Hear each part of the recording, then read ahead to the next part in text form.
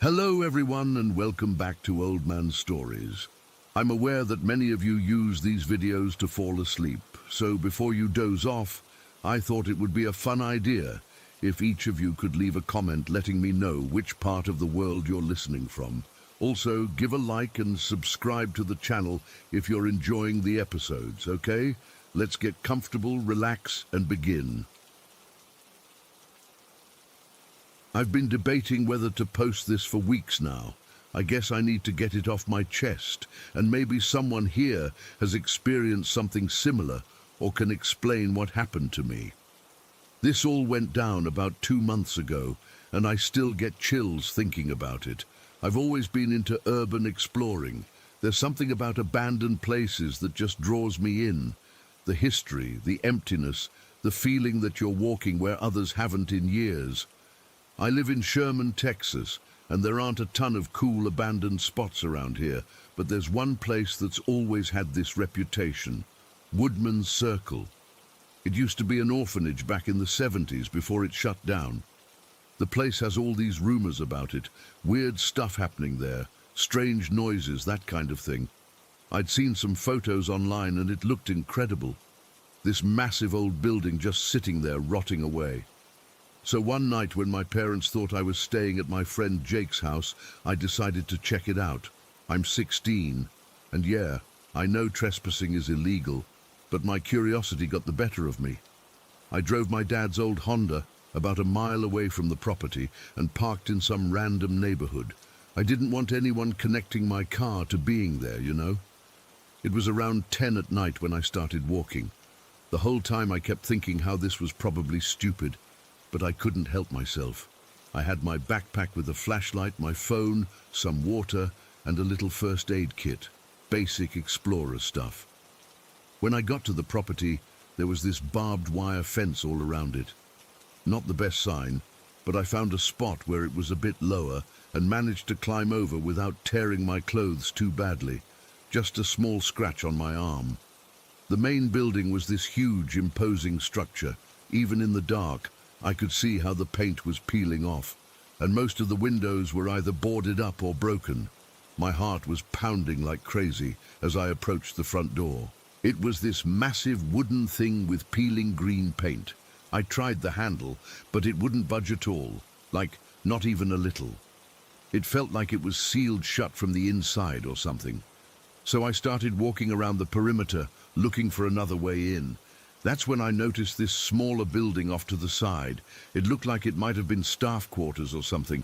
One of the windows was completely missing, so I climbed through, being super careful of the broken glass still stuck in the frame. The smell hit me immediately, that musty, damp odor that old abandoned buildings always have. It was pitch black inside, so I turned on my flashlight. The beam cut through the darkness, showing me a long hallway with doors on both sides. The floor was covered in debris, broken ceiling tiles, pieces of drywall, trash left by other explorers probably. I started checking out the rooms one by one. Most of them were pretty similar. Small spaces with old bed springs rusting in the corners, broken toilets and bathtubs, and even some fragments of clothing scattered around. It was creepy how it felt like people had just up and left everything behind. In one room, I found this old teddy bear missing an eye, just sitting in the middle of the floor. For some reason, that freaked me out more than anything else. Like, who left their teddy bear behind? Did they have to leave in a hurry? I didn't touch it. After exploring that building for maybe 20 minutes, I discovered this connecting corridor that led to the main building. It was like a covered walkway, with most of the windows busted out. The wind was whistling through, making this eerie howling sound that had me constantly looking over my shoulder. When I got to the door at the end of the corridor, I was surprised to find it opened easily. I was now inside the main building, and weirdly enough, I realized I was right by the front entrance, the same door that wouldn't open from the outside. I tried it again from the inside, and it swung right open. That was strange. It's like it was only locked from the outside. The main building was way bigger and way creepier. The ceilings were higher, and my flashlight beam couldn't even reach the end of some of the hallways. I found what must have been a common room or dining area, this massive space with a few tables still bolted to the floor. There was a small kitchen area attached to it, and in the corner I discovered a dumbwaiter. I'd never seen one in real life before, just in movies. It was this small elevator type thing they used to send food up to different floors. The door to it was hanging open, and when I shined my light down the shaft, I could see what looked like a pile of clothes at the bottom. They were small, like children's clothes. That gave me a serious chill. The walls were covered in decades of graffiti. Some of it was your typical stuff, names, dates, crude drawings, but some of it was disturbing. There were these phrases like "they never left" and "don't look up," written in what looked like red paint. I told myself it was just people trying to scare others, but it was working on me. I'd been there for about an hour when I heard it. At first, I thought it was just the wind or maybe the building settling, but then I realized it was voices, muffled, like people whispering. I froze, thinking maybe it was other explorers or possibly homeless people who were living there. The voices seemed to be coming from somewhere deeper in the building. I followed the sound down this long hallway, past more empty rooms. The whole time, I was trying to convince myself it was just the wind playing tricks on me, but it sounded too much like actual voices. I stopped at the end of the hallway, where the sound seemed loudest. I held my breath and listened, trying to make out what they were saying. That's when I heard it, a sharp, distinct shh, like someone was telling the others to be quiet because they heard me. My heart was pounding so hard I could feel it in my throat. I called out, "Hello, is someone there? I'm just exploring, I don't want any trouble." Silence. Complete silence. I waited for maybe 30 seconds, and when there was no response, I slowly approached the door where I thought the voices had come from. I pushed it open with my foot, not wanting to touch anything more than I had to. The room was empty. There was a broken window on the far wall, but otherwise, nothing. No people, no fresh signs that anyone had been there. I swept my flashlight around the room one more time, and that's when I noticed the ceiling. There was a hole in it, maybe about 2 feet across, where the tiles had fallen through. As I was looking up at that hole, something moved. I swear on everything, I saw someone, or something, stick their head down through that hole and look at me. They had this smile, this horrible, wide smile that stretched across their face in a way that didn't seem possible, and their eyes were spaced too far apart, like they weren't quite human. I screamed. I'm not ashamed to admit it. I screamed like I've never screamed before. I turned and ran, dropping my flashlight in the process. I just ran blindly down that hallway, using the dim light from my phone to guide me. I could hear movement behind me, like multiple people scrambling through the ceiling. I found my way back to that front door, which thank God was still open, and I burst outside. I sprinted across the overgrown lawn toward the fence, not daring to look back. But when I reached the fence, something made me turn around. There were 3 figures standing on the porch of the main building, just staring at me. They were too far away to see clearly in the darkness, but they were definitely people-shaped. They were completely still, just watching me. Then one of them started to scream, but it wasn't just any scream. It was an exact imitation of my scream from moments earlier. It echoed across the property, making my blood run cold. I scrambled over that fence so fast, I didn't even feel the barbed wire cutting into my hands. I ran the entire mile back to my car, constantly looking over my shoulder to make sure nothing was following me. When I got to my car, my hands were shaking so badly, I could barely get the key in the ignition. As I drove away, I kept checking my rear-view mirror, half expecting to see one of those things in the back seat. I've tried researching Woodman's Circle since then, trying to find any explanation for what I experienced. Some people say there are just homeless people living there who scare off trespassers. Others talk about how the place is structurally unsound, and what I heard was probably just the building shifting. But I know what I saw.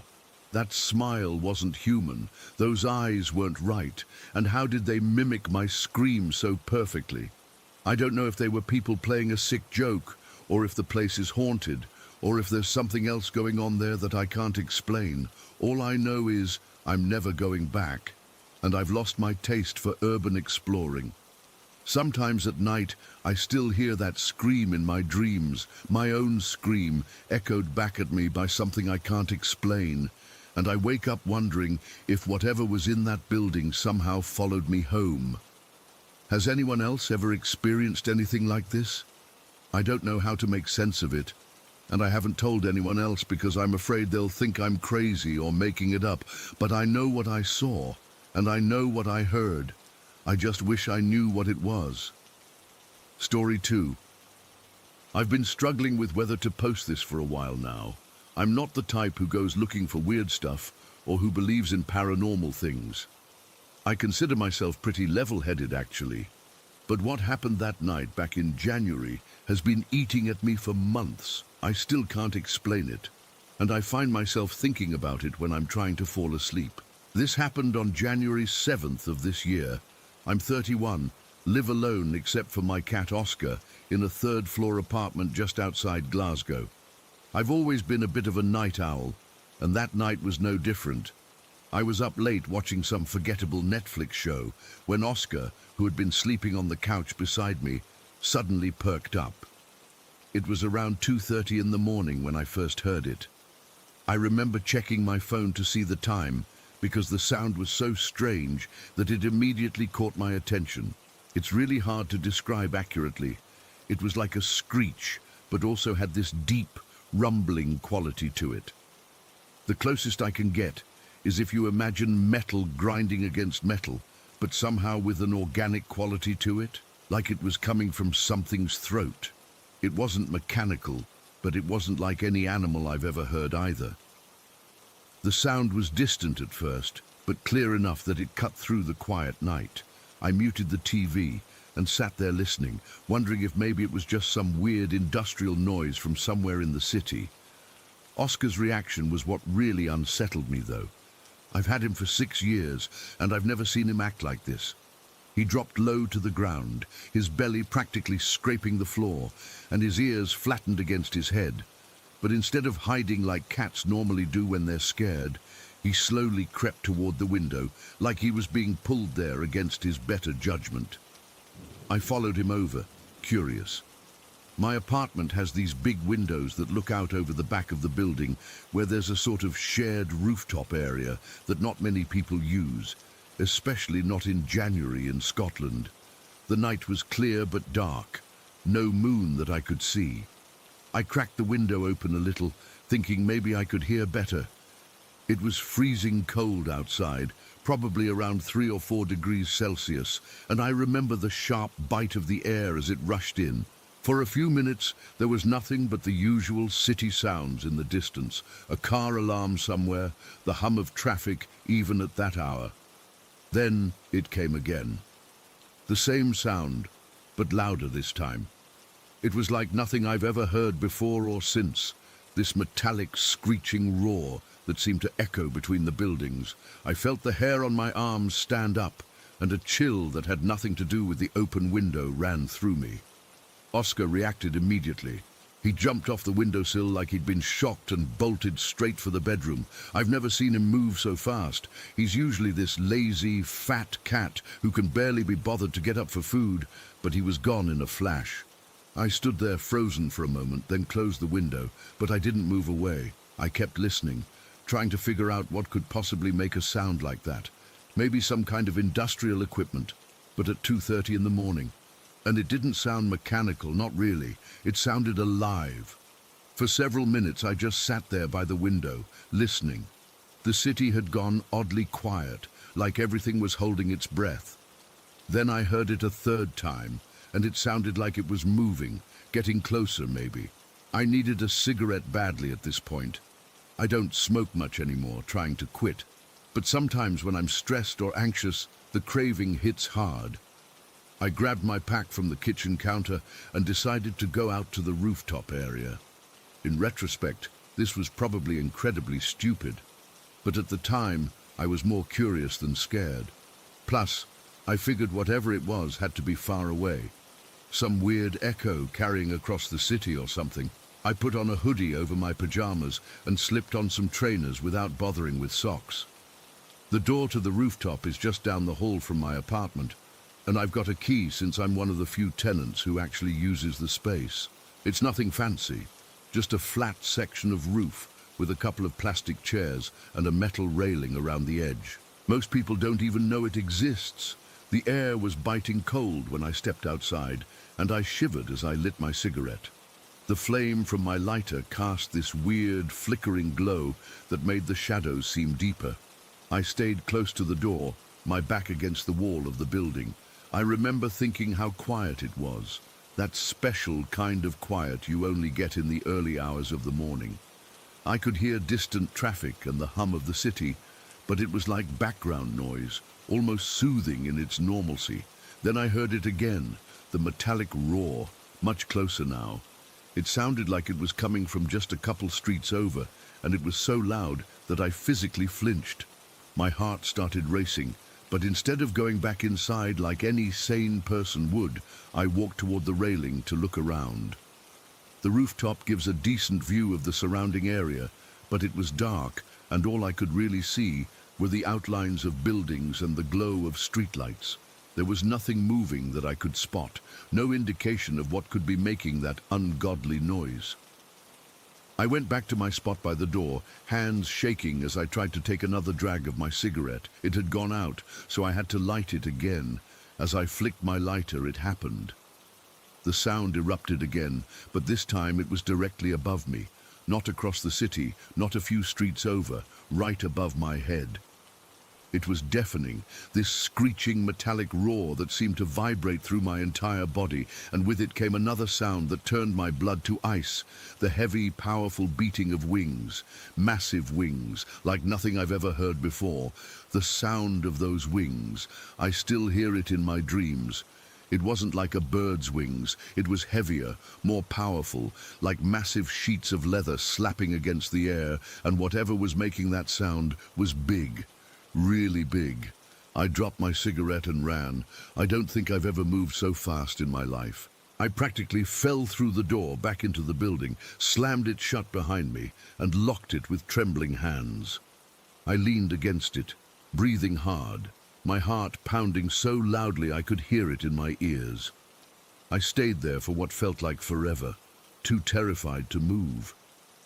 Then I heard it one more time, the sound receding now, moving away. It was getting fainter, but still unmistakable. That metallic screech and the heavy beating of wings. When I finally worked up the courage to go back to my apartment, I checked the time on my phone. It was almost 3 in the morning. The whole thing had lasted maybe 20 minutes, but it felt like hours. Oscar was hiding under the covers on my bed, and he wouldn't come out no matter how much I called him or tried to coax him with treats. He stayed there until morning, and even then he was jumpy and kept staring at the windows. I didn't sleep at all that night. I sat up with all the lights on, checking the window every few minutes, half expecting to see something peering in. I kept the TV on with the volume low, just to have some normal sound in the background. When the sun finally came up, I felt this immense relief wash over me. In the daylight, I almost managed to convince myself that I'd imagined it or exaggerated it somehow in my mind. But I know what I heard. That sound wasn't natural, and those wing beats, whatever was flying above me that night was massive, too big to be any bird I know of. I've lived in Scotland my whole life, and I've never heard anything like it before or since. I've tried researching strange noises, local folklore, anything that might explain what I experienced, but I've come up empty. It's been months now, and I haven't heard it again. But I still get nervous when I'm out after dark, and I find myself looking up at the sky more than I used to. Oscar still gets weird sometimes, staring at the window with his ears flattened, especially on clear nights. I don't smoke on the rooftop anymore. I don't even like going up there during the day now. I don't know what flew over my building that night. I don't know what could make a sound like metal scraping against metal, but also somehow alive. All I know is that it was real, it was huge, and the memory of those massive wings beating the air above my head still makes my skin crawl. Has anyone else in the Glasgow area ever heard anything like this? I can't be the only one. Whatever it was, it had to have been seen or heard by others, or am I just losing my mind? Story 3. I never thought I'd actually share this with anyone, not because I don't want people to know, but because for years I've worried no one would believe me. Hell, I'm not sure I'd believe someone else telling me the same thing, but it's been weighing on me for so long, and I need to get it out. This all happened when I was 19, living with my parents in Blackwood. That was about 3 years ago now, but I still get chills thinking about it.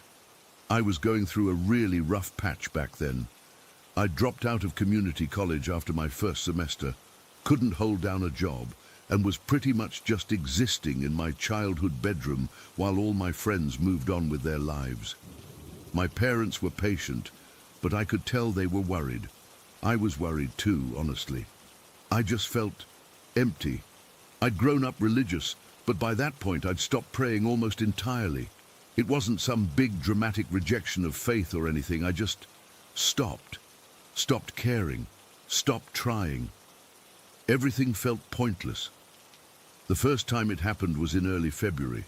I remember because it was still freezing cold and I'd been sleeping with an extra blanket. I woke up around 3 in the morning without any obvious reason. You know that feeling when something just jolts you awake, like that. The room was dark except for the faint glow from my alarm clock, and at first I just stared at the ceiling, annoyed at being awake. Then I felt it, that crawling sensation on the back of your neck when someone's watching you. I turned my head toward my bedroom door, expecting to see it cracked open or something. Instead, I saw a figure standing next to my bed. It's hard to explain what it looked like. It was tall, maybe 6.5 feet, and completely black. Not like a shadow or someone wearing dark clothes. It was like a void, blacker than black, if that makes any sense. It didn't have clear features that I could see, just a vaguely humanoid shape with what seemed like a head and shoulders. But it was definitely looking at me. I could feel it. I completely froze. Couldn't scream, couldn't move, just lay there with my heart trying to hammer its way out of my chest.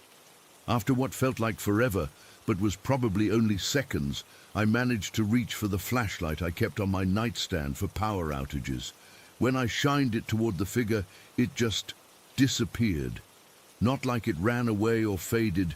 It was just gone the instant the light hit it. I convinced myself it was sleep paralysis. I'd read about it online, and it seemed to fit. Waking up, feeling a presence, being unable to move. Classic stuff. So I went back to sleep eventually, telling myself it was just my brain playing tricks. But it happened again 2 nights later, and then again and again. For almost a year, I'd wake up to find one of these things in my room. Sometimes it would be standing by the bed, sometimes at the foot of it, sometimes by the window or door, always the same intense blackness, always watching me. I started keeping the flashlight under my pillow. It became a routine. Wake up, feel the presence, grab the light, shine it at the figure, watch it vanish, try to go back to sleep. I never told my parents. What would I even say? Hey, I think a demon is watching me sleep. They had enough to worry about with me being a jobless dropout. The worst night, God, I still get sweaty palms thinking about it, was in July. It was hot, so I was just sleeping with a sheet. I woke up around 2 in the morning and immediately knew something was different. The air felt heavier, charged somehow. When I opened my eyes, I saw not one, but 3 of them. 3 of these pitch-black figures arranged around my bed like points on a triangle. One at the foot, one to my left, one to my right, all the same height, all facing me, all completely silent. I couldn't breathe, couldn't think. It felt like my chest was being crushed. They were closer than they'd ever been before, maybe just 3 feet from the bed on each side. I fumbled for the flashlight, nearly dropping it twice before I got it on. I swept it around frantically, and they disappeared one by one as the beam hit them. I didn't sleep for the rest of that night, or the next. I started leaving lights on, but it didn't help. They still came, still watched, still disappeared when directly illuminated. I was a wreck. Dark circles under my eyes, jumping at shadows, drinking energy drinks to stay awake as long as possible. My parents thought I was on drugs.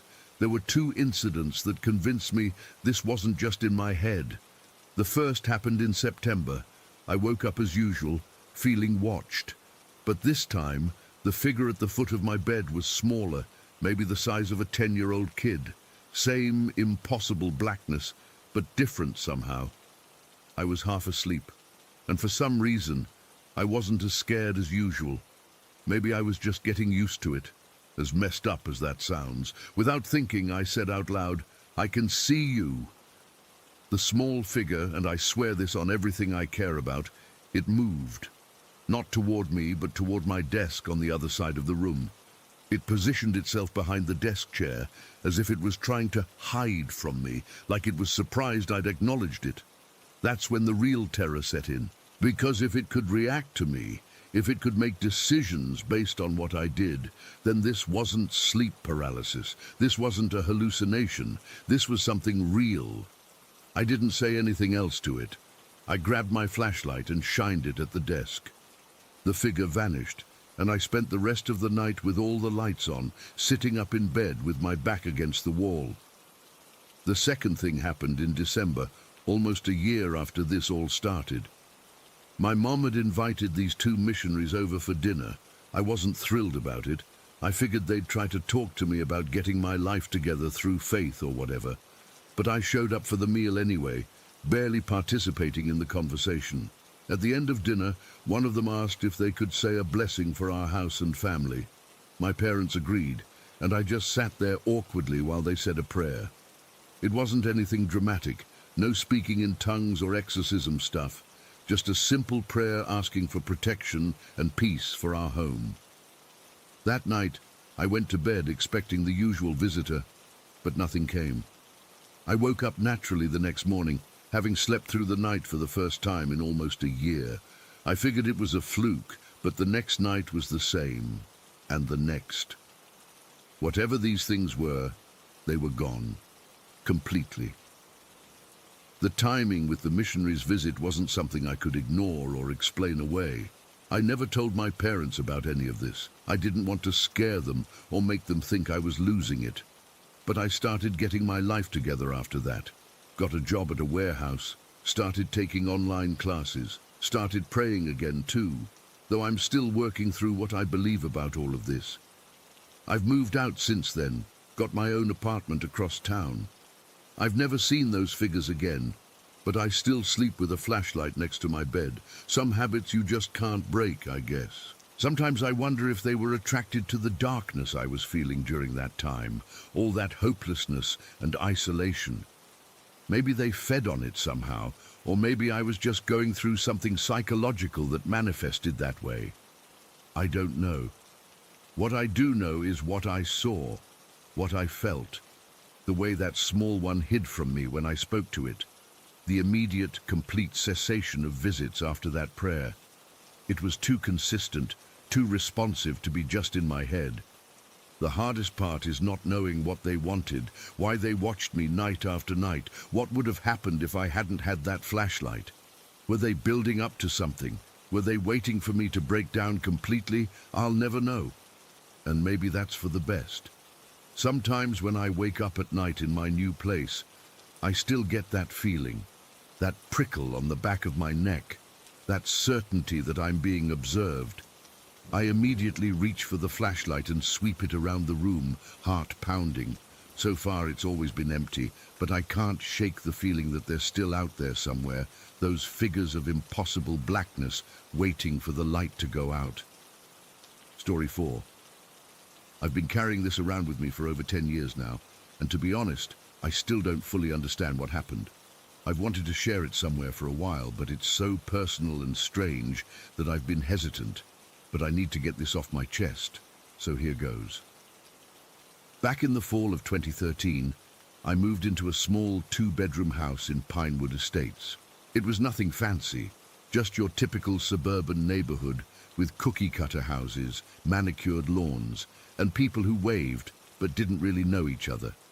I was 26, finally had a decent job after college, and was excited to have my own space after years of crappy apartments with roommates. The weird stuff started about 3 weeks after I moved in. I was settling into bed one night after binge-watching some show, exhausted from unpacking and organizing all day.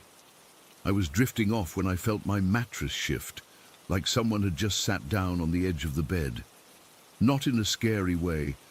It was gentle, almost careful. At first, I thought maybe it was just the mattress settling or something, but then I felt it again the next night, and the night after that. The thing is, it didn't freak me out like it probably should have. It felt, I don't know how to explain it, comfortable, familiar, like when someone you trust sits next to you. I never felt threatened or scared. Sometimes I'd even find myself saying goodnight out loud before turning over to sleep. Crazy, I know. During the day, I'd catch movement out of the corner of my eye. Nothing dramatic, just shadows shifting in ways they shouldn't, or the sense that someone had just walked past a doorway. But whenever I'd turn to look, there'd be nothing there. Again, it never felt malicious. If anything, it felt protective, like someone checking in on me. About 2 months after this started, my boyfriend Derek began staying over more regularly. We'd been dating for about 8 months at that point. He was charming and outgoing, the kind of guy who could walk into a room and immediately make friends with everyone. I was more reserved, so we balanced each other out. The first time Derek spent the whole night, he woke me up around 3 in the morning. "Sam, is there someone else in the house?" he whispered, his body tense. I remember feeling annoyed rather than scared. "No, it's just us. Go back to sleep." "I swear I heard footsteps in the hallway," he insisted. I'd gotten so used to the presence by then that I hadn't even considered how Derek might react to it. Over the next few weeks, he mentioned feeling uncomfortable in my house several times. He'd complain about cold spots or say he felt like he was being watched. Once he even refused to shower alone because he said he felt like someone was standing right outside the curtain. "This place gives me the creeps," he told me over dinner one night. "Don't you ever feel like there's someone else here?" I just shrugged. Old houses make noises. You're just not used to it. I didn't tell him about the bed shifting or the shadows I'd seen. Partly because I didn't want him to think I was crazy, but mostly because whatever was happening felt private somehow, like it was just for me. The night everything changed was in early December. Derek had gone out with his work friends for their holiday party, and I was home alone. I remember it was freezing outside. We'd had an early cold snap, so I'd cranked up the heat and put on my warmest pajamas before climbing into bed around 11.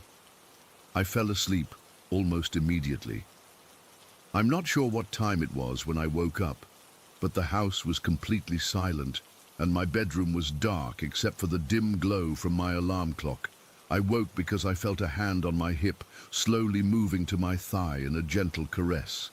The touch was so real, so physical, not like the vague sensations I'd felt before. I smiled, still half asleep. "You're home early," I murmured, assuming Derek had cut his night short and come back. I didn't open my eyes right away, just enjoyed the warmth and comfort of having him there. When the hand didn't move and Derek didn't respond, I rolled over, expecting to see him climbing into bed. Instead, there was a silhouette standing beside my bed. It was dark in the room, but I could make out the shape clearly. It looked exactly like Derek's build and height, just a shadow version of him. I wasn't afraid.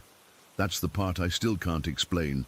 Any normal person would have screamed or panicked, but I felt completely calm. "Come to bed," I said softly, reaching toward the figure. The silhouette stood still for a moment, then turned and walked toward my bedroom door. I got up and followed it, suddenly worried that Derek was sleepwalking or something.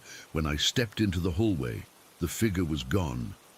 I checked the entire house: living room, kitchen, second bedroom, even the closets. Nothing. The front door was still locked with the chain on. Derek's car wasn't in the driveway. I called his phone, and he answered from the bar, clearly still out with his friends. That was the first time I felt genuinely unsettled. Not scared exactly, but confused. What I'd experienced felt so real, the mattress shifting, the hand on my hip, the silhouette I'd followed. I couldn't rationalize it away as just a dream. I didn't tell Derek about it when he came over the next day. How could I explain that I'd seen a shadow version of him that had touched me? But things between us got strained. He continued to complain about feeling unwelcome in my house, saying he couldn't relax there. He'd wake up in the middle of the night claiming someone was watching him. Once, he even said he felt like he was being pushed when he was walking down the hallway. The strangest incident happened about 3 weeks after my encounter with the silhouette. We decided to watch movies in the living room and had dragged my mattress out there to make it cozier. We fell asleep during the second movie, Netflix's Are You Still Watching? Screen glowing in the darkness. I woke up to Derek making a choking sound beside me. His eyes were wide open, his body rigid. He was trying to speak, but couldn't seem to form words. I recognized it as sleep paralysis. My cousin had experienced it for years. I touched his arm, telling him it was okay, that he was just dreaming and would be able to move again in a minute. What happened next still gives me chills. His eyes, still frozen open, darted to the side of the mattress where no one was sitting. Then they moved to me, then back to the empty space, then back to me. The panic in his eyes intensified. When he finally broke free from the paralysis, he sat bolt upright, breathing hard. "There was someone sitting next to you," he gasped. "A shadow. It was touching you, Sam. Right here." He put his hand on my hip, exactly where I'd felt the touch that night when I was alone. And it was looking at me the whole time, like it was mocking me, like it knew I couldn't move or say anything. I didn't know what to say. Part of me wanted to confess everything I'd experienced, but another part was afraid of what that might mean. Instead, I tried to calm him down, telling him it was just a nightmare. The next morning over coffee, Derek brought it up again. "I know what I saw, Sam. There's something in this house." I finally told him about some of what I'd experienced, the bed shifting, the shadows at the corners of my vision. I downplayed it, making it sound less significant than it was, but it was a relief to finally talk about it. "So you've got a ghost boyfriend," Derek joked, but I could tell he was uncomfortable. Should I be jealous? We started referring to it that way, my ghost boyfriend, trying to make light of something neither of us fully understood. Derek would blame the entity whenever something went missing or a door creaked. "Your ghost boyfriend's at it again," he'd say. But I noticed he started staying over less and less. For a few months, things continued like this. The presence remained gentle and watchful. Derek became increasingly distant. I attributed it to work stress and the weirdness at my house. Then, in early April, I was driving home from a late shift at work. It was raining heavily, and visibility was terrible. I approached an intersection just as my light turned green. I started to cross when a truck ran the red light, heading straight for my driver's side door. I remember thinking, this is it. In that split second, absolutely certain I was about to die. But then it felt like someone shoved my car, hard. My car lurched forward faster than it should have, just enough that the truck clipped my back bumper instead of T-boning me. My car spun out, hit a guardrail, and stopped. The truck never even slowed down. When the police arrived, they were amazed I wasn't hurt. "Someone was looking out for you tonight," the officer said as he helped me out of my crumpled car. That should have been fatal. I walked away with nothing but a bruise from the seatbelt and a cut on my forehead from hitting the window. The mechanic who looked at my car later said he couldn't understand how I'd survived the impact with so little injury. After the accident, something changed. The presence in my house disappeared completely.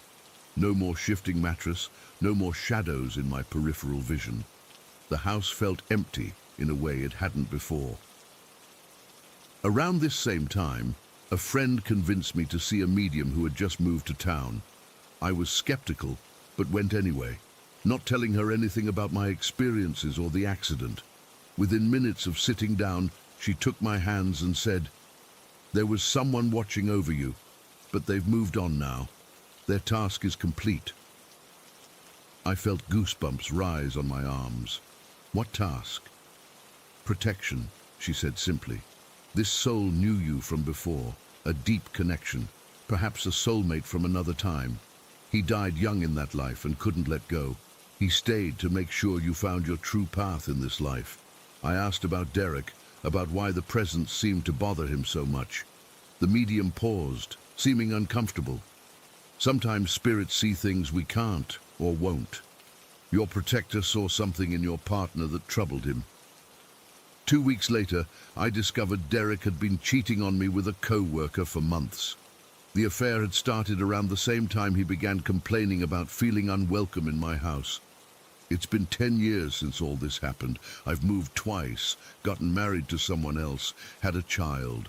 I've never experienced anything like it again. Sometimes I wonder if I imagined it all, if the stress of a new house and a failing relationship created some kind of psychological manifestation. But then I remember the accident, that impossible shove that saved my life. And I know it was real. Whatever or whoever was with me during those months, I believe they were there to protect me until I found my way. And when their job was done, they moved on.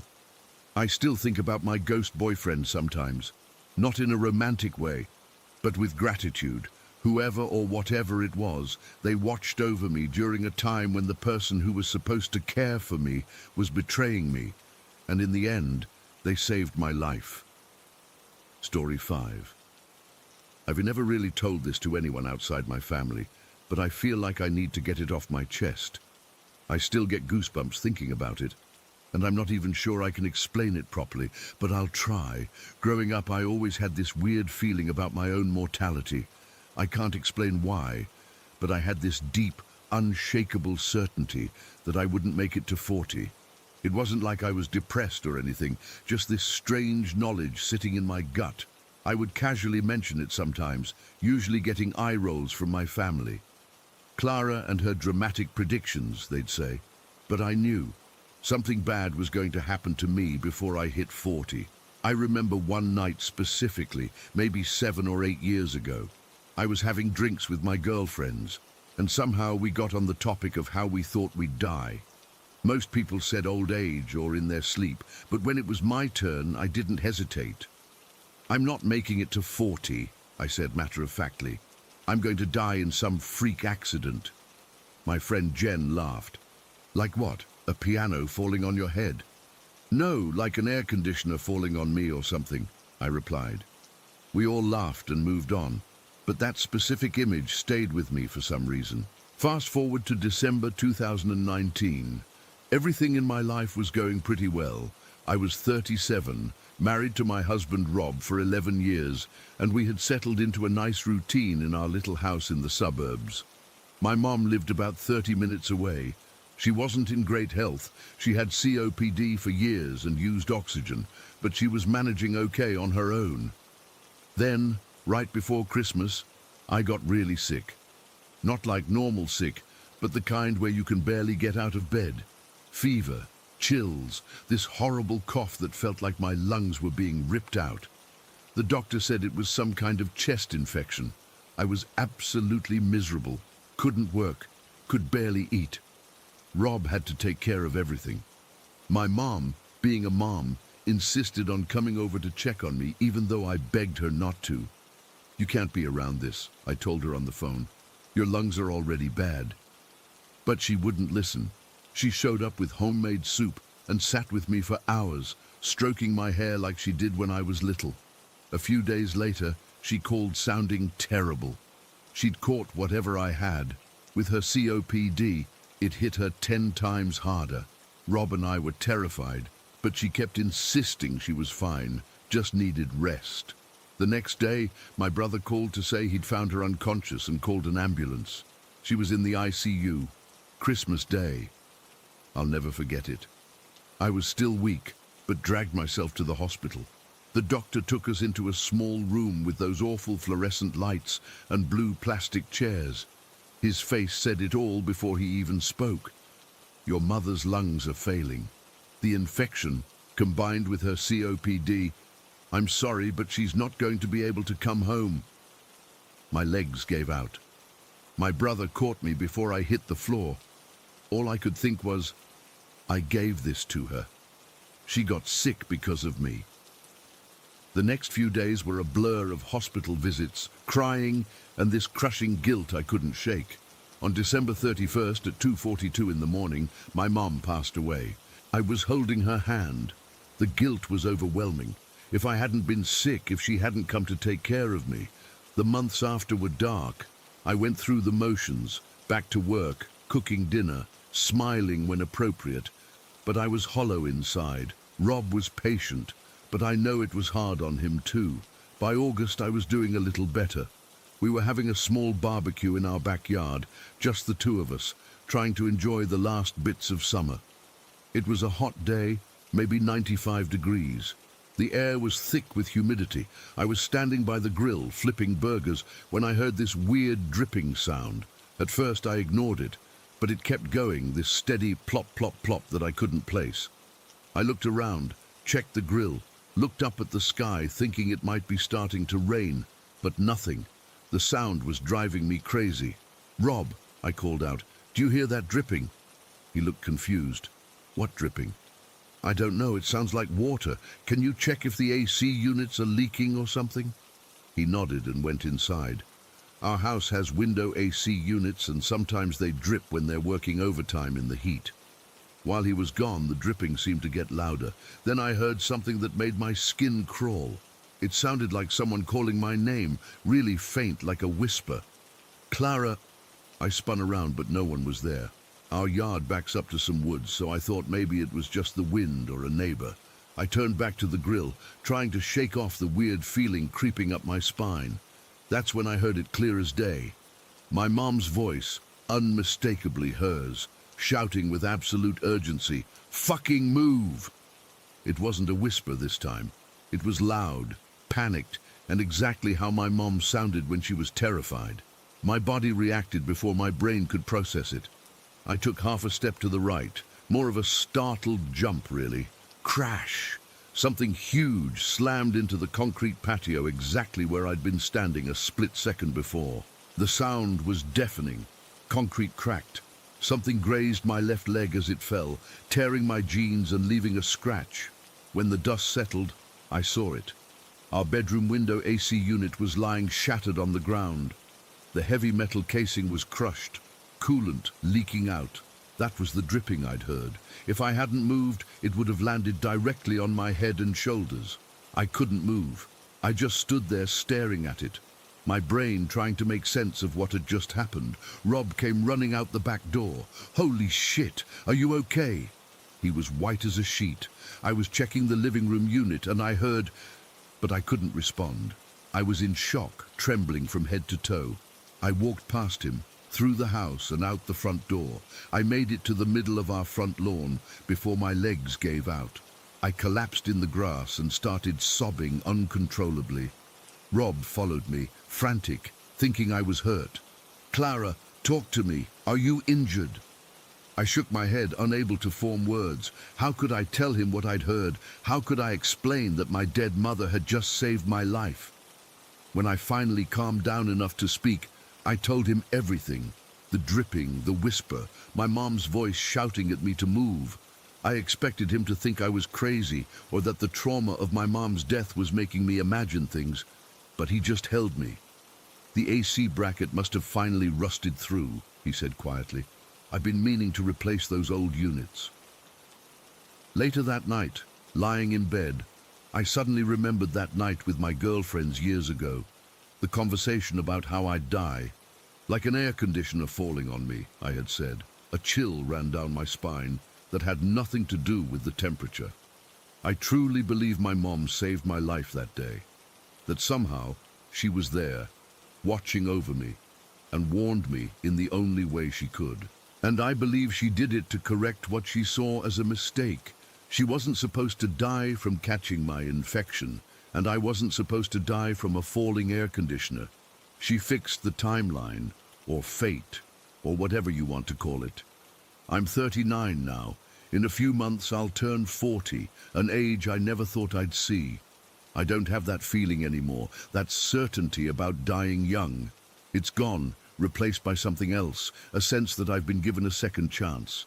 I still miss my mom every day. The guilt about her death hasn't completely gone away. But knowing she's still looking out for me somehow makes it easier to bear. Sometimes when I'm alone, I talk to her.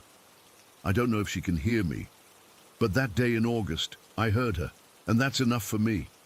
I don't expect anyone to believe this story. Hell, if someone told it to me, I'm not sure I would believe it either. But I know what I heard. I know what happened.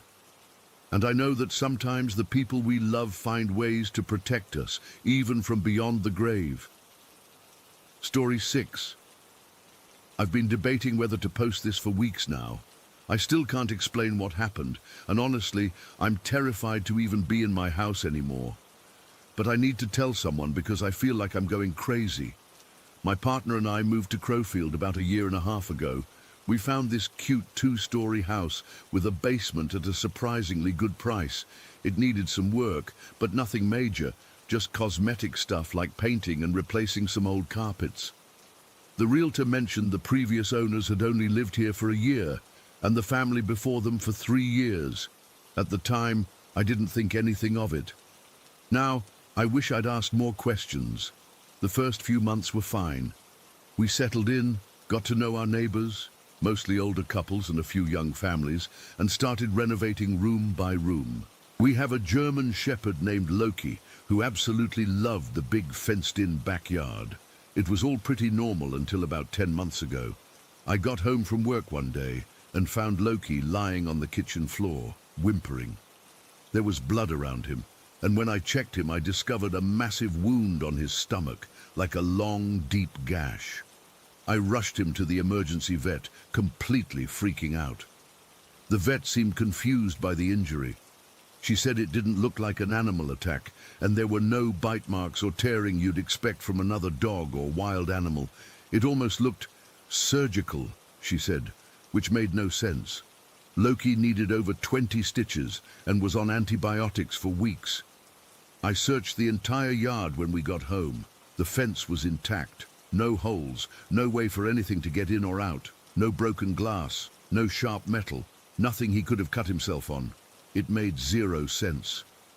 My partner suggested maybe he'd somehow jumped the fence and gotten hurt somewhere else, but Loki had never been a jumper, and the fence is 6 feet high. We chalked it up to some freak accident we couldn't figure out, and I tried to let it go. But I started getting this weird feeling about the house, especially when I was home alone, like someone was watching me. I'd feel cold spots walking down the hallway, or hear creaking in parts of the house where nobody was. I told myself old houses just make noises. About 6 months ago, my partner and I came home from dinner to find the garage door wide open. We were both certain we'd closed it. We always do. We have a routine. When we got inside, every single light in the house was on. Every single one, even lights in closets we rarely use. The door to the basement was unlocked and slightly ajar, which freaked me out because we always keep it locked since we don't go down there much. My partner tried to rationalize it. Maybe we forgot to close the garage. Maybe we'd been checking something in the basement earlier and forgot. But I knew. I knew we hadn't left things that way. After that, small things started happening regularly. We'd come home to find faucets dripping that we definitely turned off. The TV would be on a static channel when we woke up in the morning. Items would move from where we left them. Nothing dramatic, just small shifts that made us question our sanity. Did you move the coffee maker? Wasn't that picture hanging straight yesterday? Then came the day that still makes my skin crawl when I think about it. It was a Tuesday afternoon, about a month ago. My partner was at work, and I was home alone with Loki. I had the day off and was catching up on household chores. Around 2 in the afternoon, I was standing at the kitchen sink washing dishes. Loki was sleeping on his bed in the corner of the kitchen. The house was completely quiet, except for the running water. I turned off the faucet and dried my hands, then turned around to grab my phone from the counter. That's when I saw it. There was a dark red substance on the kitchen floor. It wasn't just a drop or a small puddle. It was a zigzag pattern, like someone had deliberately drizzled it across the floor. It stretched from the center of the kitchen toward the hallway, about 4 feet long. My first thought was that Loki had somehow hurt himself again, but he was still sleeping peacefully on his bed. No blood, no wounds. I crouched down to look at the substance. It looked exactly like blood, dark red, slightly viscous, but it didn't smell like blood. It didn't really smell like anything. I touched it with my finger. It was wet and warm, like it had just appeared seconds ago. The realization hit me like a truck. I had been standing at the sink for at least 10 minutes. There's no way someone could have come into the kitchen behind me, poured this shit on the floor, and left without me noticing. And Loki would have barked his head off if a stranger entered. This fucking substance had just appeared out of nowhere while I was standing 3 feet away. I jumped up and backed away, nearly tripping over a chair. Loki woke up at the noise and came over, sniffing at the red zigzag. He didn't seem alarmed, which was weird. If it was blood, he should have reacted. With shaking hands, I grabbed some paper towels and cleaned it up. It wiped away easily, like water with food coloring. I checked the fridge to see if anything had spilled. Maybe some marinara sauce or something had leaked, but nothing matched. Nothing was open. Nothing was missing. I checked myself for cuts. Nothing. I checked Loki again. Nothing. I threw the paper towels in the trash and then just stood there in my kitchen, heart pounding, trying to figure out what the fuck had just happened. I called my partner, but they didn't answer. I thought about calling the police, but what would I say? Hi, some blood-like substance magically appeared on my floor. I decided I needed to get out of the house. I grabbed Loki's leash, my keys, and my phone, and we went for a long walk. I tried to convince myself there had to be a logical explanation. Maybe I'd spilled something earlier and forgotten about it. Maybe it was rusty water from the pipes somehow. But I knew those explanations were bullshit. The pattern was deliberate, and it had appeared while I was right there. We stayed out for almost 3 hours. By the time we got back, it was starting to get dark. I hesitated at the front door, not wanting to go back inside, but it was getting cold, and I couldn't just stand outside forever. The moment I opened the door, I knew something was wrong again. The living room lights were on, the gas fireplace was lit, the TV was blaring some game show, and worst of all, I could smell gas. I ran to the kitchen with Loki right behind me. The gas oven was on, but not lit, just pumping gas into the house. All 4 burners on the stove were also turned to high, but not lit. I quickly turned everything off, opened all the windows, and grabbed Loki. We sat in my car in the driveway for another hour until my partner finally called me back. I was in tears, trying to explain what had happened. They came home immediately. We did a complete search of the house together. No one was there. No signs of break-in. All doors and windows had been locked. The alarm system showed no entries or exits since we'd left that morning. My partner tried to calm me down, suggesting maybe I'd accidentally left the oven on, or maybe there was an electrical issue causing things to turn on by themselves, but they couldn't explain the red zigzag on the floor. I couldn't sleep that night, or the next. We've had an electrician come check everything. We've had the gas company inspect the oven. We've even had a plumber look at the pipes to see if there was any explanation for the red substance. Nothing. Everything is working normally.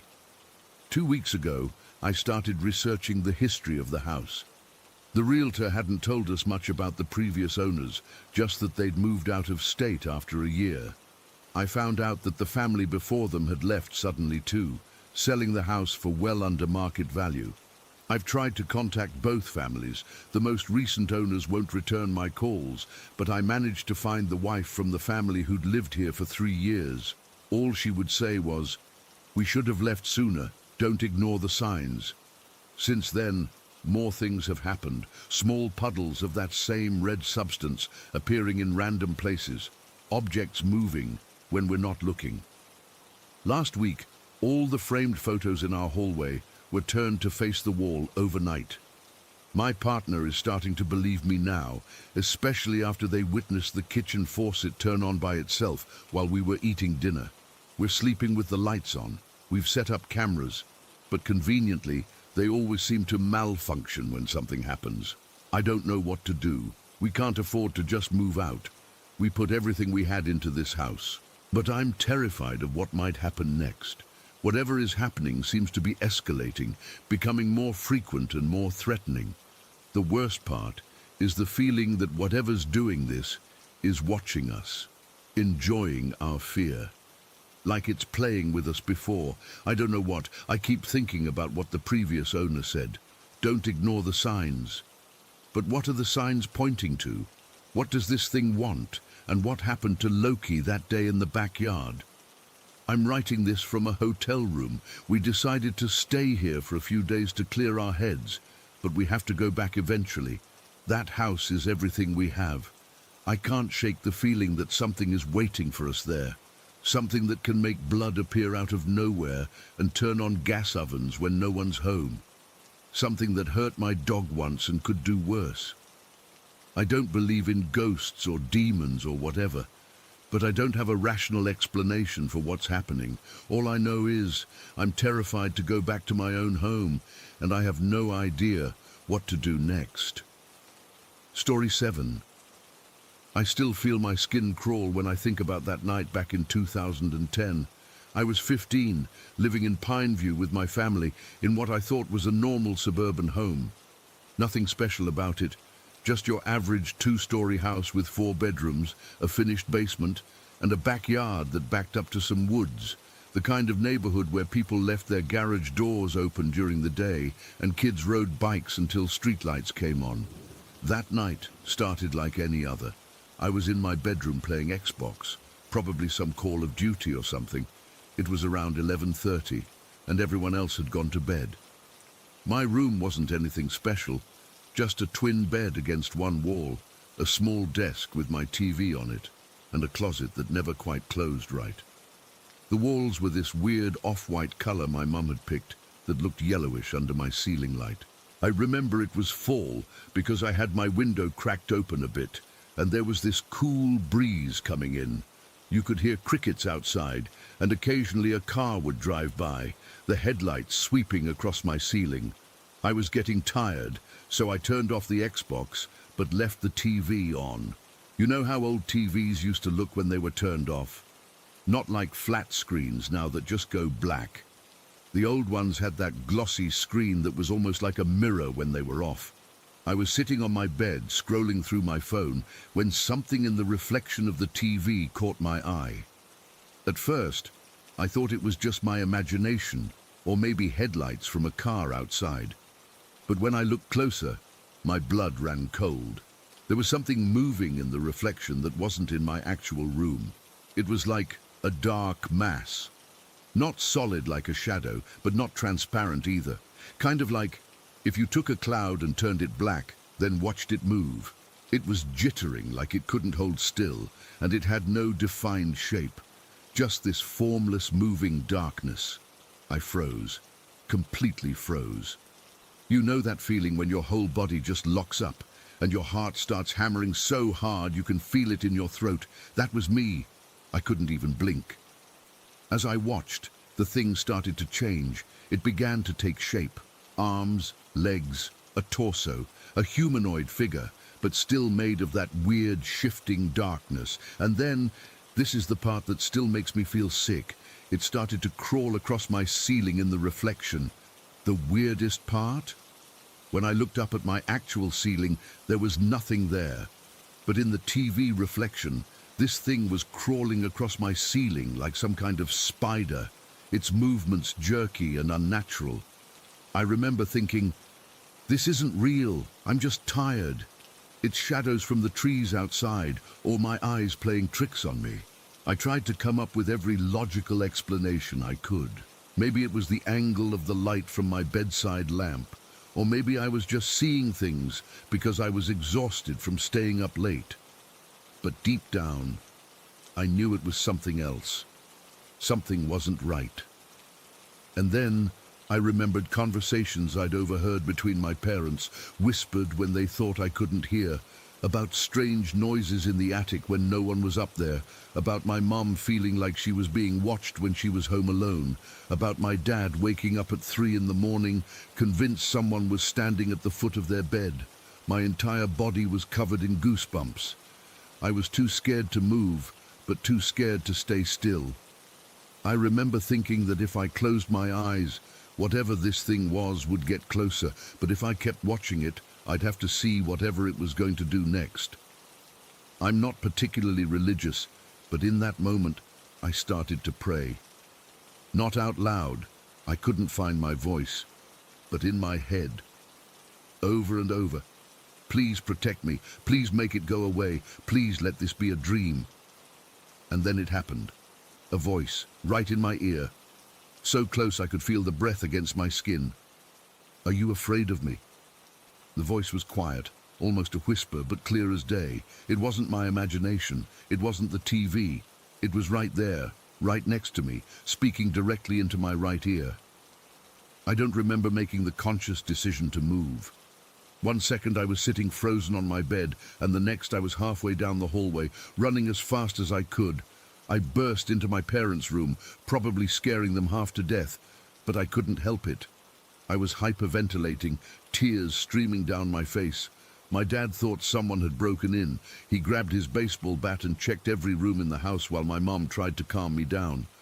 I tried to explain what I'd seen, what I'd heard, but it came out as a jumbled mess. They assumed I'd had a nightmare, or my imagination had run wild after playing video games too late. They let me sleep on their floor that night. I didn't sleep a wink. I just laid there, staring at their bedroom door, terrified that the shadow would crawl under it. The next day, my dad checked my room. He looked behind the TV, under the bed, in the closet. Nothing. He said it was probably just shadows from the trees outside my window, or maybe I dozed off without realizing and had a vivid dream. I wanted to believe him. I really did. But I knew what I'd seen, what I'd heard.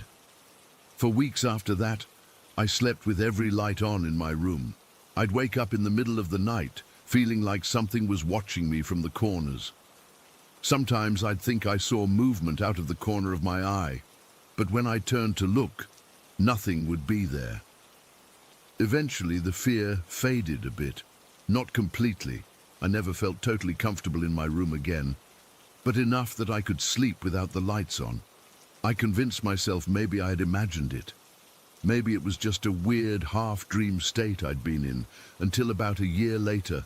My little sister was 6 at the time. She was this tiny thing with blonde pigtails who was obsessed with Barbie dolls and purple everything.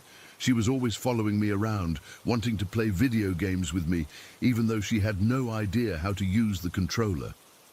My bedroom door had been removed a few months before, punishment for slamming it during an argument with my mom. So there was just an open doorway between my room and the hallway. I was downstairs watching TV when I heard the most blood-curdling scream I've ever heard in my life. It wasn't like when my sister would scream playing tag or when she'd throw a tantrum. This was pure terror. I ran upstairs and found her standing in my doorway, her face bright red, tears and snot running down her face. She was shaking so hard she could barely stand. When I asked her what was wrong, she just kept pointing into my room and crying. It took almost an hour to calm her down enough to tell us what happened. She said she'd been playing with her dolls on my floor when she saw something in my closet. She described it as a dark lady like from that scary movie, which I later realized meant The Ring. She said the lady had been watching her from my closet, and when my sister noticed her, she smiled. My parents tried to convince her it was just her imagination, but she was adamant. She refused to go near my room for months after that. And honestly, I believed her, because I knew what I'd seen in that room too. That's when I started connecting the dots. A few months before my experience, my cousin had brought over a Ouija board during a sleepover. We'd messed around with it in the basement, not taking it seriously. We asked stupid questions like if our crushes liked us back, or who would get married first. Nothing happened. The planchette barely moved, and we got bored and went back to watching movies. But I'd always heard those things could open doors to things that shouldn't be here, things that should stay wherever they come from. After my sister's experience, things got worse. I'd catch glimpses of shadow figures in my peripheral vision, just quick movements there and gone so fast I could almost convince myself I'd imagined them. Sometimes I'd wake up in the middle of the night with the sensation that someone was standing over my bed, watching me sleep. The worst was when I'd occasionally see red eyes, just for a split second, usually when I was alone in a room, two glowing red pinpricks in a dark corner or through a cracked door, there and gone before I could even fully process what I was seeing. But the incident that still gives me nightmares to this day happened when I was 17. I was home alone, using the bathroom. Our bathroom had this old door that didn't latch properly. You had to really pull it closed, or it would drift open a few inches. I was sitting there when I heard the door creak. I looked up, expecting to see it had drifted open like it usually did. Instead, I watched as it opened slowly, deliberately, and then I saw it. A dark, humanoid shape with those same red eyes I'd glimpsed before. It peeked in, looked directly at me for what felt like an eternity, but was probably only seconds, then closed the door again. I sat there, paralyzed with fear, my heart pounding so hard I thought it would burst from my chest. When I finally worked up the courage to leave the bathroom, the house was empty. Whatever I'd seen was gone, but I could still feel its presence, like a heaviness in the air. That night I prayed harder than I ever had before. I specifically prayed about the Ouija board, asking for whatever door it had opened to be closed. A few days later, without me saying anything, my cousin called my mum to say she'd decided to throw away the Ouija board. She said she'd been having nightmares about it and felt like she needed to get rid of it. After that, the activity in our house slowly decreased. The shadow figures appeared less frequently. The feeling of being watched faded. Eventually, it stopped completely. I'm 28 now, and I haven't experienced anything like that since. But I still can't shake the memory of that voice in my ear, asking if I was afraid, or those red eyes looking at me through the bathroom door. And sometimes, when I'm alone at night and catch a glimpse of my reflection in a dark TV screen or window, I find myself holding my breath, afraid of what I might see moving behind me. I don't know what that thing was, or why it targeted my family. I don't know if it was connected to the Ouija board or if that was just a coincidence. All I know is that something was in our house, something that shouldn't have been there, and getting rid of that board seemed to make it go away. I've never touched a Ouija board since, and I never will again. Some doors aren't meant to be opened, and some things are better left undisturbed. Trust me on this. Story 8. I've always considered myself a practical person. Growing up in America with Filipino parents, I picked up their language and some cultural bits, but never really bought into the superstitions. That changed last summer when I visited my girlfriend Dalice's family home in the suburbs outside Manila. We'd been dating for about 2 years. I'm an engineering student and she's studying architecture. We met at university here in the States, but she wanted me to visit her hometown and meet her family. I was excited. I'd never been to the Philippines before. Her family's house was nice, not huge, but comfortable with this big backyard. It was on a corner lot, with 2 empty lots behind it that were just wild with trees and bushes. The first couple of days went well. Her parents were welcoming, and her mum cooked amazing food. I wanted to make a good impression, so when Dalice mentioned they'd been wanting to develop the garden in the backyard, I volunteered to help. That's when things got weird. The morning we started working, Dalice pulled me aside. Remember, Matteo, whenever you're working in areas you haven't been before, especially near the back fence, say, tabi tabi po. I remembered this phrase from things my own parents had said. It's like saying, excuse me, to spirits or unseen entities that might be around. I nodded, but honestly didn't take it seriously. I mean, come on. I was there to dig soil and clear some overgrowth, not perform rituals. The first day went fine. We cleared some weeds, marked out where we wanted to put some new plants, and made plans for a small patio area. The second day, I noticed some banana trees near the back fence that were taking up space where Dalice's mom wanted to plant flowers. We should cut these down, I said, already reaching for the machete her dad had lent me. Dalice frowned. Did you say tabi tabi po? I laughed it off. It's just trees, babe. She looked uncomfortable but didn't push it. I chopped down 3 banana trees and we continued working until sunset. That night, we had dinner with her family, watched some TV, and went to our separate rooms. Her parents were traditional that way. I fell asleep easily enough, tired from all the physical work, but around 3 in the morning, I woke up completely paralyzed. I couldn't move a muscle, couldn't even open my eyes fully. I'd heard about sleep paralysis before, but had never experienced it. My heart was racing, and I felt this overwhelming sense that something was wrong. Then I felt it. Something was crawling through the window behind my bed. I couldn't turn to look, but I could feel eyes on the back of my head watching me. Whatever it was, it felt small, like a child, but with a presence that was anything but innocent. After what felt like forever, I could move again. I sat up, gasping, turned on the light, and checked the window. It was closed and locked, just as I'd left it. I told myself it was just a nightmare, and eventually went back to sleep. The next morning, I didn't mention it to anyone. Dalice and I went back to work in the garden. Her dad wanted to install an outdoor faucet for easier watering, so I was digging a small trench for the pipe. I had to pound a stake into the ground to mark where we'd place the faucet. As I was hammering it in, Dalice called out, "Matteo, did you—" I know, I interrupted, not wanting another reminder about superstitions. I kept pounding the stake in, driving it deep into the earth. That night, everything changed. I went to bed around 11. I remember checking my phone one last time, seeing it was 11:23 exactly, before putting it on the nightstand and turning off the light. I fell asleep quickly. In my dream, if you can call it that, I woke up to the sound of whispering. I got out of bed and walked to the window. Outside, in the backyard, I could see dim lights moving between the trees. They weren't flashlights or anything mechanical, more like faint glowing orbs drifting through the darkness. Without really deciding to, I left my room, walked through the silent house, and stepped outside. The night air was unusually still, not even a hint of breeze. The whispers grew louder as I approached the garden area we'd been working on.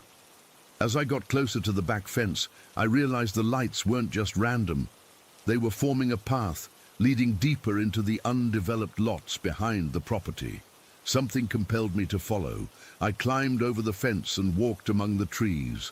The vegetation seemed different somehow, denser, older, like I'd stepped back in time. The path wound around ancient-looking trees I hadn't noticed during the day. After walking for what seemed much further than the actual size of the lots, I came to a small clearing where an old man sat on a fallen log. His skin was deeply wrinkled, and he wore simple clothes that seemed handmade. Behind him stood a little girl in a white dress, maybe 7 or 8 years old. Something about her made my skin crawl. She was staring at me with an intensity that felt wrong. The old man spoke in Tagalog. Even though my skills in the language aren't great, I understood him perfectly. "You should not be here. Go back now." I tried to speak, but couldn't find my voice. "She wants to meet you," he continued, nodding toward the girl. "But I won't let her. Not yet. You still have a chance." The girl's expression changed, her face contorting with anger. The old man placed his hand on her shoulder, restraining her. "Go," he insisted, "while you still can." I turned and ran back the way I came. The path seemed to shift and change, but somehow I found my way to the fence. When I reached it, I noticed something wrong. The padlock on the gate was broken, hanging open. I never remembered a padlock being there during the day. That's when I saw it, standing just beyond the fence. It was tall, at least 7 feet, humanoid but wrong in ways I struggled to describe. Its body was thin but powerful looking, covered in what might have been dark feathers or just shadows. But its face, God, its face was like an owl's, with enormous black eyes that reflected no light. They weren't angry or malicious, just empty, watching, judging. It didn't speak, not out loud, but I heard it clearly in my mind. "Do not test us. Nothing will keep us from you." I scrambled over the fence, cutting my hand on the metal. The pain felt real, too real for a dream. As I ran toward the house, I looked back and saw the little girl from before. Only she wasn't a little girl anymore. She was transforming, her body elongating, her face becoming that of a man with a cruel smile. He started after me, but stopped abruptly at the doorway to the house, as if prevented from entering. Inside, I tried to catch my breath, thinking I was safe. I was wrong. The living room wasn't empty. 3 figures sat on the couch, an elderly woman with no eyes, a young man whose features kept shifting, and what appeared to be some kind of tribal leader with elaborate tattoos and a headdress. The tribal leader stood up. "You have disrespected our home," he said in perfect English. "Now you will learn." He moved toward me faster than should be possible. I tried to defend myself. I've taken some martial arts classes. But my techniques were useless. His strikes passed through my defenses like a hot knife through butter. Each blow didn't hurt physically, but seemed to drain something from me. My energy, my will, my sense of self. As he landed what felt like a final blow to my chest, he leaned in close and whispered, "Remember this." I woke up gasping, covered in sweat. My phone said it was 3:17 in the morning. My hand was bleeding from a cut exactly where I'd injured it climbing the fence in my dream. I didn't sleep again that night. When morning came, I was pale and shaking. Delise took one look at me and knew something was wrong. When I told her everything, she wasn't surprised or skeptical. She was terrified. She immediately went to get her mother, who listened to my story with grave concern. She didn't question whether it had really happened. Instead, she gave me instructions. "You must go back to the places you disturbed, where you cut the banana trees and where you drove the stake into the ground. Bring offerings. I will prepare them. You must sincerely apologize for disturbing their peace without showing proper respect." I was desperate enough to try anything. That afternoon, with small bundles of rice, coins, and flowers that Dalice's mother had prepared, I went to each spot. I felt ridiculous, but also genuinely scared. At each location, I knelt down, placed the offerings, and spoke the words her mother had taught me, asking forgiveness for my disrespect and promising to honor the traditions in the future. The whole time, I felt watched, not threateningly, but attentively, like something was assessing my sincerity. That night I was terrified to go to sleep, but exhaustion eventually won out. I didn't dream of them again, not that night or any night since. We finished the garden project without further incident. I was meticulous about saying tabi tabi po before doing anything. Dalice's parents never treated me differently or brought up what happened, but I noticed her mother leaving small offerings in the garden corners every morning. It's been 7 months since we returned to the States. I've never told anyone else this story. Who would believe me? But I've changed. I've learnt my girlfriend's language properly. I've researched Filipino folklore extensively. I respect these traditions now, not just going through the motions, but understanding their purpose. Sometimes, when I'm falling asleep, I still see those massive owl eyes staring at me from the darkness. Not threatening anymore, just watching, waiting, reminding me that there are things in this world we can't explain or control, I don't know what would have happened if the old man hadn't held that girl back, or if Dalice's mother hadn't known what to do. I don't want to know, but one thing's for certain. I'll never dismiss another superstition as long as I live. Story 9. I still can't explain what happened last Tuesday at work. I've been racking my brain for days now, trying to make sense of it, but I just can't. I'm not someone who believes in ghosts or anything supernatural. I've always been the rational type who needs evidence before believing in something. But what happened that afternoon has shaken everything I thought I knew about reality. I work at Riverside Convenience in Lebanon, New Hampshire. It's a small store, nothing special really, just your typical place where locals stop for snacks, cigarettes, lottery tickets, and our surprisingly popular Italian subs. I've been there for about 3 years now. The pay isn't great, but the work is easy, and my co-workers are decent people. That day started like any other. I arrived for my shift at 2 in the afternoon, relieving Jerry, who was heading home early for his kids' soccer game. The first few hours were normal, steady flow of regulars, a few tourists asking for directions to the nearest gas station, which is literally visible from our parking lot, and the usual high school kids grabbing energy drinks after classes let out. By 5:30, things had quieted down considerably.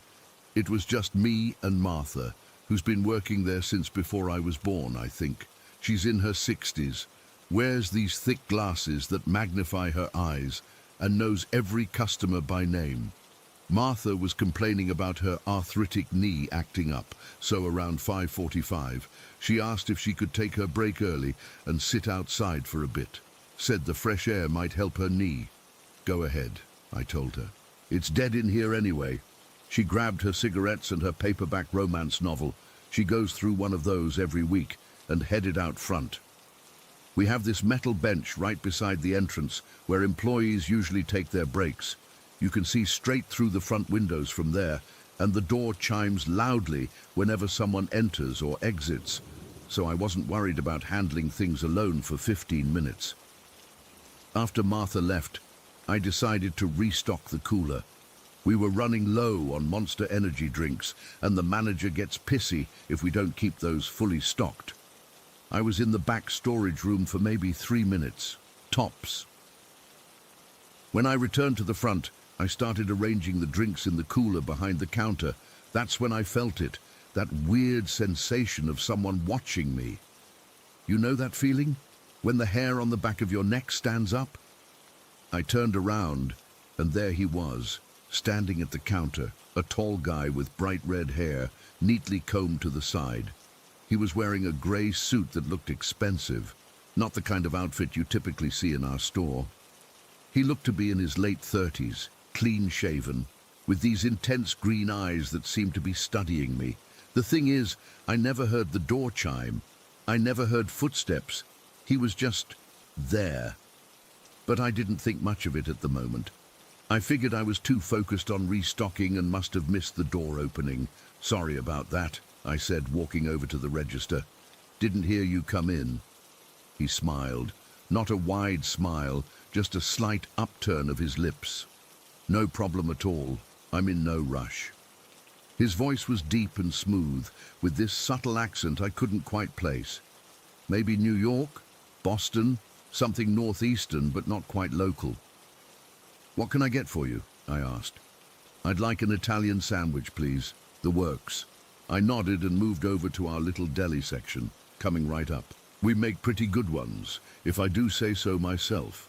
As I started preparing his sandwich, laying out the roll and beginning to add the meats, he made small talk, asked if I'd been working there long, commented on the weather, said he enjoyed the crispness of New Hampshire autumns. Normal conversation, nothing weird. Do you live around here? I asked, slicing the tomatoes. I used to, he replied. Just passing through today. Had some business to attend to.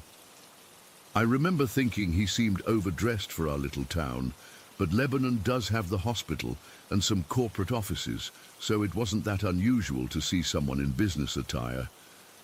I always liked this little store, he continued. Used to stop in for a sandwich when I worked across the street. I glanced up. At the funeral home? That's the only business directly across from us. He smiled again, that same small smile. That's right. I was almost finished with his sandwich, just needed to add the cheese. Provolone okay? I asked, turning toward the small cooler where we keep the cheese. Perfect, he replied. I grabbed the cheese, turned back around, and he was gone. Just gone.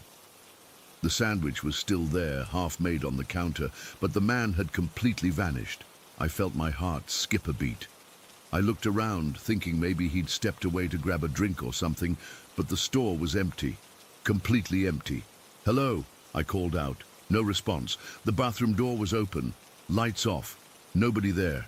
I checked the aisles, all 4 of them, and found nothing, not a single customer in the store. I rushed to the front door and pushed it open. Martha was sitting right where she'd been the whole time, reading her book. Martha, I said, my voice probably sounding panicked. Did you see which way that guy went? The redhead in the suit. She looked up at me, confused. What guy? The tall guy with red hair, in the grey suit. He just left the store. Martha shook her head slowly. Marcus, nobody's gone in or out since I came outside. I've been sitting right here the whole time. I felt my stomach drop. That's impossible. He was just at the counter. I was making him a sandwich. Martha closed her book and stood up. Honey, I'm telling you, that door hasn't opened once. I would have heard the chime, and I would have seen someone walk past me. Nobody's been in or out. I looked up and down the street. It's a straight shot in both directions for at least a quarter mile. Nowhere to disappear to quickly. No alleyways, no side streets, just the main road with businesses and their parking lots. Nobody matching his description was visible anywhere. Are you feeling okay? Martha asked, looking concerned now. I nodded mechanically. Yeah, I must have... I don't know. We went back inside, and I showed her the half-made sandwich on the counter. See? I was making this for him. Martha frowned. Maybe you started making it for yourself and forgot. But I knew that wasn't it. I hadn't been hungry, and I would never make myself a sandwich during a shift without paying for it first. Our manager checks the cameras randomly, and I need this job. For the rest of my shift, I felt off, like the world had tilted slightly on its axis. Martha kept giving me these concerned glances, probably thinking I was losing my mind. Maybe I was. After we closed up at 10, I couldn't stop thinking about what had happened. On my drive home, I kept replaying the interaction in my head, the way he appeared so suddenly, his comment about working at the funeral home, the way he vanished without a trace. When I got home, I couldn't sleep. Around 2 in the morning, I got up and started researching the funeral home online. It's been there for decades, Riverside Funeral Services. I scrolled through their staff page, but there was no tall redhead listed. I dug deeper, looking at archived versions of their website through the years, but found nothing. Then I had an idea. I searched for obituaries associated with the funeral home, specifically looking for employees who had died. It took hours of searching, but around 4 in the morning, I found something, an obituary from 8 years ago. Thomas Marston, 39, former funeral director at Riverside Funeral Services, died unexpectedly of an aneurysm. The grainy photo showed a tall man with red hair and green eyes. My blood ran cold. The obituary mentioned he was known for his immaculate appearance and always wore a suit to work. It also said he was beloved by the community and frequently visited local businesses. I've been trying to rationalize what happened ever since. Maybe I saw his picture somewhere before, and my mind created this hallucination, but that doesn't explain the half-made sandwich. Maybe it was someone who looked similar, and they somehow slipped out when I wasn't looking, but Martha would have seen them. The thing that disturbs me most is how solid he was. He wasn't transparent or ghostly. He didn't flicker or fade. He was as real and physical looking as you or me. I saw the fabric of his suit move when he shifted his weight. I noticed a small freckle near his right eyebrow. His voice had that resonance that comes from actual vocal cords, not some ethereal whisper. Yesterday, I went back to work for my regular shift. Everything was normal. Nobody mentioned anything unusual. I even casually asked my manager if anyone had ever reported strange occurrences in the store, but he just laughed and asked if I'd been watching too many horror movies. During my break, I walked across the street to the funeral home. I don't know what I expected to find, but I felt drawn there. The receptionist was friendly, asked if she could help me. I made up something about price inquiries for a relative, but then I asked if she'd ever heard of Thomas Marston. Her smile faltered just slightly. Yes, Tom was here before my time, but everyone still talks about him. He was something of a legend around here. Why do you ask? I mumbled something about him having helped a family member years ago. She nodded sympathetically. He was like that, always going above and beyond. It was such a shock when he passed. So sudden. As I was leaving, she called after me. You know, it's funny you should ask about Tom today. I turned back. Why's that?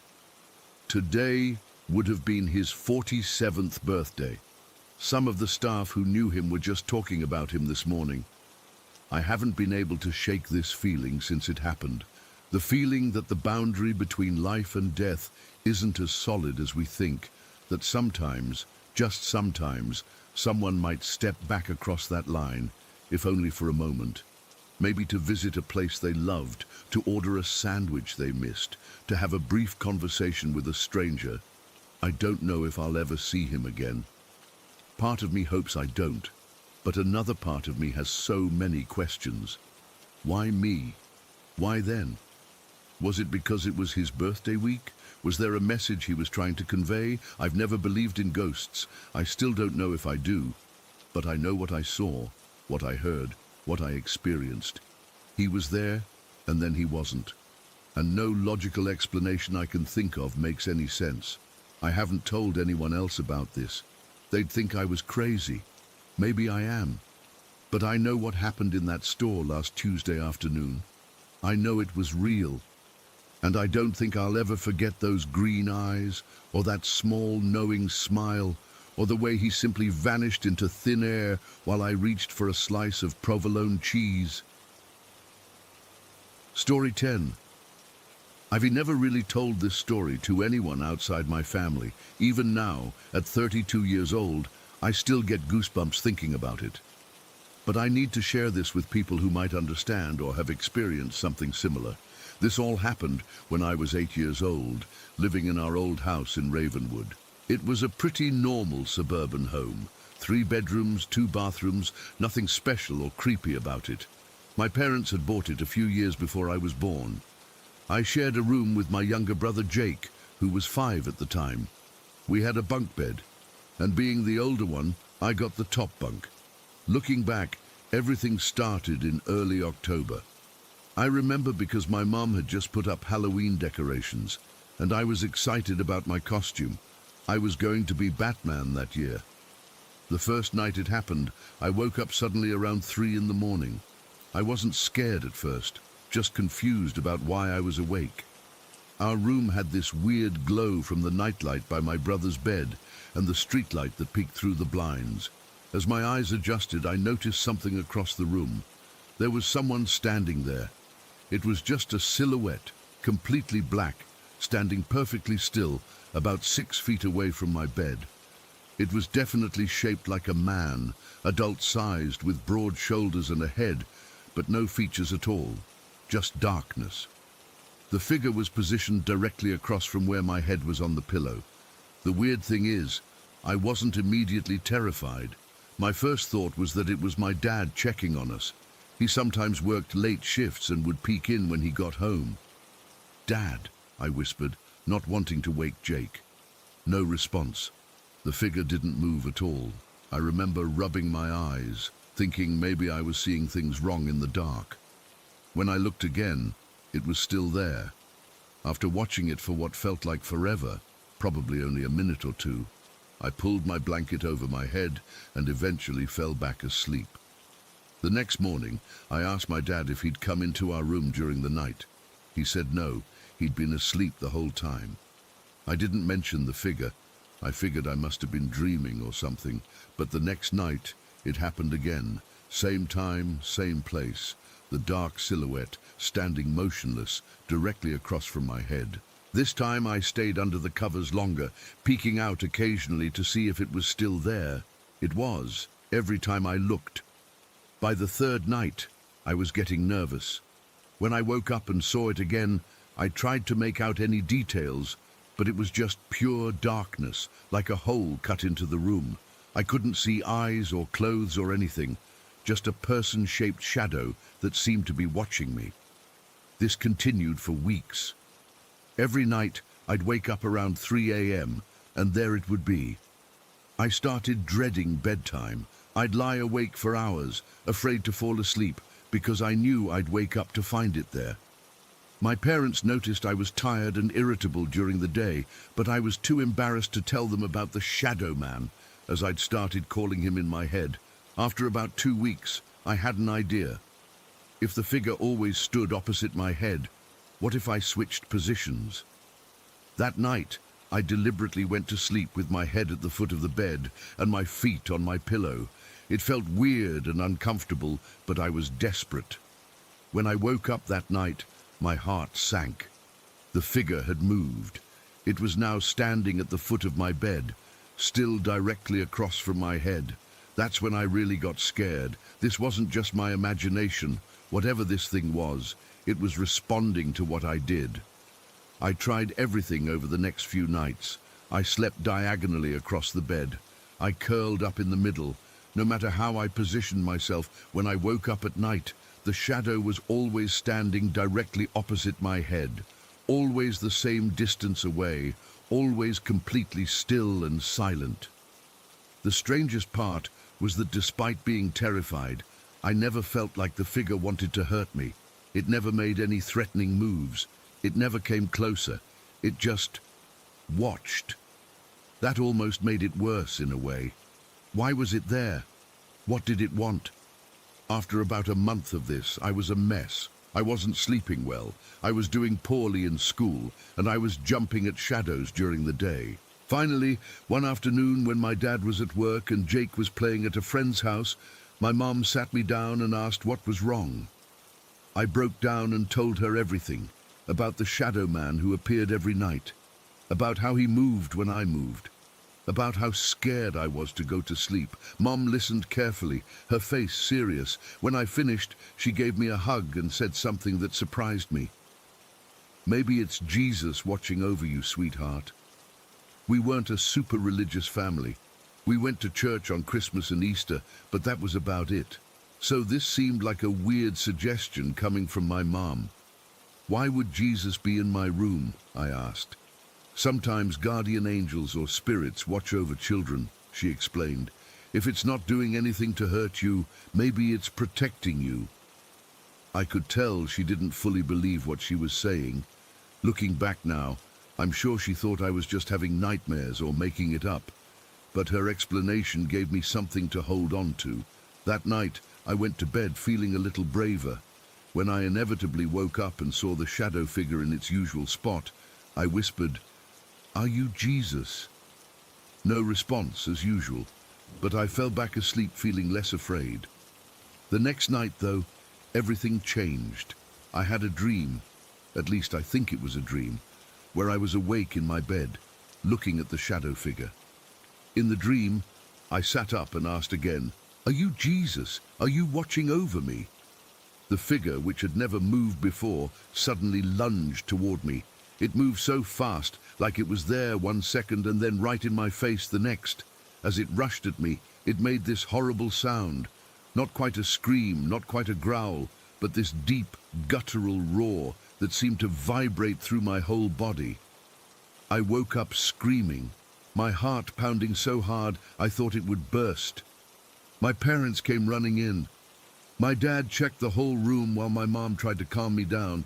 Jake was crying, scared by all the commotion. I was hysterical, babbling about the Shadow Man attacking me. They stayed with me until I fell asleep again, my dad sitting in a chair by the bunk bed. Nothing happened for the rest of the night. And here's the weird part. After that night, the shadow never came back. Not once. It was just gone. I still woke up around 3 a.m. for weeks afterward, tensed and ready to see it, but my room was always empty. Eventually, I stopped being afraid. I convinced myself it had all been in my head, nightmares or an overactive imagination, like my mom had probably thought all along. I never really talked about it again, and as I got older, the memories faded a bit, becoming less immediate and scary. Fast forward to when I was about 23, I was home visiting my parents for Christmas. Jake was there with his girlfriend, and we were all sitting around reminiscing about childhood stuff. Somehow the conversation turned to imaginary friends, and Jake mentioned the one he had when he was 4. Tim had one too, remember, Mom? Jake said. What was his name? Tommy or something? My mom nodded. Yes, you called him Tommy. You were about 4 years old. This was news to me. I don't remember having an imaginary friend, I said. Mom looked surprised. You don't. You used to talk about him all the time. You said he looked just like you and was your same age. You'd play with him in your room for hours. Something about this made me feel uneasy, but I couldn't place why. What happened to him? Did I just outgrow him? My mom's face changed, like she was remembering something uncomfortable. You came downstairs one day and told me Tommy had to go away. You said he told you he had to leave because of a pain here. She touched her chest over her heart. You seemed so matter-of-fact about it, and then you never mentioned him again. I felt a chill run through me. When was this? You were about 4, maybe 5, not long after we moved into the Ravenwood house. Something made me ask, did Tommy look like me? My mom hesitated, then said, actually, there's something I never told you. I didn't want to scare you when you were little. She took a deep breath. I had a younger brother named Thomas. He died when he was 6, during heart surgery for a congenital defect. This was years before you were born. The room seemed to go quiet. I could hear my heart beating in my ears. What did he look like? I asked, already knowing the answer somehow. He looked a lot like you boys at that age. Same hair, same eyes. There's a picture in one of the albums. Later that night, I couldn't sleep. I kept thinking about my Uncle Thomas, who I'd never known existed, about my imaginary friend Tommy, who had to leave because of a pain in his heart, and about the shadow figure who stood watching me for all those nights, always positioning itself opposite my head. Was it Tommy, all grown up? Was it my Uncle Thomas, watching over his nephew? Or was it something else entirely, something that had been drawn to me because of some connection I had with the dead? I still don't know. I've never seen the shadow figure again, not in all these years. But sometimes, when I wake up at night for no reason, especially if it's around 3 a.m., I find myself scanning the dark corners of my bedroom, half expecting to see that featureless silhouette standing there, watching me in silence. And sometimes, just sometimes, I almost wish it would come back, so I could finally ask it what it wanted. But another part of me is glad it's gone, because I'm not sure I really want to know the answer. Story 11. I'm not sure why I'm sharing this now. Maybe I'm hoping someone has answers, or maybe I just need to tell someone who won't look at me like I'm crazy. My kids are in bed, and I've poured myself a glass of wine, trying to steady my nerves enough to type this all out. It started after my divorce from Mark 3 years ago. We'd been together for 8 years, but things fell apart after Emma was born. Tyler was 4 at the time, Emma just a baby. With nowhere else to go, the kids and I moved in with my mom at her place in Oak Ridge, a farmhouse that sits on about 5 acres of land, surrounded by nothing but cornfields and a patch of woods. The first incident happened about 2 weeks after we moved in. I was doing laundry when Tyler came running into the basement, his face pale. "Mommy, there's a skeleton man looking through the window," he said, his voice shaking. I figured it was just his imagination. He'd been having a hard time with the divorce, and kids sometimes create stories to cope. I hugged him and told him there was no skeleton man, but he insisted. He has big black eyes and I can see his bones, Tyler insisted. I went upstairs to check his bedroom window, expecting to find nothing. The window was locked, and when I looked outside, there was nothing there except the old oak tree that had been there since my own childhood. I reassured Tyler and went back to the laundry, but it kept happening. Almost every other night, Tyler would come running to me, saying the skeleton man was outside his window watching him. He became terrified of his bedroom, refusing to sleep there alone.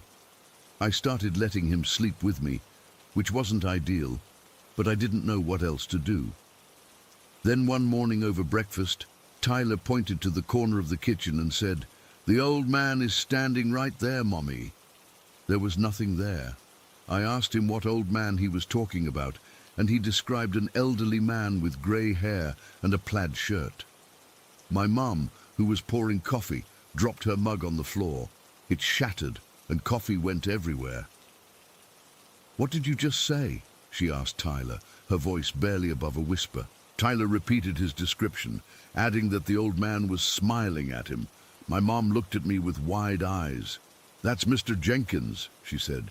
"He owned this house before I bought it. He died in Tyler's bedroom 15 years ago." A chill ran down my spine.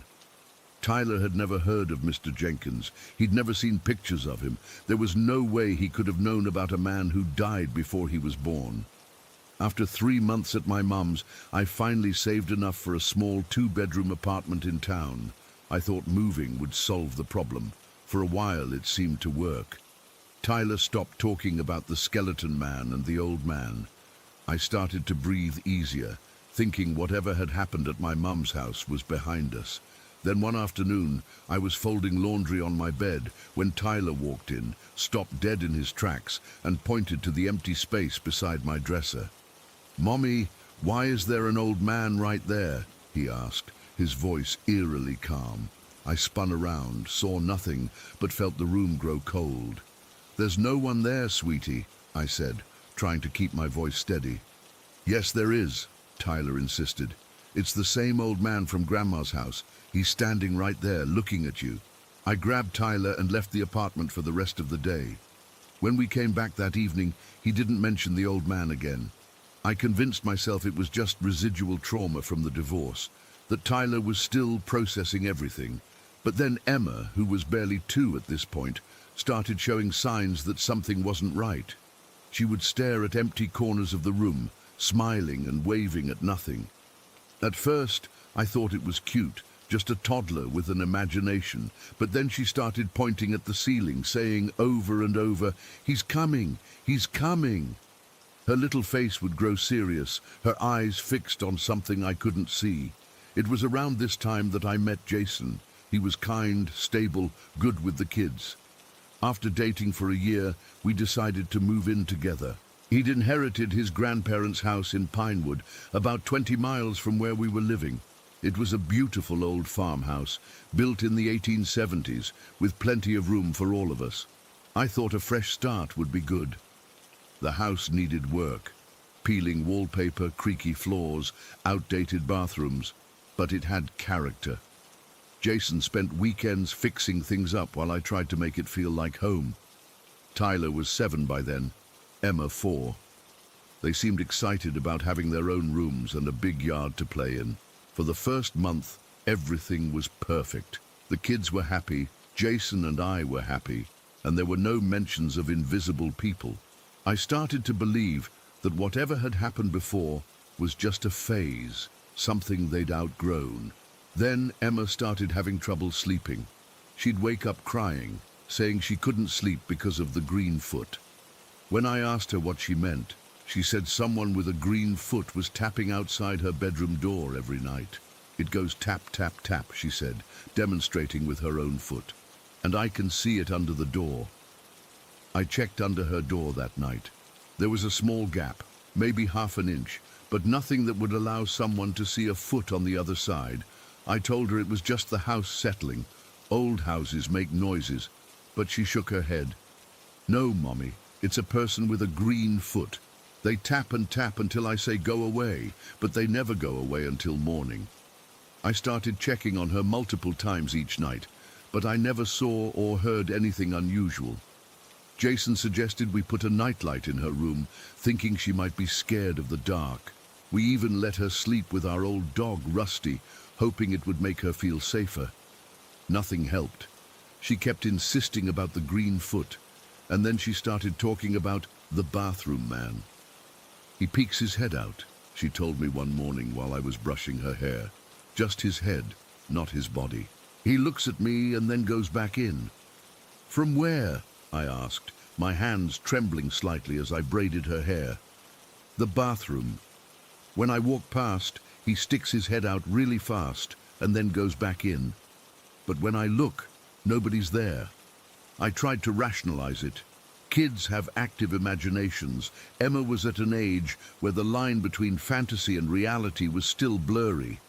But the way she described these things, with such specific details and such genuine fear, made my skin crawl. The final straw came last Tuesday. Emma was looking out her bedroom window, which overlooks our backyard. She suddenly screamed and ran to me in the kitchen. "The hoodie person!" she cried, clinging to my legs. "He was running to the back door." I picked her up, trying to calm her. "What hoodie person, sweetie?" "The one with no arms," she sobbed. "He wears a black hoodie, but he has no arms, and he runs really fast. He was running to our back door." Jason and I searched the entire property. We checked all the doors and windows. Everything was locked. There was no sign that anyone had been there, but Emma was inconsolable. She refused to go back to her room or look out any windows. That night, after we finally got her to sleep in our bed, Jason suggested that maybe she was making it all up for attention. "Tyler was getting all the attention before with his stories," he said. "Maybe she's just copying him." But Tyler's stories had stopped. He hadn't mentioned the old man or the skeleton man in over a year, and the look in Emma's eyes when she described the hoodie person, that wasn't a child seeking attention. That was genuine terror. 2 nights ago, I was up late working on my laptop when I heard it, a distinct tapping sound coming from the hallway. Tap, tap, tap. Just like Emma had described. I froze, listening. It happened again. Tap, tap, tap. Slow and deliberate. I got up, my heart pounding, and walked to the hallway. The sound stopped. I checked on the kids. Both sound asleep. I checked every room, looked out every window, nothing. But when I went back to bed, I heard it again. Tap, tap, tap. Last night, Emma woke up screaming that the hoodie person was standing at the foot of her bed. By the time I got to her room, she was huddled in the corner, pointing at empty space. "He was right there, Mommy, right there." This morning, Tyler casually mentioned over breakfast that he saw the skeleton man looking through the kitchen window last night while getting a glass of water. When I asked why he didn't wake me up, he shrugged and said, "He's been following us for a long time. I'm used to him now." I don't know what to do. I don't know if my children are seeing things that aren't there, or if they're seeing things that I can't see. I don't know if moving again would help, or if whatever this is would just follow us. Jason thinks we should take them to a child psychologist, but I'm afraid of what might happen if we do. What if they're labeled as troubled, or worse, medicated for something that isn't in their heads? The tapping outside Emma's room has happened every night this week. I've heard it myself now, and twice I've caught myself staring at the bathroom door, waiting to see if a head will peek out. Last night, I woke up at 3 in the morning with the unshakable feeling that someone was standing at the foot of our bed, watching us. I haven't told Jason about what I've been experiencing. He's already worried enough about the kids, but I can't ignore it anymore. Something is in this house with us. Maybe it's been with us all along, following us from place to place. Right now, it's almost midnight. The kids are asleep and Jason is working late. I'm sitting in the living room with all the lights on, jumping at every creak and groan of this old house. I keep looking at the windows, half expecting to see a face peering in. I've checked all the doors 3 times to make sure they're locked. But deep down, I know locks won't keep out whatever's been watching my children. And now, I think it's starting to watch me too. Story 12. I've never told this story to anyone outside my family. Even writing it now, my hands are shaking and I keep looking over my shoulder. What happened that night changed me forever, and I'm still not sure I can explain it properly. This happened when I was 6 years old, living in central Virginia. Our house was nothing special. A modest 3-bedroom ranch-style home my parents had bought a few years before I was born. My bedroom was at the end of the hallway, across from the bathroom. It was the middle of summer, one of those unbearably hot and humid Virginia nights. We didn't have central air conditioning back then, just window units in the living room and my parents' bedroom. My room had this old box fan that basically just pushed the hot air around. I remember going to bed feeling sticky and uncomfortable, tossing and turning for what felt like hours before finally falling asleep. I woke up sometime in the middle of the night, completely drenched in sweat. The sheets were sticking to my legs and feet, making me feel trapped and claustrophobic. I was so uncomfortable that I kicked the covers down to expose my feet to the air. It was a full moon that night, and enough light was coming through my thin curtains that I could see most of my room pretty clearly. The second, and I mean the exact second, my feet were uncovered, I heard it. Breathing, heavy, labored breathing that definitely wasn't mine. At first I thought maybe it was coming from outside my window, or maybe my dad had come to check on me. I sat up a little and looked around my room, still groggy and confused. That's when I saw it. Between my bed and the window there was something, someone, a figure, but not a normal person. This thing was enormous. It nearly touched our 8-foot ceiling. It was wider than my twin bed, and despite the moonlight streaming in through the window behind it, this thing absorbed all the light. It was like a cutout of absolute darkness in the shape of a person, but not quite right.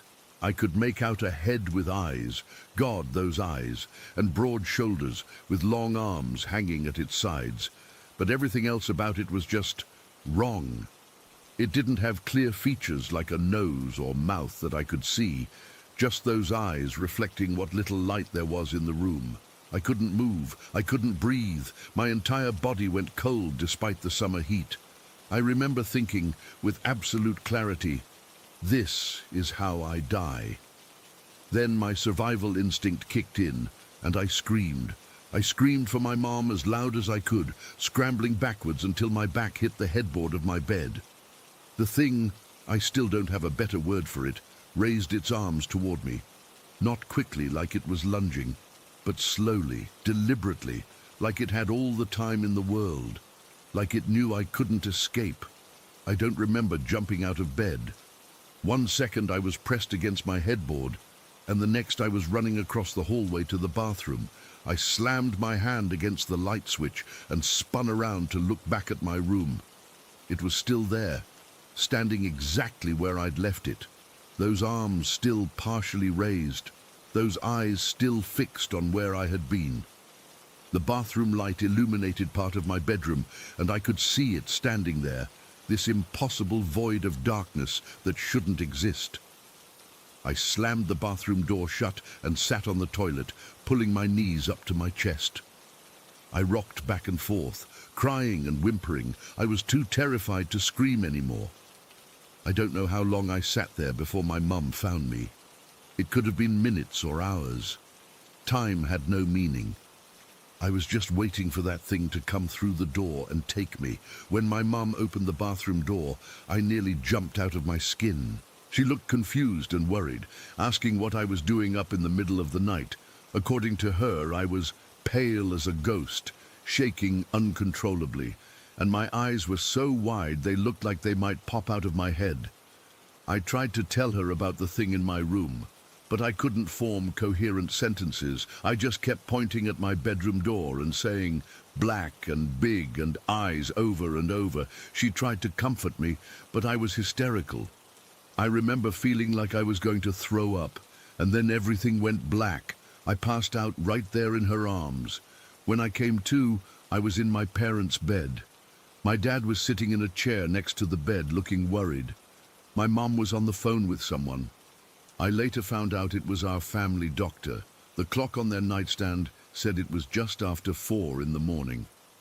They tried to get me to explain what happened, but every time they mentioned going back to my room, I would start hyperventilating.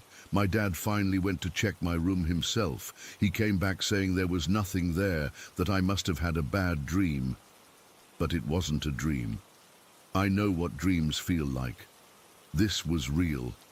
That thing was in my room, and it wanted me. I refused to go back to my room for weeks. I slept in my parents' bed or on the couch in the living room. Eventually, they took me to a child psychologist who diagnosed me with waking night terrors. They explained that sometimes the brain can project hallucinations during the transition from sleep to wakefulness. But I wasn't asleep when I saw it. I was wide awake. I had been awake long enough to feel uncomfortable, to kick off my covers, to look around my room. That night was just the beginning. For years after, I had horrific nightmares. I'd wake up screaming, convinced that the thing was back, standing in the corner of whatever room I was in. My parents would rush in to comfort me, but nothing helped.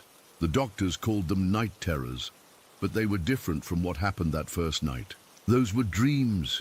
What I saw that night was real. The nightmares gradually subsided as I got older, becoming less frequent around the time I turned 11 or 12. But some things never changed. To this day, 20 years later, I cannot sleep with my feet uncovered. Not even in the dead of winter when it's freezing cold. I would rather suffer from heat exhaustion than expose my feet at night. And if I wake up in the middle of the night, that same primal fear washes over me.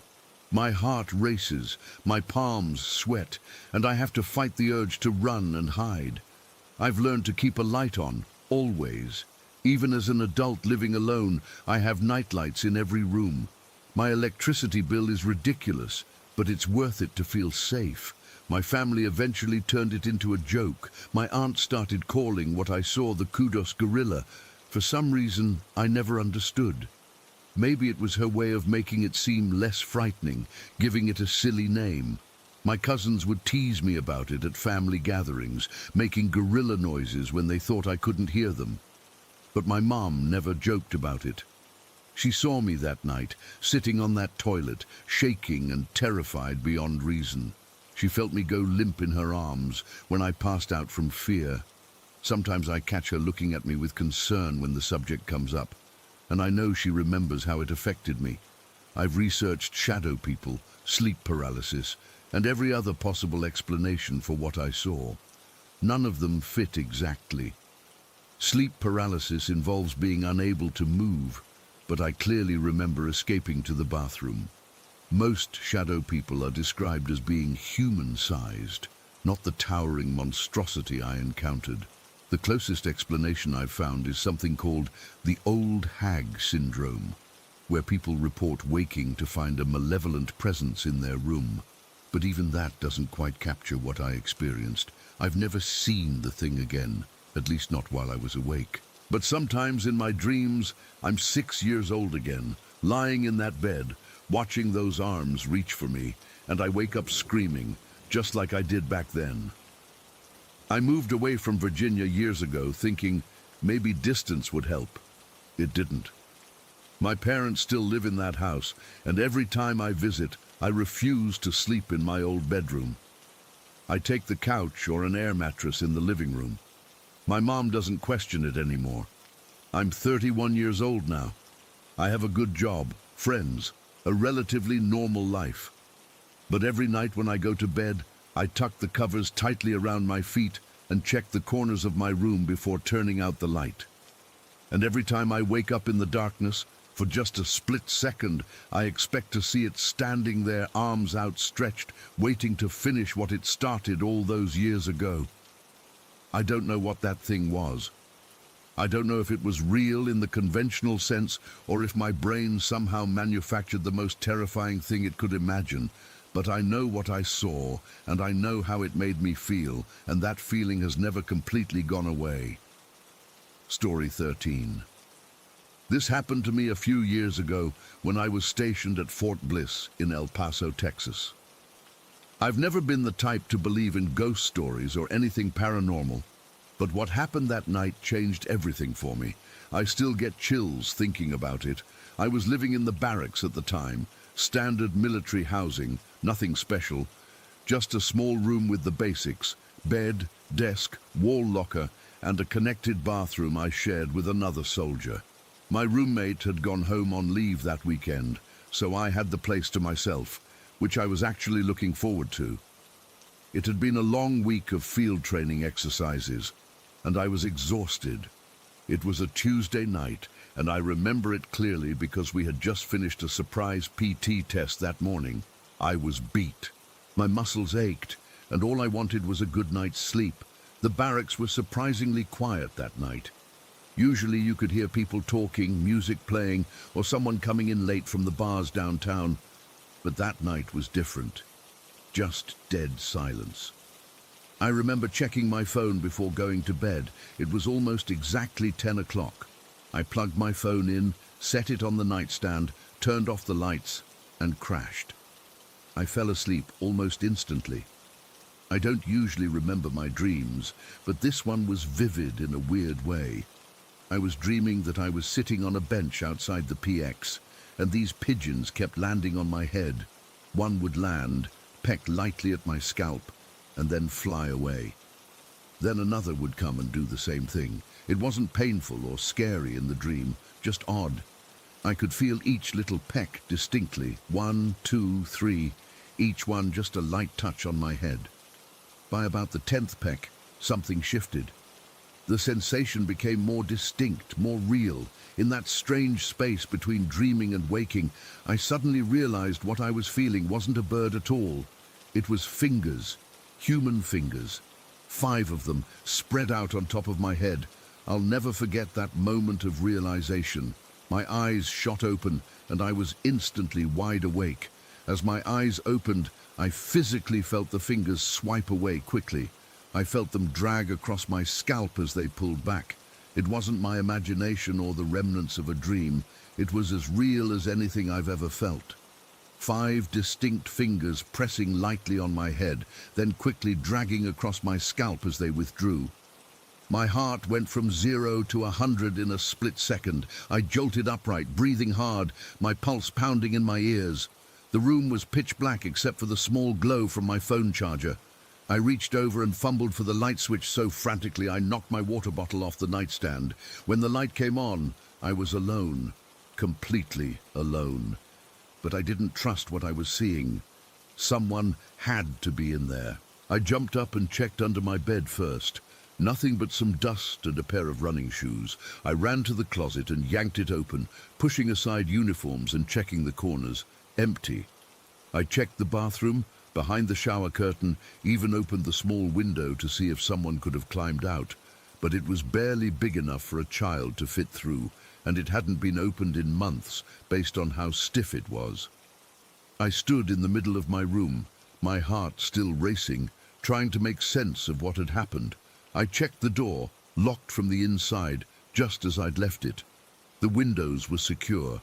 There was literally no way anyone could have been in my room, touched my head, and then disappeared in the span of a few seconds. I sat on the edge of my bed for probably 20 minutes, just listening, watching, waiting for something to happen. Nothing did. The barracks remained silent. Everything was normal, except for the fact that I was wide awake I checked my phone, 12:17 in the morning, absolutely terrified and confused. I tried to rationalize it. Maybe my hair had moved across my scalp, and in my half-asleep state I misinterpreted the sensation. But no, that wasn't it. I had a high and tight cut at the time, barely any hair on top to move around.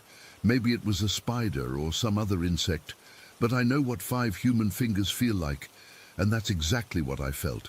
I couldn't go back to sleep. I turned on my laptop and streamed some random comedy show just to have background noise. I left every light on in my room. Around 3 in the morning, I must have dozed off from sheer exhaustion, but I kept jerking awake every few minutes, certain I'd feel those fingers again. When morning finally came, I was a wreck. I showed up to formation, looking like I'd been on a 3-day bender. My squad leader pulled me aside afterward and asked if I was all right. I just mumbled something about insomnia. How could I tell him that some invisible person had touched my head in the middle of the night? That day was a blur. I was running on fumes, jumping at every sound, unable to focus on anything. When I finally got back to the barracks that evening, I almost asked to crash in a buddy's room, but I knew I'd sound crazy if I explained why. I decided to ask around, casually bringing up if anyone had heard stories about the barracks being haunted. Most guys just laughed it off, but one of the older sergeants who'd been at Bliss for years got a serious look on his face. "Which building are you in?" he asked. When I told him Building 329, he nodded slowly. "That place was built back in the 70s, he said. "There was a soldier who killed himself in there sometime in the 80s, shot himself in the head. They say sometimes people feel things at night, especially in the rooms on the east side." My room was on the east side. I felt my stomach drop. "What kind of things?" I asked, trying to keep my voice steady. He shrugged. "Just weird stuff. Touches, whispers, things moving around. Nothing dangerous, just creepy as hell." I didn't tell him what had happened to me. I just thanked him and walked away, feeling even more unsettled than before. That night, I did everything I could think of to make sure I was secure. I pushed my desk chair under the doorknob. I kept all the lights on. I even considered sleeping with my knife under my pillow, but decided that was probably more dangerous than helpful. I stayed up as late as I could, watching movies on my laptop, but eventually, exhaustion won out. I woke up the next morning with all the lights still on, no mysterious touches in the night. The next few nights passed without incident too. I started to wonder if maybe I had imagined the whole thing after all. Maybe it was just some weird sleep phenomenon I hadn't experienced before, but deep down I knew better. I knew what I felt, and it wasn't a dream or my imagination. Something or someone had been in my room that night, had placed their hand on my head and had vanished without a trace. I never felt those fingers again during my time at Fort Bliss. I ended up requesting a room change a few weeks later, claiming issues with the air conditioning. My new room was on the west side of a different building, and I never experienced anything strange there. I've told this story to a few close friends over the years, and most of them try to explain it away. Sleep paralysis, hypnagogic hallucinations, stress-induced sensory misinterpretation. I've heard all the theories. And honestly, sometimes I almost convince myself they're right. But then I remember the distinct feeling of those 5 fingers dragging across my scalp as they pulled away. The absolute certainty I felt in that moment that someone was in my room, touching me. The way my body instantly went into fight or flight mode. That wasn't a dream or a hallucination. It was real. I've been out of the army for a couple years now, and I still think about that night sometimes. I've never experienced anything like it again, thank God. But I'm also not as quick to dismiss other people's strange experiences as I once was. I don't know what touched me that night in my barracks room at Fort Bliss. I don't know if it was the ghost of that soldier the sergeant mentioned or something else entirely. All I know is that something was there, something I couldn't see but could definitely feel, and no matter how many rational explanations I try to come up with, none of them fully account for what happened. Those 5 fingers on my head were as real as anything I've ever felt, and to this day, I still can't explain it. Story 14. I've always been terrified of our bathroom. Ever since I was little, I couldn't shake this feeling that something was off about it. My friends used to laugh when I'd rush through sleepovers to avoid using it alone, but they didn't understand. They couldn't feel what I felt in there. We only have one full bathroom in our Westfield home, a small space with old tile flooring and this foggy privacy glass window near the ceiling. That window has haunted me for as long as I can remember. It's positioned so high up that you'd need a ladder to look in from outside, which is why what happened makes absolutely no sense. It started when I was 14. I'd been dealing with this weird feeling in the bathroom for years, this crawling sensation on my skin that something was watching me. My parents brushed it off as typical kid stuff. "You'll grow out of it," my dad would say, rolling his eyes. "Yesterday, everything changed. It's hard to even type this out. My hands are still shaking and I've barely slept.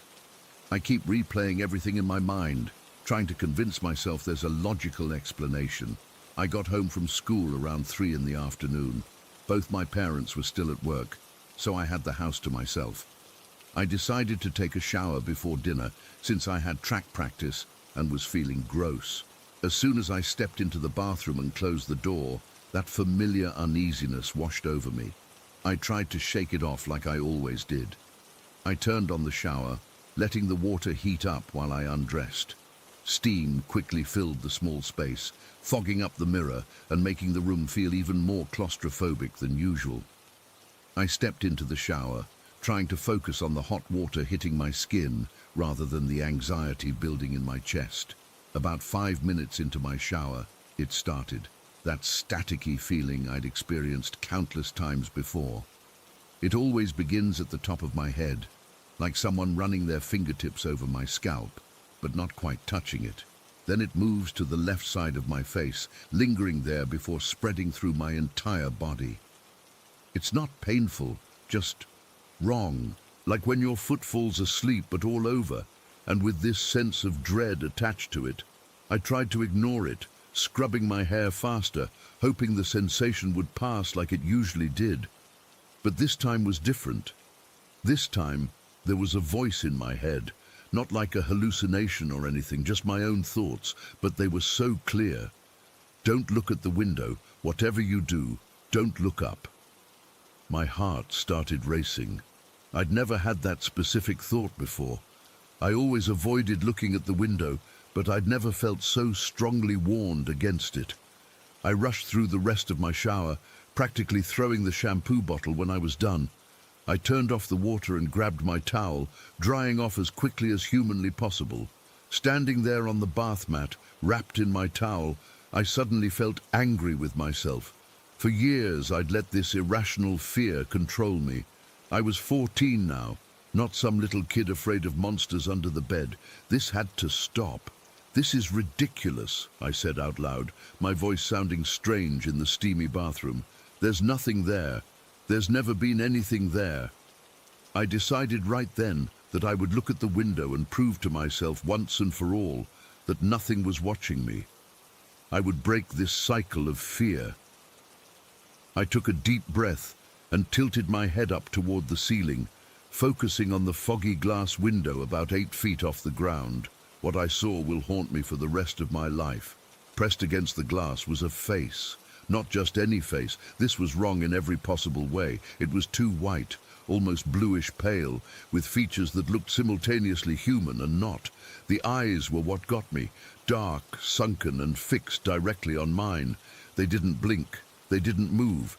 They just stared. I screamed. I screamed so loud my throat felt like it was tearing. I stumbled backward, slipping on the wet floor and falling hard on my side. The pain barely registered through the pure terror coursing through my body. I heard my parents' footsteps pounding up the stairs. They must have just gotten home. And my dad yelling, "Chloe, Chloe!" My mom was frantically jiggling the locked bathroom door handle. I scrambled to my feet, clutching my towel around me, and looked back up at the window. The face was gone, vanished, like it had never been there at all.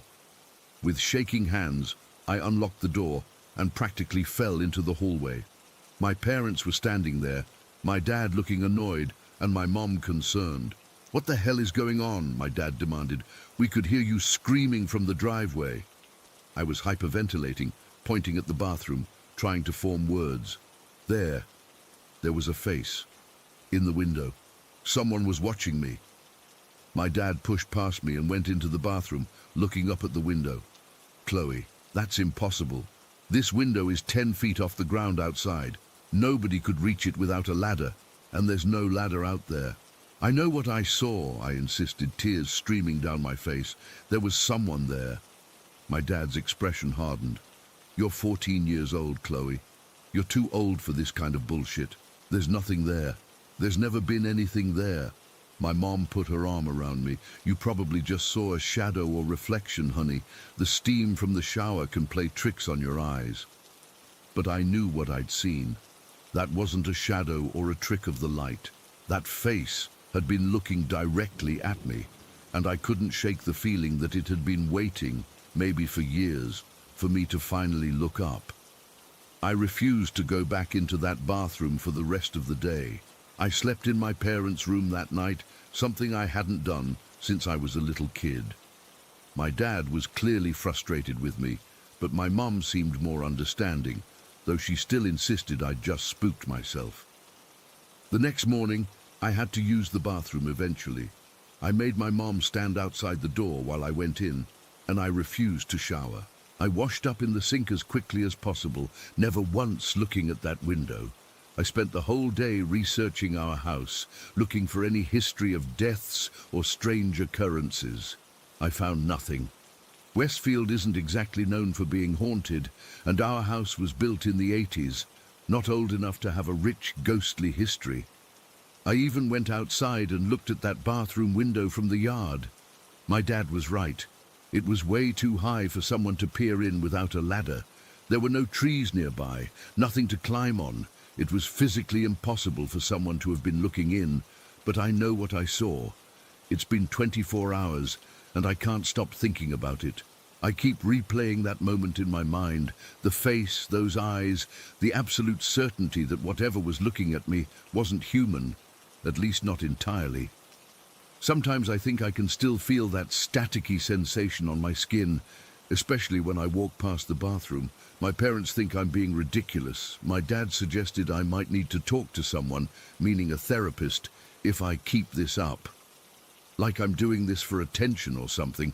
I tried to explain to them that I've been feeling watched in that bathroom for years, that this wasn't just a one-time thing.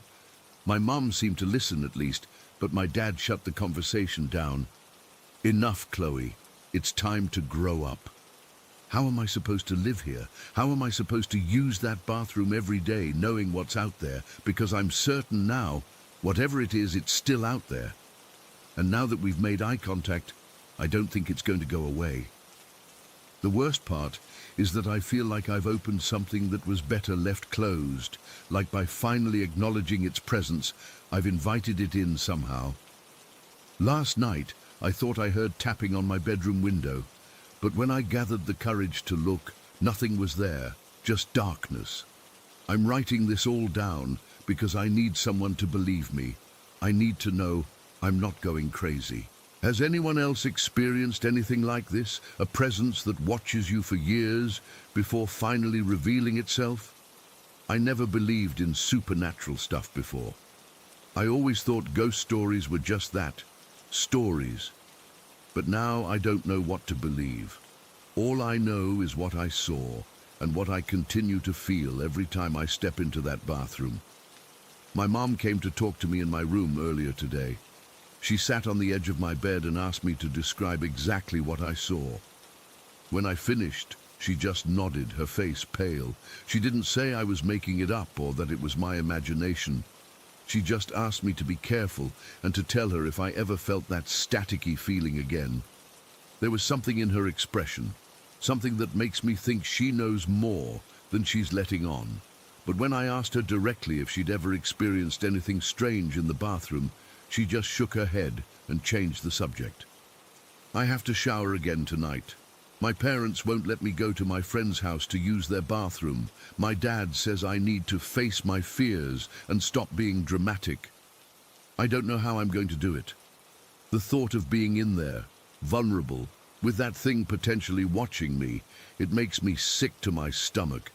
I've thought about setting up my phone to record the window while I shower, but what if it catches something? What if I actually have proof that there was a face there? I'm not sure I could handle that confirmation. And what if it's aware? What if it knows I'm trying to capture evidence of it? Would that make it angry?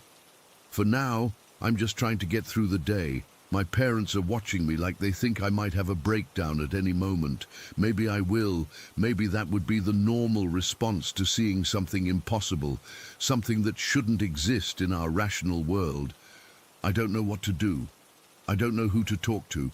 All I know is that face was real, those eyes were real, and whatever it is, it's been watching me for a very long time, and I'm terrified it's not done with me yet. Story 15. I've been an MRI technician at Lakeview Memorial Hospital for almost 7 years now. The job's usually pretty straightforward. Scan patients, process images, rinse and repeat. Until 3 months ago, I would have told you the scariest thing about working in a hospital was dealing with claustrophobic patients who freak out in the machine. Now, I'm not so sure about anything anymore. It happened during an evening shift back in March. I was working with Diane and Mike, 2 other techs I've known since I started here. The hospital gets quiet after 5, and the imaging department even quieter. We're tucked away in the basement level, with long corridors connecting the different rooms. MRI, CT scan, X-ray, ultrasound, all that stuff. That evening started like any other. We had a few scheduled patients. Nothing out of the ordinary. Around 8 o'clock they brought in an elderly woman for an emergency CT scan. I didn't deal with her directly since she was in the CT room next to my MRI station, but I caught a glimpse as they wheeled her past. What struck me was her hair, wild grey, and sticking out in all directions like she'd been electrocuted. I remember thinking she looked like she'd been through hell already. While I was setting up my next patient, I overheard the commotion next door. The woman had coded right on the CT table. They called a crash team, and I could hear them trying to resuscitate her through the wall. The chaos of voices, someone counting compressions, the flat tone of the monitor. It's a sound you never really get used to in a hospital, no matter how long you've worked here. They couldn't save her. I saw them wheel her body out, covered with a sheet, about 20 minutes later. The crash team looked defeated, as they always do when they lose someone. One of the nurses mentioned the woman had been admitted with pneumonia that had rapidly worsened. I felt bad, but honestly, it wasn't that unusual. Working in a hospital, you learn to compartmentalize death, or at least, you think you do. The rest of the shift was quiet. By 11, we'd finished with our last patients and were just wrapping things up. The department officially closes at midnight, but we usually finish processing everything by 11:30. That night, we needed some supplies from the storage closet down the corridor that connects all the imaging rooms. "I'll grab them," I told Diane and Mike. "You guys finish the paperwork." The hallway in the imaging department is long and straight, with doors to each specialty room branching off it. The MRI suite is at one end, and the CT room is about halfway down. The hallway has this weird acoustic quality. You can hear sounds from one end to the other pretty clearly, which is why we all heard it at the same time. I'd just passed the CT room when I heard the distinct sound of hospital bed wheels squeaking against the linoleum floor. You know that sound if you've ever been in a hospital. The slight metallic grind, the rhythmic squeak, it's unmistakable. The weird thing was, there shouldn't have been any patients in our department at that hour. I stopped and turned around expecting to see maybe a nurse or orderly moving equipment. What I saw instead made my blood run cold. At the far end of the corridor, maybe 20 feet away, stood a figure. It wasn't moving, just standing there, silhouetted against the exit sign's red glow. But what I could see clearly, even from that distance, was the wild, disheveled grey hair sticking out in all directions. "Hey," I called out, my voice echoing in the empty hallway. The figure didn't respond or move. I heard Diane's voice behind me. "James, who you talking to?" She and Mike had come out of the MRI room, probably wondering what was taking me so long. They both saw what I was seeing. "Who is that?" Mike whispered, stepping closer to me. "I don't know," I said, but a sick feeling was growing in my stomach. The hair was identical to the elderly woman who died in the CT room hours earlier. "Hello?" Diane called out louder than I had. "This area is closed for the night." The figure remained completely still, no movement, no response, just standing there watching us. "Should we call security?" Mike asked, his voice unsteady. Before we could decide, the figure slowly raised one arm, pointing directly at us, or more specifically, at the CT room behind us. That's when the fluorescent light above us flickered and went out with a pop, plunging our section of the corridor into semi-darkness. "Fuck this," I muttered, backing up toward my colleagues. "Let's go back to the MRI room." We retreated quickly, practically tripping over each other. Once inside, Mike slammed the door shut. "What the hell was that?" Diane asked, her face pale. "I don't know," I said, trying to sound calmer than I felt. "Maybe a confused patient from another floor." But we all knew that wasn't it. The hospital has strict protocols. Patients don't just wander around unattended, especially not at night, and especially not in the basement where imaging is located. "Did you see the hair?" Mike said quietly. "It looked exactly like the woman who died earlier." Diane finished his sentence. I noticed it too. "That's impossible," I said, but even as the words left my mouth, I knew what I'd seen. "We're just tired. Our minds are playing tricks on us." "All three of us?" Mike challenged. "Having the exact same hallucination?" We stood in silence for a moment, none of us wanting to acknowledge what we were thinking. Finally, Diane spoke up. "We need to get our stuff and get out of here. My shift ended 20 minutes ago anyway." "I'm not going back out there alone," Mike said. "We'll go together," I decided. "Grab our things and head straight for the exit. If we see whatever that was, we just keep walking." We agreed on the plan, gathering our courage. I grabbed my phone, ready to call security if needed. When we opened the door, the hallway was completely dark, except for the exit signs at each end. All the lights had gone out, not just the one above us that had popped earlier, but every single one down the length of the corridor. "This isn't right," Diane whispered. "The emergency lights should have kicked in." She was right. Hospitals have backup systems for exactly this reason. "Come on," I said, turning on my phone's flashlight. "Let's just go." We moved as a tight group, our footsteps echoing loudly. The beam from my phone cut through the darkness, illuminating small sections of the hallway at a time. When we reached the spot where we'd seen the figure, I swept the light around. Nothing. "See? It's gone," I said, trying to convince myself as much as them. We hurried to the main exit, punched in the code for after-hours access, and practically spilled into the main corridor of the hospital. Here, the lights were working normally. The contrast was jarring. "I'm calling security," I said, already dialing the number. When the security guard answered, I tried to explain what had happened without sounding completely unhinged. I settled for telling him there was someone unauthorized in the imaging department and that the lights had gone out. 2 guards came down within minutes. They escorted us back to retrieve our belongings, checking each room along the way. The lights in the corridor were working again, which made us look like we were making things up.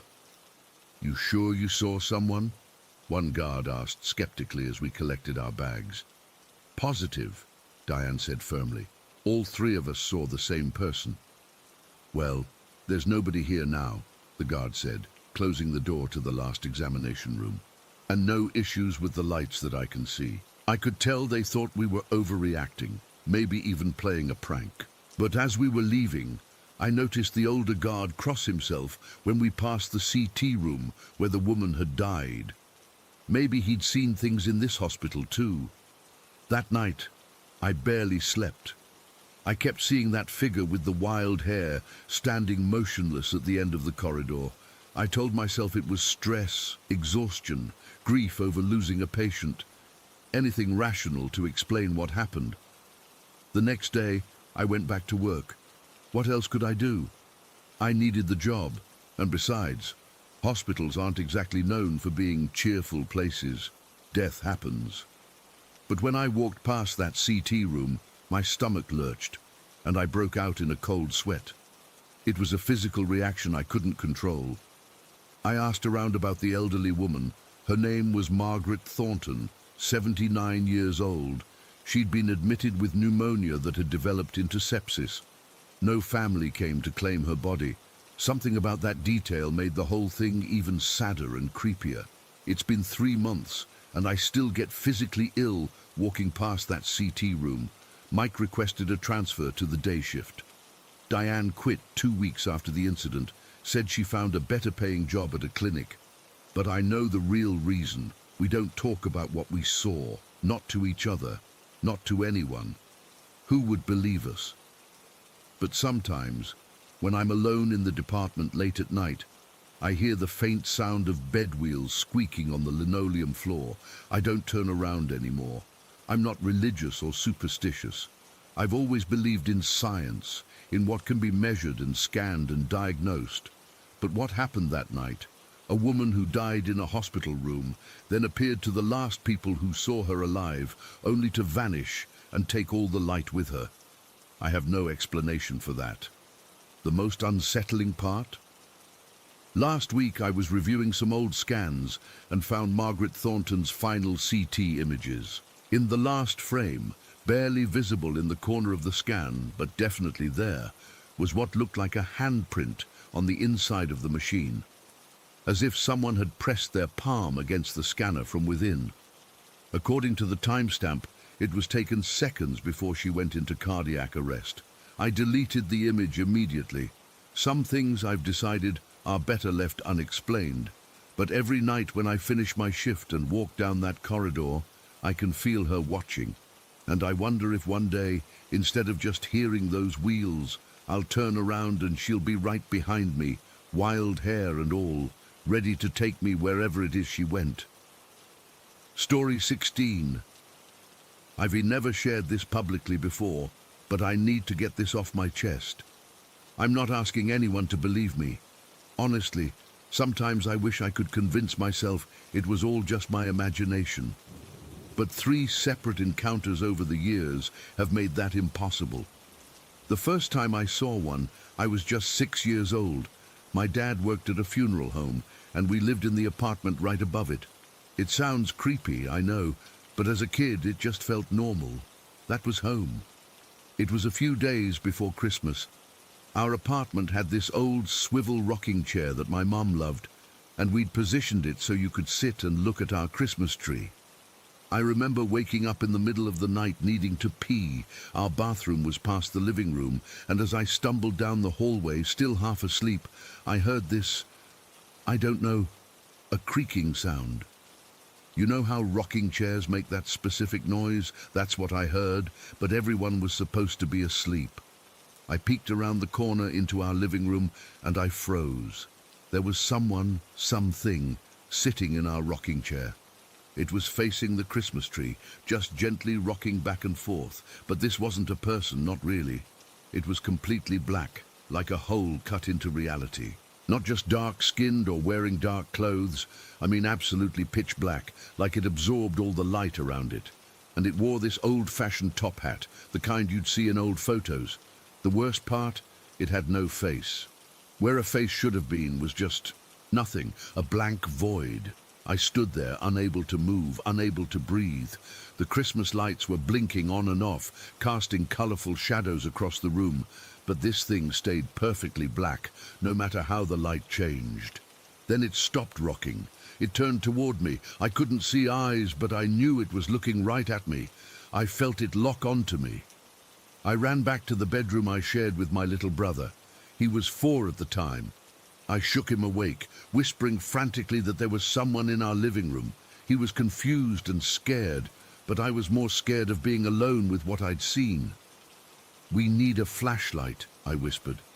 My brother had this little dinosaur flashlight he kept by his bed for nightmares. I grabbed it, and we crept back down the hallway together. We peeked around the corner again. The thing was still there, still in the rocking chair, now facing forward again. My little brother gasped when he saw it, and I put my hand over his mouth. I remember my heart pounding so hard I thought it might burst. I raised the flashlight, thinking somehow the light would make it go away. But before I could click it on, the figure stood up. It didn't stand like a normal person. It was like it unfolded upward, getting taller and taller until it nearly touched our ceiling. Then it moved toward us. We bolted back to our room. I've never run so fast in my life. We slammed the door and jumped into my bed, pulling the covers over our heads. I swear I could feel it right behind us the entire time, like a cold pressure following at our heels. We stayed awake the rest of the night, huddled together under those blankets. I kept thinking I heard the bedroom door handle turning, but I was too terrified to look. When morning finally came, we told our parents, but they just said we had active imaginations. My brother and I knew what we saw. We talked about it for years afterward, comparing details to make sure we weren't making it up. The memory never faded for either of us. For a long time, nothing like that happened again. I grew up, graduated high school, and started working with my dad as a handyman. I had almost convinced myself that childhood experience was just a vivid nightmare. Then, when I was 18, we got a job at this property way out in the woods. The owner wanted us to fix some issues with his house, leaky roof, broken gutters, that kind of thing. While Dad was talking with the client inside, I waited in the car, just scrolling through my phone. I happened to look up and noticed this small tool shed about 50 yards from the house. Next to it stood another black figure. My blood went cold instantly. This one was different from what I'd seen as a kid, taller, thinner, but with the same featureless blackness where a face should be. No top hat this time. It was just standing there, perfectly still, next to the shed. I blinked hard, thinking my eyes were playing tricks on me. When I looked again, the figure was moving, not walking exactly, more like it leaned toward the shed, and then, I swear to God, it ducked underneath it. Not inside it, but literally under it, like it slipped into the few inches of space between the shed's floor and the ground. I got out of the car immediately and walked over to the shed. My hands were shaking, but I had to check. When I got there, I knelt down to look underneath. There was maybe 3 inches of clearance between the ground and the bottom of the shed, nowhere near enough space for anything human-sized to fit. Just dirt, a few dead leaves, and a rusted can. When Dad finished talking with the client, I helped him unload our tools, trying to act normal. While we worked on the gutters, I casually mentioned the tool shed. "Hey Dad, what's with that old shed over there? Looks pretty run down." He glanced at it and frowned. "Yeah, the owner mentioned that. Said every time he tries to mow around it, his equipment malfunctions. Lawn mower dies, weed whacker jams up. Weird stuff." I hesitated before asking, "Did he say anything else about it?" Dad shrugged. "Not really." "Why?" "Just curious," I said, but I couldn't stop looking at it while we worked.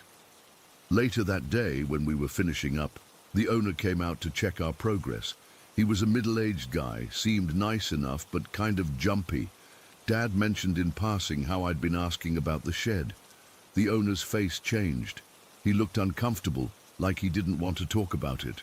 Finally, he said, "That was my wife's father's shed. He practiced Santeria." I didn't know much about Santeria then, just that it involved spirits and rituals. The owner lowered his voice like he didn't want the house to hear him. "He died in there, heart attack. My wife won't let me tear it down, but honestly, I don't like going near it. Sometimes I hear things." He wouldn't elaborate further, just paid us and hurried back inside. On the drive home, I told Dad what I'd seen. He didn't say much, just that some things don't have easy explanations. The third encounter happened when I was about 20. I'd moved into this rental house with my brother. The place belonged to this sweet, elderly couple who lived next door. They'd owned the property for decades, but couldn't manage the upkeep anymore, so they rented it out. The backyard had this weird little area that the old woman told us was their pet cemetery. Apparently, they'd buried over 20 pets there over the years. Dogs, cats, even a parrot. It was just a small patch of land marked with a few stones. Nothing fancy. One day I was doing yard work, mowing the lawn and trimming bushes. When I got near the pet cemetery area, I hit this cold spot. It was summer in Florida, like 90 degrees and humid, but this one spot felt like someone had left a freezer door open. I walked through it a few times, trying to figure out if there was some weird air current or something, but it made no sense.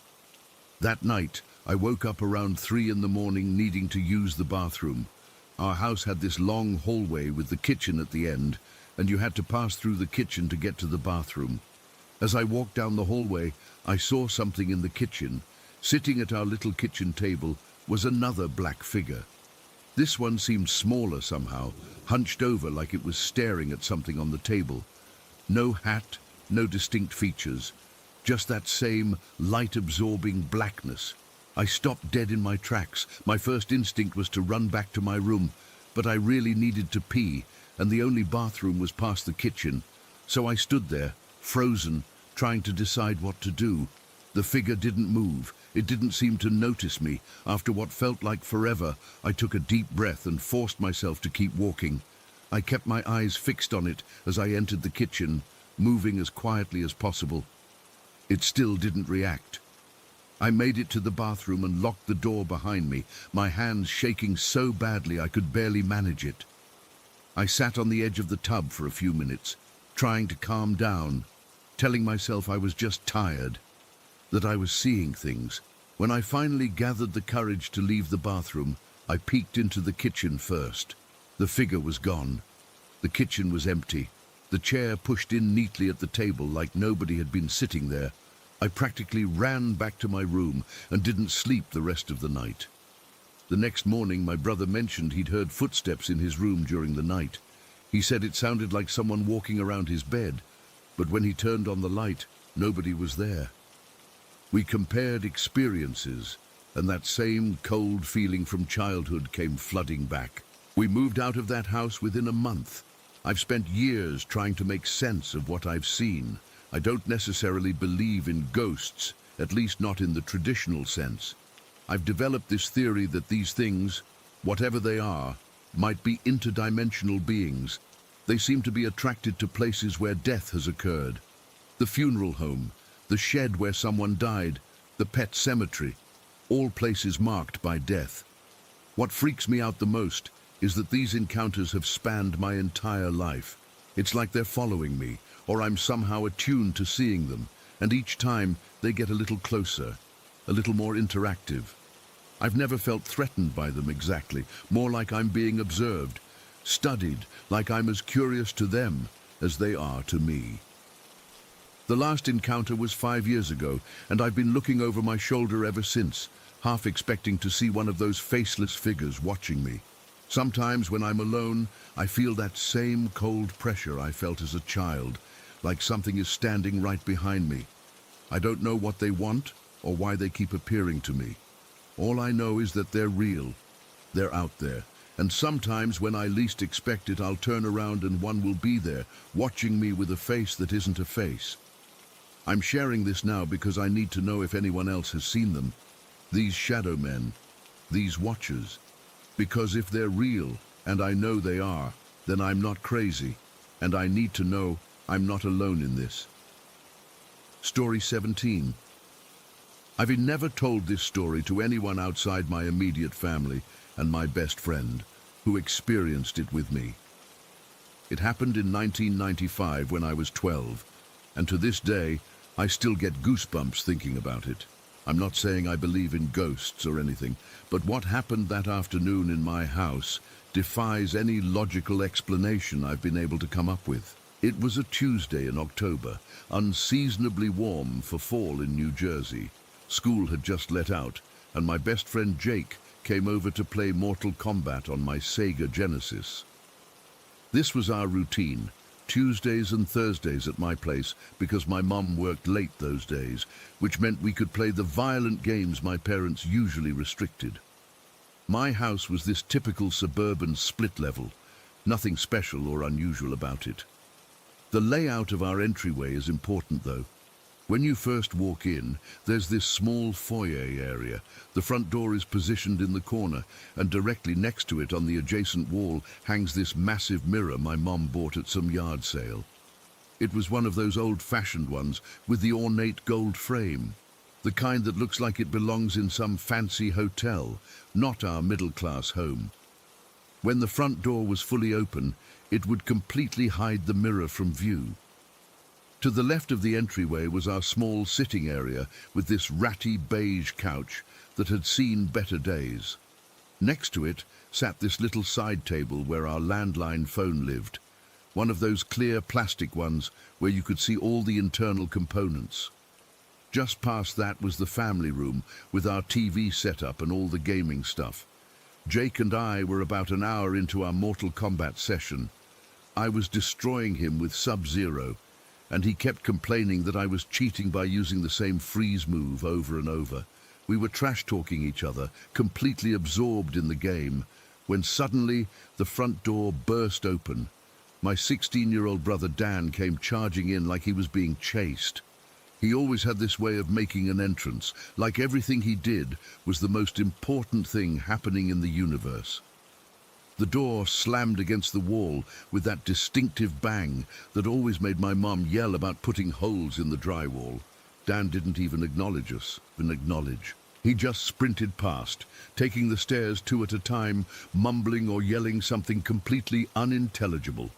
It sounded urgent, but it was just this jumbled mess of sounds. The front door was left wide open, letting in the afternoon air and the sound of the neighbor's lawnmower. I paused the game mid-fight. "What did he say?" I asked Jake, annoyed that Dan had interrupted my winning streak. Jake shrugged. "No idea, man. Couldn't understand a word." I got up and walked to the foot of the stairs. "Dan!" I yelled up. No response. "Dan!" I tried again, louder this time. Still nothing. "Whatever," I muttered, walking back toward the couch. Dan was always like this, dramatic and self-involved. I figured he was probably just rushing to call some girl or something equally urgent in teenager world. I was about halfway back to the couch when the front door, which was definitely still open, suddenly swung open again. It hit me hard in the back, nearly knocking me over. I stumbled forward, catching myself on the arm of the couch. What the hell? I spun around, ready to yell at whoever had pushed the door. It was Dan. Again. He shoved past me, his shoulder bumping mine as he rushed by, and charged up the stairs. Exactly like before. I felt my face flush with embarrassment. My brother was always finding new ways to mess with me, especially in front of my friends. I looked over at Jake, expecting to see him laughing at how my brother had bullied me, but Jake wasn't laughing. He was staring at me, his eyes wide, his face drained of color. The controller had slipped from his hands onto the carpet. "What?" I asked, rubbing my back where the door had hit me. Jake swallowed hard. "Miguel," he said, his voice barely above a whisper. Dan was already upstairs. I laughed nervously. "No, he just came in. You saw him." Jake shook his head slowly. "No, dude. He came in, ran upstairs like a minute ago. The door was open the whole time. Then it just opened again. And he came in again." I felt a cold sensation spreading through my chest. "That's not possible. The door was—" I turned to look at the front door, which was now standing open, just as it had been after Dan first entered. "The door was open the whole time," Jake insisted. "It never closed. Then it somehow opened again, and Dan came through again." We both stood there, staring at the open doorway. The afternoon suddenly seemed colder. "Let's ask him," I suggested, trying to sound braver than I felt. There had to be a rational explanation. Maybe Dan had gone out the back door and circled around to play a prank on us. We called Dan down from upstairs. After yelling his name about 5 times, he finally emerged at the top of the stairs, looking annoyed. "What do you want, twerp?" he asked, glaring down at me. "Did you just come in twice?" I asked, trying to keep my voice steady. Dan rolled his eyes. "What are you talking about?" "Just now," I said. "You came in, ran upstairs, then a minute later you came in again and ran upstairs again." "You're such a weirdo," Dan scoffed. "I came in once. I'm trying to talk to Melissa on the phone, so leave me alone." He turned and disappeared back into his room. Jake and I looked at each other. "You saw it too, right?" I asked, desperately needing confirmation that I wasn't losing my mind. Jake nodded. "Yeah, it was like he was in 2 places at once or something." We tried to go back to playing Mortal Kombat, but neither of us could focus. The game that had seemed so important just minutes before now felt trivial.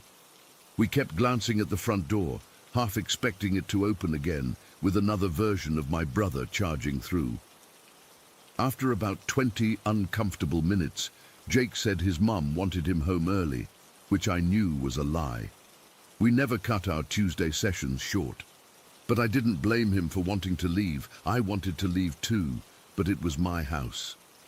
After he left, I went upstairs and stood outside Dan's door for a while. I could hear him talking on the phone, laughing about something. He sounded normal. I wanted to knock to ask him again what had happened, but I was afraid of the answer. What if he really had only come in once? What had we seen then?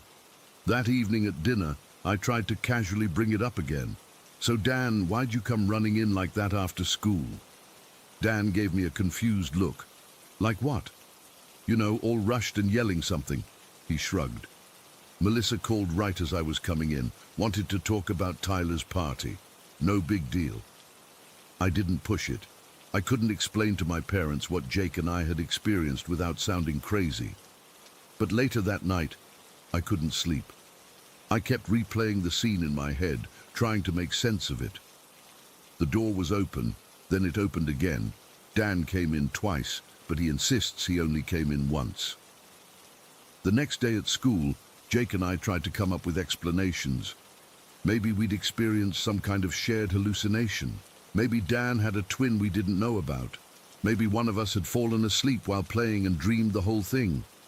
None of the explanations fit. We both saw it. We were both wide awake, and Dan definitely doesn't have a secret twin. In the years since, I've tried researching similar experiences. The closest thing I've found is what some people call glitches in the matrix, or reality slips, moments where the normal rules of physics and time don't seem to apply. I've read about people seeing the same car pass by twice in quick succession, or having conversations with people who weren't actually there. But nothing quite matches what Jake and I experienced that day. It's like for a brief moment, reality duplicated itself. The door existed in two states simultaneously, open and closed, then opening again.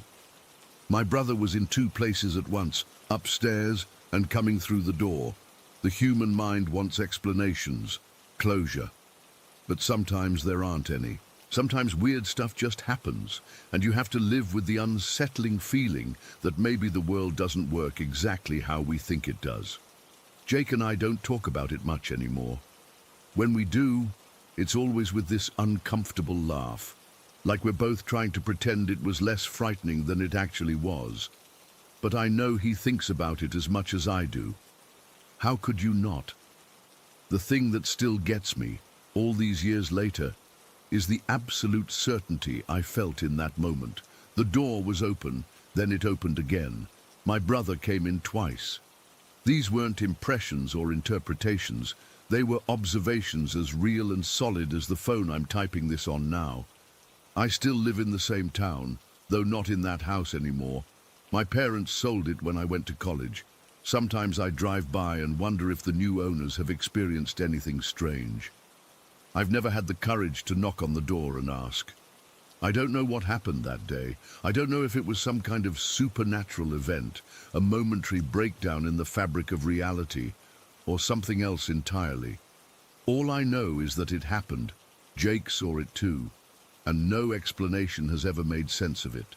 There are moments, even now, when I'll be somewhere and get this sudden feeling that reality is thin, fragile, that underneath the solid world we perceive, there's something else, something that occasionally shows through the cracks. And ever since that day with the door and my brother, I can't shake the feeling that we're not seeing the whole picture.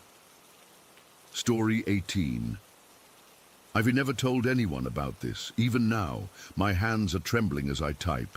It's been nearly 4 years since it happened, but the weight of it hasn't gotten any lighter. I need to get this off my chest because it's eating me alive, and maybe someone here has experienced something similar. It started in early 2019. I was 23, living with my parents to save money while working at a local restaurant in Seabreeze. It's this small coastal town where everybody knows everybody, and nothing really happens. The kind of place where the biggest news is when someone paints their house a different color. The first time I noticed something was off was in February. I was washing dishes when this random thought popped into my head. Mum's going to call about the broken pipe. It wasn't a normal thought. It felt foreign, like it was planted there. 30 seconds later, my phone rang. It was Mom, panicking about a burst pipe in the basement. I brushed it off as coincidence, but then it happened again a week later. I was driving to work and suddenly thought, there's going to be an accident at the intersection. I slowed down, and sure enough, 2 cars collided right in front of me. If I hadn't slowed down, I would have been part of it. These intrusive thoughts, these premonitions, kept coming throughout the year. Small things mostly. A friend showing up unexpectedly, a power outage during dinner, my boss changing the schedule last minute. Each time, the thought would appear in my mind, and within minutes or hours, it would happen exactly as I'd imagined. I didn't tell anyone. How could I? Hey, I can predict the future. Sounds insane. I tried to ignore it, hoping it would stop. In July, my grandpa was diagnosed with pancreatic cancer. He was the strongest person I knew, 72 years old, and still working as a carpenter. The diagnosis devastated our family, but Grandpa faced it with his usual stubbornness. It's just another problem to solve, he'd say. The surgery in September was successful. The doctors got all the cancer, and though recovery would be tough, the prognosis was good. I started helping him at his workshop while he regained his strength. He insisted on getting back to work, even though Dad and I told him to rest. One October afternoon, we were in his workshop. I was sanding down a table while he was organizing his tools. Suddenly, that familiar, intrusive feeling hit me. What if Grandpa fell? The thought was so vivid, so specific. I actually turned to look at him, standing there perfectly fine by his workbench. "You okay, Ollie?" he asked, noticing my expression. "Yeah, just zoned out for a second." Not even 5 minutes later, I heard a crash. Grandpa had tripped over a power cord and fallen hard. He wasn't badly hurt, just a bruised hip and wounded pride. But the timing shook me to my core. This wasn't like predicting a phone call or traffic. This was my grandfather, the person I looked up to most in the world. The thought of him getting hurt had appeared in my mind, and then it happened exactly as I'd envisioned. After that, I became obsessed with these premonitions. I started keeping a journal, documenting every thought that felt like it didn't belong to me, and whether it came true. The success rate was terrifying, nearly 100%. By December, Grandpa was doing much better. He'd even started fishing again, his favorite hobby. Every Sunday morning, he'd wake up at dawn and head to the pier, returning with stories about the one that got away. On Christmas Eve, my parents were hosting dinner. I was supposed to pick up Grandpa at 4 o'clock. Around 3:30, as I was getting ready to leave, the most horrible thought invaded my mind. What if we get there and Grandpa's dead? It'd be like the movies. He died on Christmas. The thought hit me like a physical blow. I actually gasped out loud. It was so specific, so cruel, so much worse than any premonition I'd had before. I tried to shake it off, telling myself it was just anxiety about his health, not one of those thoughts. I drove to his house in a state of panic, rehearsing CPR in my head, imagining finding him collapsed on the floor. My hands were sweating so much they kept slipping on the steering wheel. When I pulled into his driveway, I could barely breathe. But when I knocked, Grandpa answered right away. He was wearing this ridiculous Christmas sweater with lights that actually blinked, looking healthier than he had in months. "You look like you've seen a ghost, kiddo," he said, grabbing his coat. I forced a smile. Just cold out there. Throughout dinner, I couldn't stop watching him. Every time he coughed or paused between bites, my heart would race. But he was fine, laughing, telling stories, even having a small glass of whiskey that the doctor said he could have for special occasions. Before he left that night, he hugged me tighter than usual. "You're a good grandson, Ollie," he said. "I'm proud of you." I almost told him then about the premonitions, about the terrible thought I'd had, but I didn't want to scare him or sound crazy, so I just hugged him back and said, "Love you, Grandpa." That was the last real conversation we ever had. Christmas morning, I woke up late. My parents had already opened their presents and were making breakfast. It was a quiet, peaceful morning. The thought from yesterday seemed distant, just a bad moment of anxiety. Around 11, Grandpa called to wish us Merry Christmas again and to say he was going fishing. "Can't waste good weather even on Christmas," he joked. Mom told him to be careful and reminded him about dinner at 5. I spent the day helping Mom prepare food and watching Christmas movies with Dad. It was normal, ordinary, the kind of day you'd forget in a week because nothing special happened. At 3:30, Dad's phone rang.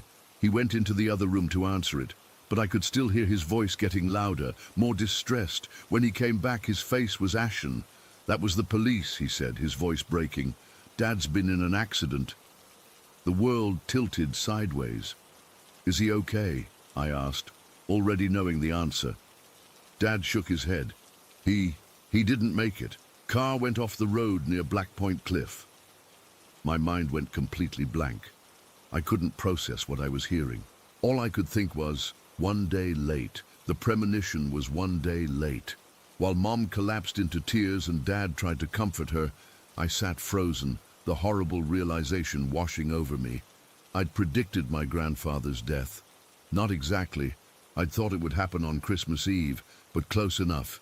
The thought had come, and now he was gone. The next few days were a blur. The police report said Grandpa had apparently lost control on a curve. His truck went through the guardrail and down the cliff. He was killed instantly. There was no alcohol in his system, no medical event they could detect. Just an accident, they said. A tragic accident on Christmas Day. At the funeral, I couldn't cry. I was numb, disconnected, watching everything from outside myself. People kept saying how shocking it was, how unexpected. But for me, it wasn't unexpected at all. I'd known, somehow. I just got the day wrong. The guilt was unbearable. If I'd taken the premonition seriously, could I have stopped it? Should I have told someone, called him that morning and begged him not to go fishing? Would that have changed anything? Or was this always going to happen? After the funeral, I went through Grandpa's things with Dad. In his workshop, I found a half-finished jewelry box he'd been making for Mum's birthday in February. On his workbench was a note with my name on it. "Ollie, check the measurements before cutting." A normal note from a grandfather to his grandson, written by someone who had no idea he wouldn't be there to finish the project. The premonition stopped after Grandpa died. Just stopped. No more intrusive thoughts that came true, no more glimpses of the immediate future. It was like whatever connection had been opened suddenly closed again. For a year after his death, I was a mess. I became obsessively protective of my family and friends. I'd call constantly to check on them, make them text me when they got home safely, avoid plans that seemed even remotely dangerous. I couldn't tell them why. How do you explain that you once predicted your grandfather's death and now you're terrified of losing someone else? I've spent countless nights trying to understand what happened. Was there some kind of spiritual connection between me and Grandpa that year? Was it all just coincidence and an anxious mind? I don't know. I'll never know. What I do know is that the day before he was gone, I felt something, some warning, some message that I couldn't fully understand or act on. And now, 4 years later, I still wake up sometimes with the echo of that thought in my head. What if Grandpa's dead? Except now, it's not a premonition. It's just reality. I don't have premonitions anymore, just my intuition, which everyone has. But sometimes, especially around Christmas, I find myself listening a little more carefully to my thoughts, wondering if I'll ever hear that foreign voice again, warning me about something I can't prevent. I miss him every day, and I still can't shake the feeling that I could have done something if I'd only understood what was happening to me. The what-ifs are endless, and they haunt me more than the premonitions ever did. Story 19. I've never really told anyone the full story of what's been happening to me. I guess I always worried people would think I was making it up or that I'm crazy, but I need to get this off my chest. Maybe someone else has experienced something similar and can help me make sense of it all. It started when I was 11.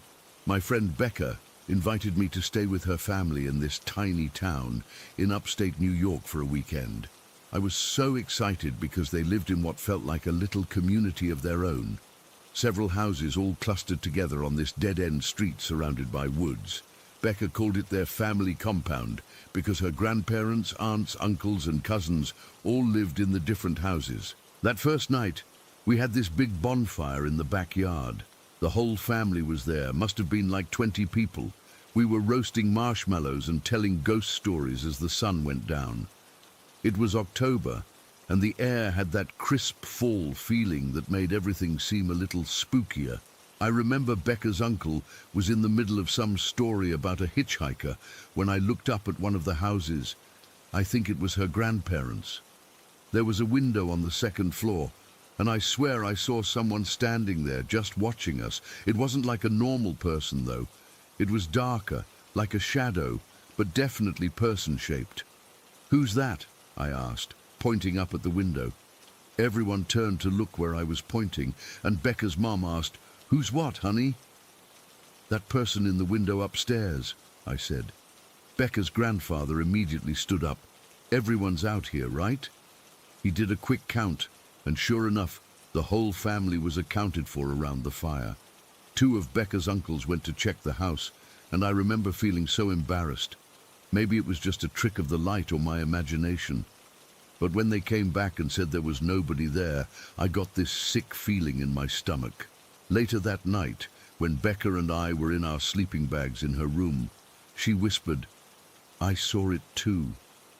"What?" I asked, though I knew exactly what she meant. "The shadow person in the window." I didn't want to say anything because it scares my mom when I talk about that stuff. "What stuff?" I asked. "The things I see sometimes. Mom says I have an overactive imagination." I didn't sleep much that night. Every time I closed my eyes, I pictured that shadow figure watching us. But eventually, the weekend ended. I went home, and life went on. I managed to convince myself it was just my imagination playing tricks on me. But then came Valentine's Day, 2014. I was 16 by then. I remember the date so clearly because everything about that day felt wrong from the start. In English class, our teacher gave us this word scramble activity with the phrase Happy Valentine's Day. We were supposed to make as many smaller words as possible from those letters. The first word I made was death. I remember staring at it, feeling uneasy. Then I made die. After that, it was like I couldn't see any other possibilities, just those dark words jumping out at me. They kept repeating in my head for the rest of the day. When the bus dropped me off after school, I knew something was wrong immediately. There were 2 ambulances parked outside my house, lights flashing but no sirens. My grandfather was waiting at the bus stop, which was weird because he never picked me up. His face looked grey and tired. "Grandpa, what's going on?" I asked, my heart pounding. "Something's happened, Mia," he said, putting his arm around my shoulders. "Let's walk slowly, okay?" He wouldn't tell me exactly what was wrong, just kept saying we needed to take our time getting to the house. Later, I realized he was stalling because the paramedics were still working inside. It was my stepdad, Dan. He died in his sleep from congestive heart failure. He was only 42. Mom found him when she came home for lunch to surprise him with Valentine's chocolates. The worst part was, I wasn't even surprised. It was like I'd known something terrible was going to happen all day. Those words, death, die, they weren't coincidences. After Dan died, my mom couldn't stand staying in our house, so we moved across town to this little ranch-style place. That's when things really started getting weird. About a month after we moved in, I woke up in the middle of the night and couldn't move. I'd heard about sleep paralysis before, but this was different. There was someone or something standing at the foot of my bed. It looked like the same shadow figure I'd seen years before at Becca's place, only now it was in my bedroom. I tried to scream, but nothing came out. The figure moved closer until it was right beside me, leaning down over my face. Then it screamed. Not a human scream, more like static and screeching all mixed together. "Get out!" I felt something strike my face, sharp and hot. Then suddenly I could move again.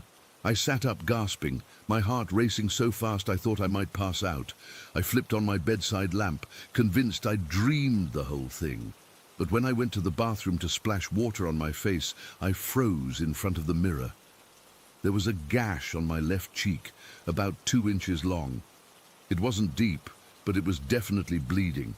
I hadn't scratched myself in my sleep. This was a clean cut, like something had slashed at me.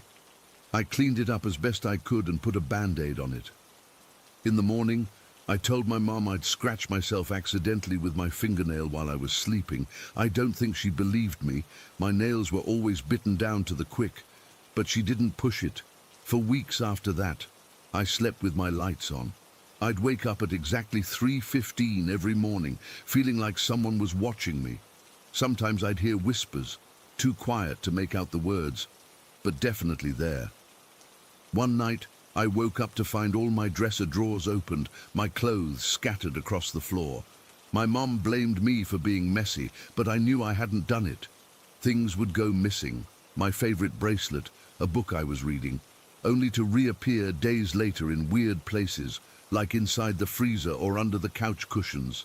My grades started slipping because I couldn't sleep. I'd doze off in class and have these vivid nightmares where that shadow figure was chasing me through endless hallways. I'd wake up gasping, with everyone staring at me. My mom took me to a doctor, thinking maybe I was depressed about Dan or having anxiety. They ran tests, checked my iron levels, did a sleep study. Everything came back normal. They gave me sleeping pills, but those just made the nightmares worse because then I couldn't wake up from them. The thing is, it wasn't always scary. Sometimes I'd just know things I shouldn't know, like the time my history teacher asked a question about the Civil War that wasn't in our textbook, and I answered with details I'd never learned, or when I told my mom to call Aunt Sarah, only to find out Sarah had been in a minor car accident an hour before, something I couldn't possibly have known. Last summer was the worst. I was home alone while my mum was at work. I was watching TV when I heard someone call my name from down the hallway. It sounded exactly like Dan's voice. I followed it to my mum's bedroom, where I found his old watch, the one we thought we'd lost during the move, sitting in the middle of her bed, ticking away even though it had stopped working months before he died. As I picked it up, I felt someone behind me. I spun around, but no one was there. Then the bedroom door slammed shut on its own. I ran to it and tried the handle, but it wouldn't budge. For 15 minutes I was trapped in that room, with the temperature dropping so low I could see my breath. Then suddenly, the door swung open on its own. I ran out of the house and sat on the front step until my mom came home. I never told her what happened. I'm 19 now, and I thought maybe going away to college would help, like whatever this thing is would stay behind in my mom's house. But 3 days after I moved into my dorm, my roommate asked me who the shadow dude was that kept standing by my bed at night. She moved out the next day. Last month I woke up with scratches down my back, 3 long marks that couldn't possibly be self-inflicted. I'm scared all the time now. Sometimes I see that figure out of the corner of my eye, standing in doorways or reflected in windows. I hear whispers when I'm alone, and electronics malfunction around me constantly. I don't know what this thing wants from me. Is it following me? Warning me? I've tried researching similar experiences online, but nothing quite matches what I've been going through. Some people suggest it's a demon or a ghost. Others say it could be some kind of psychic ability manifesting in a scary way. All I know is that it's real. The cut on my face was real. The scratches on my back were real. And last night, I woke up to find a message written in the condensation on my bathroom mirror. Always watching. I didn't write it. My door was locked. No one else has a key. I'm writing this all down because I'm afraid of what might happen next. Something is following me, has been following me for years, and I don't know how to make it stop. Sometimes I think I'm losing my mind, but then something happens that proves it's not just in my head. If anyone has experienced anything like this or knows what I might be dealing with, please help me. I can't keep living like this. I can feel it getting stronger, more aggressive, and I'm terrified that one day I'll be the one found dead in my sleep, with no explanation beyond natural causes. Story 20. I still get goosebumps when I think about that night, and it's been 8 years since it happened. I've only told this story to a handful of people because, honestly, who would believe me? But I need to get this off my chest, and maybe someone out here has experienced something similar. I was 12 years old at the time, spending winter break with my dad in Oak Ridge, Ohio. For context, my parents divorced when I was 9, and Dad had moved in with his girlfriend Denise about a year before this happened. Denise had a 14-year-old daughter named Allie, who I actually got along with pretty well, despite our age difference. That particular winter was brutal. The temperature had dropped to something like negative 15 degrees, and there was at least a foot of snow covering everything. I remember Dad constantly complaining about having to shovel the driveway twice a day. It was a Tuesday night, I think. Dad and Denise had gone out for dinner, leaving me with Allie. She was supposed to be babysitting me, which I found ridiculous since I was 12 and perfectly capable of taking care of myself. Anyway, around 7 o'clock, Allie told me her boyfriend Evan was coming over to walk with us to a youth group meeting at some community center across town. "It'll be fun," she insisted when she saw my hesitation. "They have snacks and games and stuff." I wasn't thrilled about the idea of hanging out with a bunch of high schoolers. I was in 7th grade, and high school kids intimidated me, but staying home alone seemed even less appealing, so I reluctantly agreed. Evan showed up 20 minutes later. He was tall and lanky, with shaggy brown hair, wearing a bulky winter coat that made him look twice his size.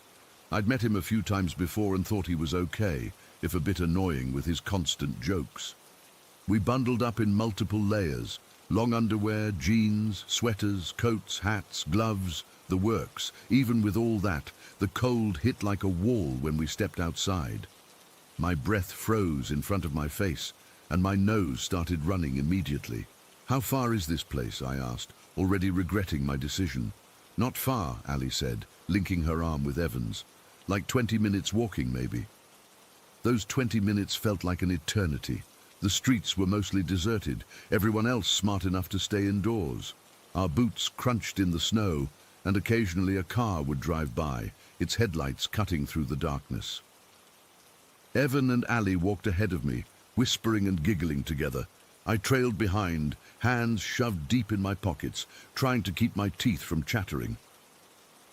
Finally, we reached the building. It was this small, one-story brick structure with a sign out front that read, Oak Ridge Community Center. What struck me immediately was how dark it was. There was only one light on inside, illuminating what looked like a hallway. The parking lot was completely empty. "Are you sure this is the right night?" I asked, suddenly feeling uneasy. Allie checked her phone. "Yeah, it's Tuesday. Youth group is always on Tuesdays." Evan walked up to the glass door at the entrance and peered inside. "Maybe they're in a different room. Let's check it out." We approached the door together. Through the glass, I could see a long hallway with doors on either side. A single fluorescent light flickered overhead, casting strange shadows. I remember thinking it looked like something out of a horror movie, but I tried to brush the thought aside. Allie was the first to look through the glass. I'll never forget how her expression changed. Her eyes widened and her mouth dropped open. She stepped back quickly, nearly tripping over her own feet. "What?" Evan asked, moving to take her place. "What did you see?" I watched as Evan's face went from curious to confused to shocked in a matter of seconds. He stepped back too, grabbing Allie's arm. "There's someone in there," he whispered. "Some tall guy just standing in the hallway." I rolled my eyes, thinking they were trying to scare me. Yeah, right. Very funny. I'm serious, Evan insisted. Look for yourself. Part of me didn't want to look, but another part of me, the stubborn part, needed to prove they were just messing with me. So I stepped forward and pressed my face against the cold glass. At first, I didn't see anything except the empty hallway with its flickering light. Then, something moved in the shadows at the far end. I squinted, trying to make it out. What I saw next still haunts me. There was a figure crouching near the floor, but as I watched, it began to stand, and it kept standing and standing. Its limbs were impossibly long and thin, like stretched rubber. When it reached its full height, its head nearly touched the ceiling, which must have been at least 10 feet high. The figure was wearing what looked like a dark suit, but its proportions were all wrong. Its arms hung down past its knees, and its legs bent at odd angles. Its skin, what I could see of it on its hands and what should have been its face, was pale, almost white. But the face, there wasn't really a face, just a blank, featureless expanse where features should have been. As I stared, frozen in terror, the thing raised its arms and began waving them frantically, like it was trying to signal something. The movements were jerky and unnatural, like a marionette being controlled by a clumsy puppeteer. I jerked away from the glass, my heart pounding so hard I thought it might burst from my chest. My first coherent thought was Slender Man, because that's what it reminded me of, that internet creepypasta character. But I knew Slender Man wasn't real. This was real. I was seeing it with my own eyes. "Did you see it?" Ali whispered, her voice shaking. I couldn't speak. I just nodded, feeling like I might throw up. "We should go," Evan said, already backing away from the door. "This is messed up." But Ali, despite looking terrified, said, "Wait, let's walk around the building first. Maybe there's another entrance where people are going in." Looking back, that was an incredibly stupid idea, but we were kids, and sometimes curiosity overrides common sense. So instead of running away like we should have, we decided to circle the building. The community center wasn't very big, so walking around it shouldn't have taken more than a couple of minutes. We started on the right side, trudging through the snow, keeping close to the wall. There were windows, but they were high up and frosted over, so we couldn't see inside. As we walked, I started hearing something that made my skin crawl. A light tapping noise, like fingernails on glass. Tap, tap, tap. It seemed to be following our movement, keeping pace with us as we moved along the side of the building. "Do you guys hear that?" I whispered. They both nodded, their faces pale in the moonlight. We picked up our pace, practically jogging by the time we reached the back of the building. There was another door there, but it was clearly locked, with a chain wrapped around the handles. The tapping continued, growing louder and more insistent. Tap, tap, tap, tap, tap, tap. "It is following us," Ali breathed, her voice barely audible. That's when we abandoned all pretense of bravery and ran. We didn't even bother completing our circle of the building. We just took off across the parking lot and down the street, running as fast as our legs could carry us through the snow. I don't remember much about the journey back to Denise's house.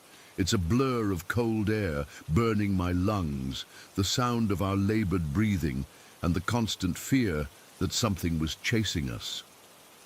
We didn't stop running until we reached the front door, fumbling with the key with trembling hands. Once inside, we collapsed in the living room, panting and shaking. None of us spoke for what felt like ages. Finally, Evan broke the silence. "What the hell was that thing?" Ali shook her head. "I don't know, it wasn't human." I remember thinking about Slender Man again, but I didn't say it out loud. I didn't want them to think I was being childish, or that I couldn't tell the difference between internet fiction and reality. Because what we'd seen was real, however impossible it seemed. We made a pact not to tell anyone about what happened. Who would believe us anyway? 3 kids claiming to have seen some kind of monster in an empty community center. We'd be laughed at, or worse, people would think we were lying for attention. Dad and Denise came home around 10, asking how our night was. We mumbled something about the youth group being cancelled and spent the rest of the evening watching TV, jumping at every little noise. I didn't sleep that night. Every time I closed my eyes, I saw that thing. Its unnaturally long limbs, its blank face, those frantic waving motions. I kept imagining it tapping on my bedroom window, trying to get in. The next day, I casually asked Dad if we could drive by the community center. I needed to see it in daylight, to convince myself it was just an ordinary building. He seemed surprised by the request, but agreed. The community center looked completely normal in the daytime. There were even a few cars in the parking lot. A sign on the door announced various community events: senior bingo on Mondays, book club on Wednesdays, youth group on Fridays. Not Tuesdays. I felt my blood run cold. I thought the youth group was on Tuesdays, I said to Ali, who was sitting next to me in the back seat. She looked as confused as I felt. That's what I was told. Over the next few days, we tried to rationalize what we'd seen. Maybe it was someone playing a prank. Maybe it was a maintenance worker on stilts, which sounds ridiculous now, but we were desperate for explanations. Maybe the building had strange acoustics that made that tapping noise seem like it was following us. None of these explanations satisfied me, but they were better than accepting that we'd encountered something supernatural. Years passed. I went back to living with my mum, visiting Dad and Denise only occasionally. Ali and I drifted apart, as step-siblings often do when the parents split up, which happened when I was 16, but last year I ran into Ali at a coffee shop in Columbus where I was attending college. We caught up over lattes, talking about our lives and reminiscing about the brief time we'd lived together. Eventually, the conversation turned to that night at the community center. I was surprised when she brought it up. We'd never discussed it after leaving Oak Ridge. "Do you remember that thing we saw?" she asked, lowering her voice even though no one was paying attention to us. I nodded, feeling that familiar chill run down my spine. I've tried to forget it, but yeah. "I looked it up," she said. "That building, it used to be a church before it was converted into a community center, and there are stories about it being haunted." "By what?" I asked, not sure I wanted to know the answer. She shrugged. "Different things. Some people say they've seen a tall figure in the hallways after hours. Others talk about hearing tapping on the windows when no one's there." We sat in silence for a moment, both lost in our memories. "I used to think maybe we imagined it," I finally said, "or that you and Evan were playing a trick on me." She shook her head firmly. "We weren't. And you know what? Evan and I broke up a month after that night, but years later he messaged me out of the blue asking if I remembered that thing we saw. It still bothered him too. I don't know what we encountered that winter night in Oak Ridge. I've researched urban legends, paranormal phenomena, even rare medical conditions that could cause hallucinations. Nothing quite matches what we experienced. All I know is that 3 people saw the same impossible thing, a creature that defied natural laws, that moved in ways no human could. And 8 years later, the memory of it still makes me avoid looking through windows at night, still makes me quicken my pace when I hear an unexpected tapping sound. Sometimes I wonder if it's still there, in that hallway, waiting for someone else to peer through the glass. And sometimes, in my darkest moments, I wonder if it somehow followed us home. Story 21. I'm still shaking as I type this. 4 years have passed, but the memories are as fresh as if they happened yesterday. I need to get this off my chest, and maybe someone here has experienced something similar or can offer some explanation.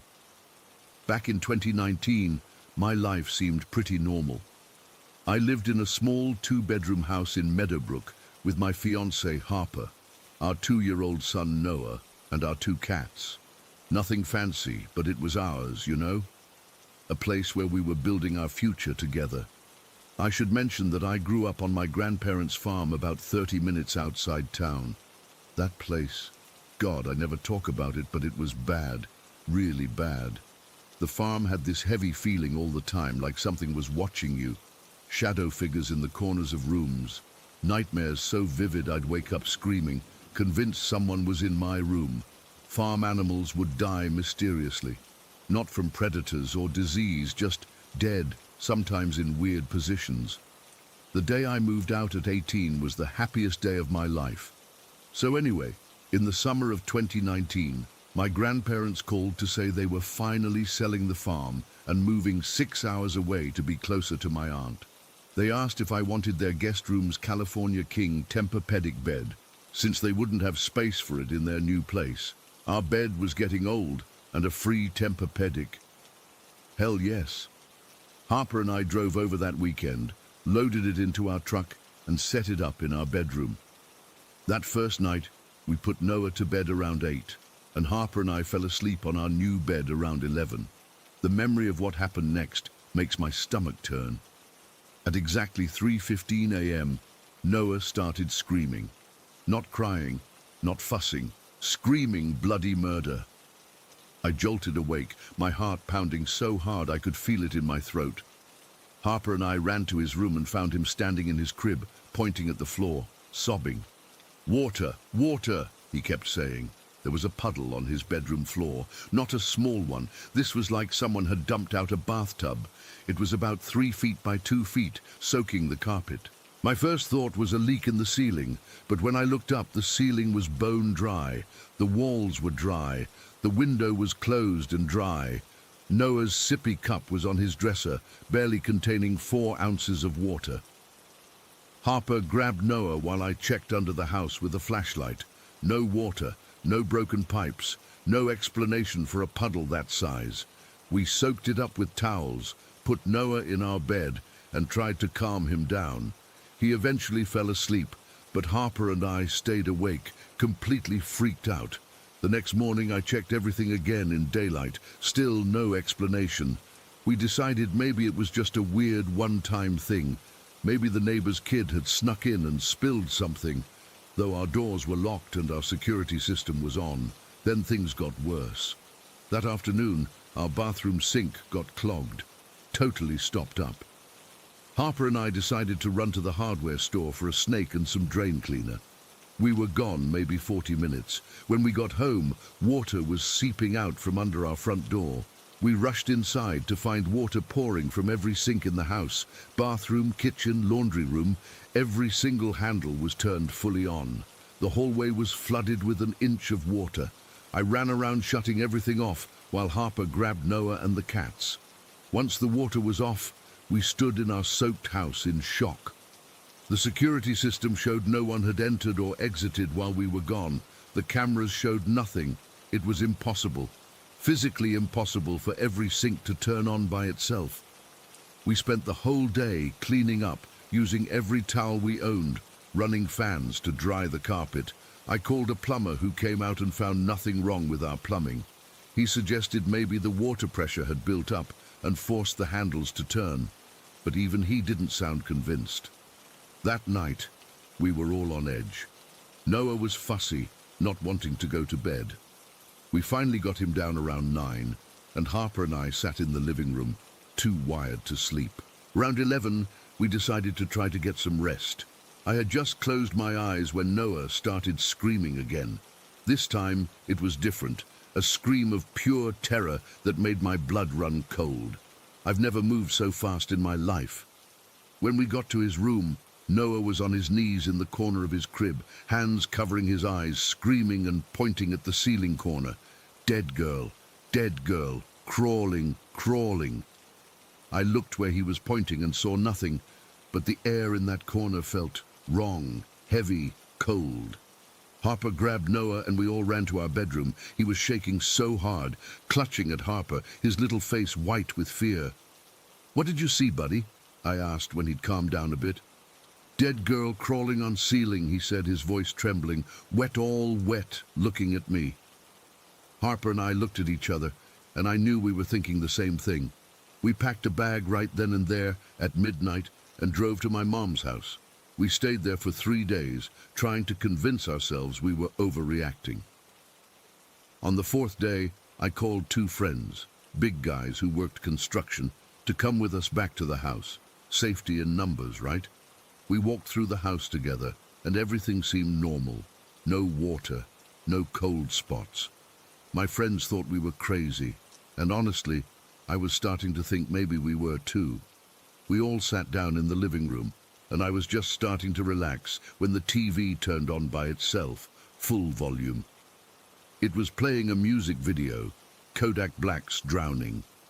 I grabbed the remote to turn it off, but the batteries were corroded and green. It had been working fine days earlier. One of my friends tried to unplug the TV, but as he reached behind it, the volume cranked up even higher. The song just kept playing, "I'm drowning, I'm drowning." That was it for us. We grabbed some clothes, the cats, and left. Stayed at a hotel that night and called a medium the next day. I've never believed in that stuff, despite growing up in that creepy farmhouse, but I was desperate. The medium came to the house, we waited outside, and within 5 minutes came out looking pale. She said there was something malevolent there, something that wanted water. She asked if we had a pool or lived near water. We had just installed a small above-ground pool in the backyard 2 weeks before. "Get rid of it," she said, "right now. Whatever is in your house wants to drown something, your child, your pets, you." Then she asked if we'd brought anything new into the house recently. I mentioned the bed from my grandparents' farm, and her face changed. She said the bed had brought something with it, something that had been at the farm for generations, something that had probably caused all those animal deaths and shadows I'd seen growing up. We never went back inside. We called a junk removal service to take the bed, drained and removed the pool, and moved into a travel trailer while we looked for a new place. We abandoned almost everything we owned in that house. The landlord was furious, but I didn't care. No stuff was worth my family's safety. It's been 4 years. Noah is 6 now, and he still remembers the dead girl. Sometimes he wakes up crying, saying she's back, but it's just nightmares. At least, I hope they're just nightmares. We're in a different house now, in a different town, but sometimes, when I'm about to fall asleep, I swear I feel the mattress get wet beneath me, like someone soaking wet just laid down next to me. I open my eyes, and it's dry, but the feeling lingers. I called my grandparents once to ask if they'd ever experienced anything strange in that guest room. They were quiet for a long time. Finally, my grandmother said, "We never used that room, Olivia. That's why the bed was in such good shape." When I asked why, she changed the subject. "Last week I was going through some old family photos and found one from the 1930s of the farm. In the background was a small pond that I'd never seen before. When I called my grandfather to ask about it, he told me they'd filled it in before I was born. A neighbor's daughter had drowned there in the 1950s. She was playing by herself one summer afternoon and somehow fell in. By the time they found her, it was too late. I asked what the girl's name was, thinking it might help me make sense of everything. "We don't say her name," my grandfather said, his voice suddenly harsh. "Names have power." He hung up, and I haven't called back. Some questions are better left unanswered, but I still check Noah's room 3 times a night, and I still can't sleep if the bathroom faucet drips, and I will never, ever bring anything from that farm into my home again. Story 22. I've never shared this before, not even with my closest friends. I guess some family stories feel too weird to tell people who didn't grow up with them, but I can't stop thinking about it lately, especially since my grandfather passed away last month. He was the last person who had seen it with his own eyes. The wardrobe. That damn wardrobe. I grew up hearing about this massive oak wardrobe that had been in our family for generations. It wasn't some fancy antique you'd see in a museum, just a tall, dark wooden cabinet with 2 doors and intricate carvings along the sides. What made it special wasn't its appearance, but what supposedly lived inside it. My mom first told me about it when I was around 7 years old. We were going through old family photos, and she pointed to one that showed a large wardrobe sitting oddly in the middle of a backyard. I remember being confused because who keeps furniture outside? When I asked her about it, she got this serious look on her face. "That's your great-aunt Eliza's wardrobe," she said. "We weren't allowed to play near it." I didn't understand the significance then, but over the years, the story came out in pieces. According to family law, the wardrobe belonged to my great-great-grandfather, who bought it from a military auction after some war. No one seems to know which one exactly. The story goes that it had belonged to a soldier who was murdered by his comrades. This soldier had somehow acquired a small fortune in diamonds during his service. Maybe he stole them, maybe he found them. That part of the story changes depending on who's telling it. But what remains consistent is that before he was killed, he hid the diamonds somewhere inside the wardrobe structure. His fellow soldiers murdered him for the treasure, but they never found it, and apparently neither did his spirit ever leave that wardrobe. Last summer, during a family reunion, my mum, her sister, and my grandfather sat around reminiscing about the old days. That's when I learned the most detailed account of the wardrobe's history. My grandfather leaned forward in his chair, lowering his voice even though it was just family around. "That thing was evil," he said, his weathered hands shaking slightly. "Your great-aunt Eliza kept it in her backyard because she was too scared to have it in the house, but too superstitious to get rid of it." My mom nodded. "We weren't allowed to go near it as kids, but we'd always feel like someone was watching us when we played in Aunt Eliza's yard." "The soldier," my aunt whispered. "What do you mean?" I asked. My grandfather's face turned grim. "The ghost." He appeared in his uniform. Old-style military clothes with brass buttons. Eliza said she saw him standing beside the wardrobe many times, just watching. I felt a chill despite the summer heat. "Did everyone see him?" "Not everyone," my mom said. "I never did. But I felt him. We all did." My aunt nodded vigorously. "You'd get this feeling like ice water was running down your back whenever you got too close." What really freaked me out was what my grandfather said next. Eliza claimed the soldier spoke to her once, told her exactly where the diamonds were hidden inside the wardrobe. "So did she find them?" I asked, completely drawn in. "That's the thing," my grandfather continued. "The soldier said he'd show her where they were, but only if she was willing to trade a life for them. His death demanded balance," he said. "The diamonds couldn't be found without someone dying in exchange." I remember feeling my skin crawl. "And did she?" "God, no," my mom interrupted. "Aunt Eliza was eccentric, but she wasn't crazy. She refused the offer and never went looking." "But others did," my grandfather added quietly. "Your Uncle Frank tried once when he was young and stupid. He got a crowbar and started prying at the wardrobe's panels." "What happened?" I asked, almost afraid to hear the answer. "The wardrobe tipped over on its own, nearly crushed him.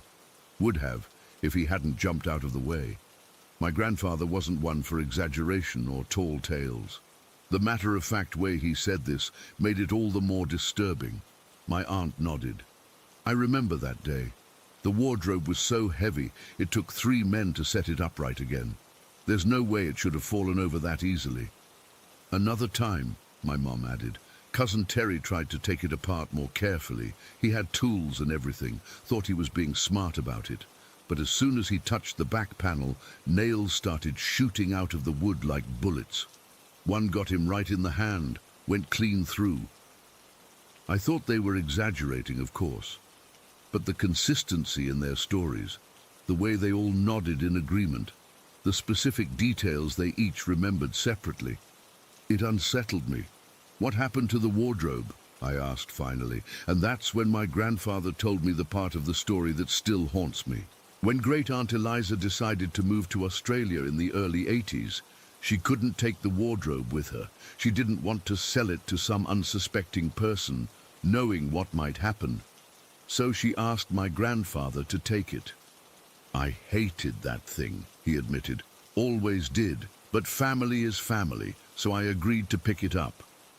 He described loading it onto his pickup truck on a rainy afternoon. He deliberately didn't secure it properly, hoping, though he wouldn't admit it at the time, that it might fall off during the drive home. "I took the back roads," he said, his voice dropping lower. "It was getting dark, and the rain was coming down hard. I was driving faster than I should have been, hitting every bump I could find.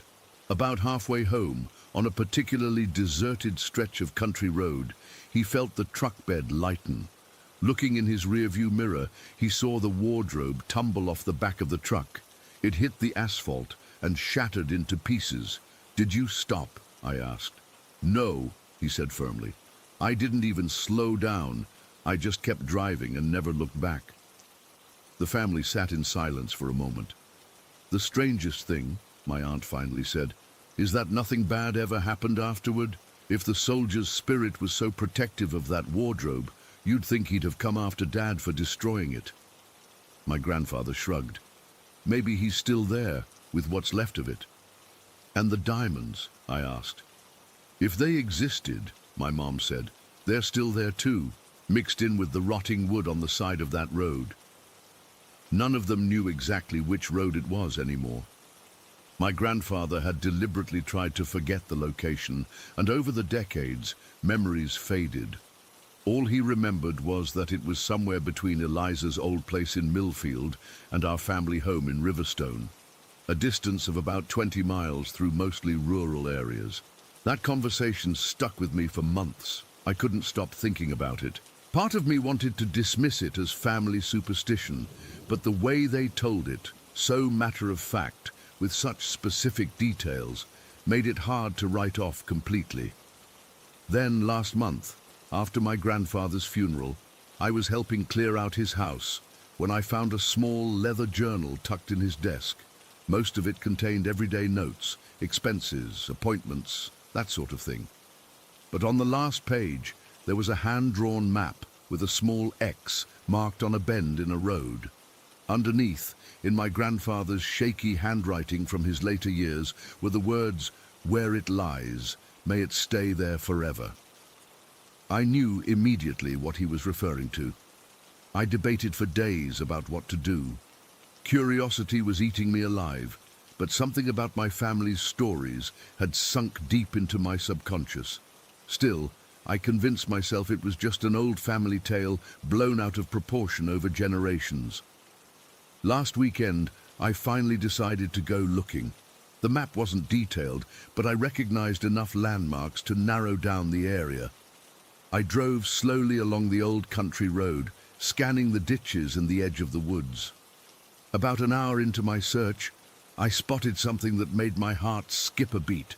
Just off the shoulder of the road, partially hidden by overgrown weeds, I could see rotting wooden pieces that didn't look like they belonged in nature. I pulled over and approached cautiously. It was hard to tell if these were remnants of the infamous wardrobe. After nearly 40 years of exposure to the elements, not much would remain recognizable. But one larger piece caught my eye, a flat panel with the remnants of carved designs that matched the description I'd heard. I crouched down to examine it, my heart pounding. I told myself this was ridiculous. I was a grown adult, getting spooked by an old family story. I reached out to touch the wood, half expecting it to feel different somehow. It was just as I made contact that I heard it, a sharp crack like a twig breaking. I spun around, expecting to see an animal or maybe another car pulling over. There was nobody there, but in the split second before I turned back to the wood, I caught a glimpse of something in my peripheral vision, a dark figure standing at the edge of the trees, just for an instant, then gone. I tried to convince myself it was nothing, a trick of the light, my imagination fueled by family stories. But as I turned back to the wardrobe remains, something shiny caught my eye among the rotted wood. I reached out, my fingers trembling slightly, and moved aside a piece of decayed timber. Nestled in a small cavity was something that glinted even in the overcast light. Before I could touch it, I felt it. That sensation my mom had described, like ice water down my spine. The air around me seemed to drop 10 degrees in an instant. I stood up so fast I almost fell backward. Looking around frantically, I saw nothing unusual. But that feeling, that undeniable sense of being watched, it was overwhelming. I backed away toward my car, never taking my eyes off the spot where I'd been kneeling. I kept telling myself I was being stupid, that it was just the power of suggestion making me jumpy. As I reached my car door, I looked back one last time, and that's when I saw him. Standing exactly where the wardrobe pieces lay was a man in an old military uniform.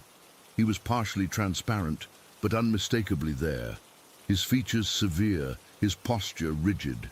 He wasn't looking at me, though. He was looking down at the remains of the wardrobe, his face a mask of grim determination. I didn't wait around. I jumped in my car and drove away as fast as I could. My hands were shaking so badly I could barely hold the steering wheel. I haven't been back since. I've tried to convince myself it was just my mind playing tricks, that the family stories had created a perfect psychological setup for a hallucination. But deep down, I know what I saw. Sometimes I wonder about those diamonds, still hidden among the rotting wood. Are they real? And what about the curse, the life that needs to be traded for them? Part of me wants to go back, to see if that shiny object really was what I think it was. But a much bigger part of me remembers the soldier's face and the ice-cold feeling of being watched. I don't know if I'll ever have the courage to go back there. Some family secrets, I'm starting to think, are better left buried on the side of a forgotten road. Story 23. I was only 10 years old when it started. 23 years have passed, and I still wake up sometimes gasping for air, feeling that weight on my chest. I've never shared this story publicly before. I guess I'm finally ready to talk about it. My mom, stepdad and I had just moved into this rental house in Georgia because my mom was pregnant with my half-brother. We needed more space and the rent was cheap. Looking back, maybe there was a reason it was so affordable. The house wasn't particularly old or creepy looking, just a regular one-story brick house with 3 bedrooms and a big backyard. My room was at the end of the hallway, past my parents' room. I remember being excited about having my own space, decorating with my Spider-Man posters and arranging my action figures on the windowsill. The first night, things already felt off. My stepdad worked construction and had to wake up at 4 in the morning, so everyone went to bed early. Around 8:30, the house went dark and quiet. I wasn't used to going to bed that early, so I just laid there in my new room, staring at the ceiling and listening to the unfamiliar creaks of the house. I must have eventually fallen asleep, but what happened next still haunts me. I suddenly became aware that I was looking down at myself from the corner of the ceiling. I could see my own body lying in bed, the covers pulled up to my chin. I wasn't scared at first, just confused. It felt like I was floating, watching myself sleep. I tried to move back toward my body, and then suddenly I was gasping awake, my heart pounding. I ran to my mom's room crying, telling her what happened. She just stroked my hair and told me it was a bad dream, that moving to a new place can cause weird nightmares. She walked me back to my room, checked under the bed and in the closet to show me nothing was there, and tucked me in again. "It's just a new house, Marcus," she said. "You'll get used to the sound soon." But I hadn't been asleep. I know what being asleep feels like, and that wasn't it. The next night was worse, way worse. My stepdad insisted on the early bedtime again. I was exhausted from not sleeping well the night before, but still wide awake, lying in bed. My door was cracked open slightly, allowing a thin strip of hallway light to spill into my room. As I was lying there, the light suddenly dimmed, as if something was blocking it. That's when I saw it for the first time. Standing in my doorway was a shadow, not just any shadow, a solid black figure. It wasn't exactly shaped like a man, more like, I don't know how to describe it, like a person whose proportions were all wrong. Too tall, too thin in some places, too thick in others, and it was completely, utterly black. Not the black of darkness, but a black that seemed to absorb light around it. I froze. I couldn't even scream. The shadow just stood there watching me. I could feel it watching me, even though it didn't have visible eyes. It was like being stared at by a predator. Then it started moving toward my bed. Not walking exactly, more like it was gliding. As it got closer, the temperature in the room dropped dramatically. I could see my breath coming out in little puffs of vapor. When it reached the foot of my bed, I felt pressure starting to build on my chest, like someone was sitting on me. The pressure increased, moving up to my throat. I couldn't breathe. I tried to scream for my mom, but no sound came out. I tried to move my arms to fight it off, but I was completely paralyzed. The shadow figure leaned over me, and I swear it was feeding, like it was sucking the air right out of my lungs, drawing something out of me. The more it took, the lighter I felt, like I was fading away. Just when I thought I would pass out, my mom walked past my room on her way to the bathroom. The hall light brightened as the shadow suddenly retreated back toward the doorway and disappeared. I gasped for air, coughing and crying. My mom rushed in, asking what was wrong. I tried to tell her about the shadow man, but she just checked me for a fever and said I must be having nightmares again. She stayed with me until I calmed down, but refused to leave the light on because it would wake my stepdad. "You need to learn to sleep in the dark, Marcus," she said. "There's nothing to be afraid of." But there was, and it came back the next night, and the night after that. Every night followed the same pattern. The early bedtime, lying awake in fear, the shadow appearing, the pressure, the suffocating feeling. Sometimes it would just watch me from the doorway. Other times it would come all the way to my bed. The worst nights were when it would hover right over my face, so close I could feel a cold, damp sensation like rotten breath. After about 2 weeks, I stopped telling my mom. She was stressed with the pregnancy, and my stepdad had started getting angry about being woken up. They thought I was just seeking attention because of the new baby coming, so I suffered in silence. I started developing strategies. I'd hide flashlights under my pillow. I found out that if I managed to turn one on while the shadow was there, it would retreat. Not disappear completely, but back away into the corner of the room. I started sleeping with my back against the wall so I could see the whole room. I'd fight to stay awake until exhaustion forced my eyes shut. One particularly bad night stands out in my memory. I had finally fallen asleep around midnight, too tired to keep my eyes open any longer. I woke to the feeling of ice-cold fingers wrapping around my ankle. When I looked down, the shadow figure was at the foot of my bed, its arm impossibly elongated, stretching up from the floor to grab my leg. I kicked and thrashed, but its grip was like iron. It started pulling me toward the edge of the bed. In desperation, I grabbed my flashlight and shined it directly at the thing. It released me immediately, shrinking back into the corner, but it didn't leave the room this time. It just stood there, watching, waiting for the batteries in my flashlight to die. And they did die, much faster than they should have. Within minutes, the bright beam dimmed to nothing, and the shadow started moving toward me again. I bolted from my bed and ran screaming down the hallway to my parents' room. My stepdad was furious. He dragged me back to my room, checked everywhere to show there was nothing there, and told me to man up. He took my flashlight and said I couldn't have it back until I stopped with the baby behavior. That night was the worst. Without my flashlight, I had no defense. The shadow came again, but this time it brought friends. 3 distinct shadow figures surrounded my bed. The pressure on my chest was so intense I thought my ribs would crack. I felt like I was drowning on dry land. In my peripheral vision, I could see smaller shadow shapes moving around the room, darting along the walls and ceiling. As I struggled to breathe, I heard a whisper. Not out loud, but in my head.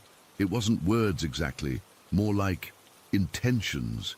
It wanted me to give up, to stop fighting, to let it take whatever it was taking from me, and for a moment I almost did.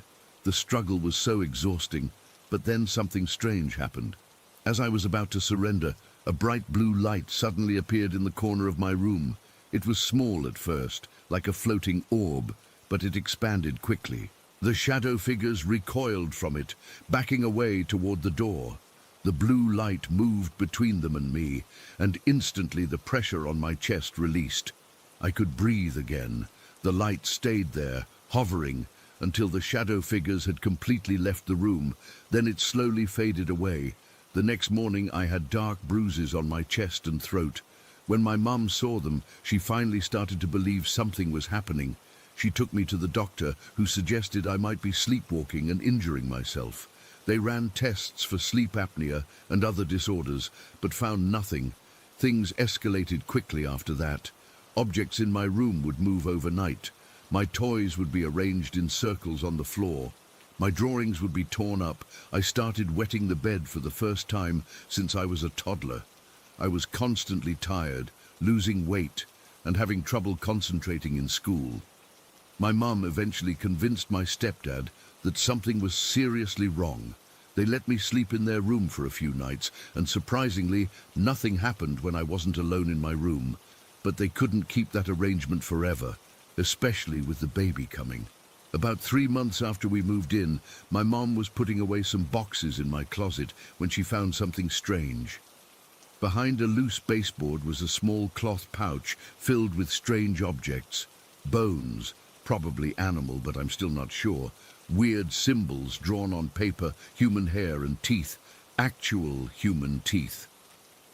She immediately called the landlord, who admitted that the previous tenants had been into some weird stuff, but had left suddenly in the middle of the night, abandoning most of their belongings. He'd had to clean out the place quickly to rent it again and must have missed whatever was hidden in my room. We moved out the next week. My mom was terrified, especially being pregnant. We stayed with my grandma until we found another place. The strange thing is, as soon as we left that house, everything stopped. No more shadow figures, no more breathing problems, no more bruises. It was like whatever was there couldn't follow us. I've spent years researching what happened to me. Sleep paralysis, night terrors, hallucinations. I've considered all the scientific explanations, but none of them account for the physical evidence. The bruises, the objects moving, the pouch in the wall. I've since learned about shadow people, entities that feed on fear and negative energy. Some paranormal researchers believe they're interdimensional beings that can attach themselves to locations or objects. Others think they're manifestations of negative energy left behind by traumatic events. Whatever they are, they changed me forever. I still sleep with the light on, I'm still uncomfortable in dark hallways, and I've dedicated much of my adult life to investigating similar phenomena, trying to help others who've experienced what I did. I don't know what that blue light was that protected me, or why the shadow things wanted me specifically. Maybe children are more vulnerable to them. Maybe they were attracted to my fear. All I know is that they were real. They were feeding on me somehow, and they would have eventually taken something I couldn't get back if we hadn't left that house. I sometimes wonder about the families who've lived there since us. I've thought about trying to find the address again, to warn people, but honestly, I'm afraid to even drive by that place. Some doors, once opened, are hard to close again. Story 24. I never thought I'd be sharing this with strangers online, but I'm desperate for answers, and maybe writing it all down will help me make sense of what's happening. I've changed our names for privacy, but everything else is exactly as it happened. My boyfriend Jake and I have been together for 5 years. We're pretty normal, both working full-time, me in marketing and him in construction. About 3 months ago, we moved into his childhood home after he spent nearly a year renovating it. His parents had moved to Florida for retirement and gave him a great deal on the place. It needed updating but had good bones, as they say. Jake did most of the work himself with help from his friends in the trade. I was excited about the move. The house is in a quiet neighborhood with mature trees and friendly neighbors. It's a typical 3-bedroom ranch-style home built in the 70s. Nothing remarkable or historic. No tragic backstories or anything creepy in its past. Jake grew up here and has nothing but happy memories of the place. Our bedroom is cozy, with the bed positioned in the corner. There's just enough space for my nightstand on the right side, where I keep my phone, a glass of water, and whatever book I'm reading. We've got a TV mounted on the wall across from the bed, and I hung a small net with some stuffed animals in the corner above my side, mostly childhood keepsakes I couldn't bring myself to throw away. I've always been a night owl with occasional insomnia. Even when we lived in our apartment, I'd often stay up late scrolling through social media or watching shows on my phone while Jake slept beside me. He falls asleep almost instantly and usually sleeps like the dead until morning. This was our normal for years, until it wasn't. The first incident happened exactly 23 days after we moved in. I remember because we'd just celebrated our official 1 month in the new house with takeout and wine the week before. It was around 2 in the morning, and I was playing Animal Crossing on my Switch with the sound off, trying to wind down. Jake had been asleep for hours. Suddenly, he jolted upright beside me, his body tense. I nearly dropped my Switch. "What's wrong?" I whispered.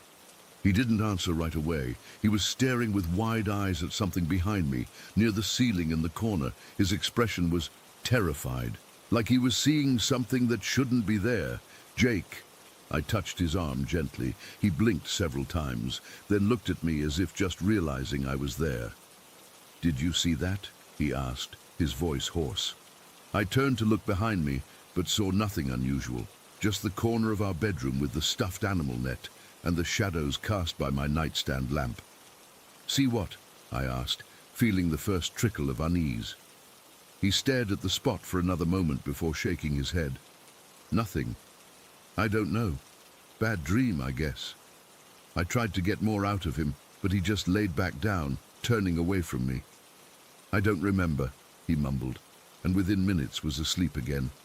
I sat there for nearly an hour, staring at that corner, trying to see whatever had frightened him so badly. But there was nothing. I chalked it up to a nightmare and eventually fell asleep myself. About 2 weeks later, it happened again. Almost identical scenario. Late night, me awake, Jake suddenly jerking awake and staring at that same spot behind me. This time, he didn't even respond when I asked what was wrong.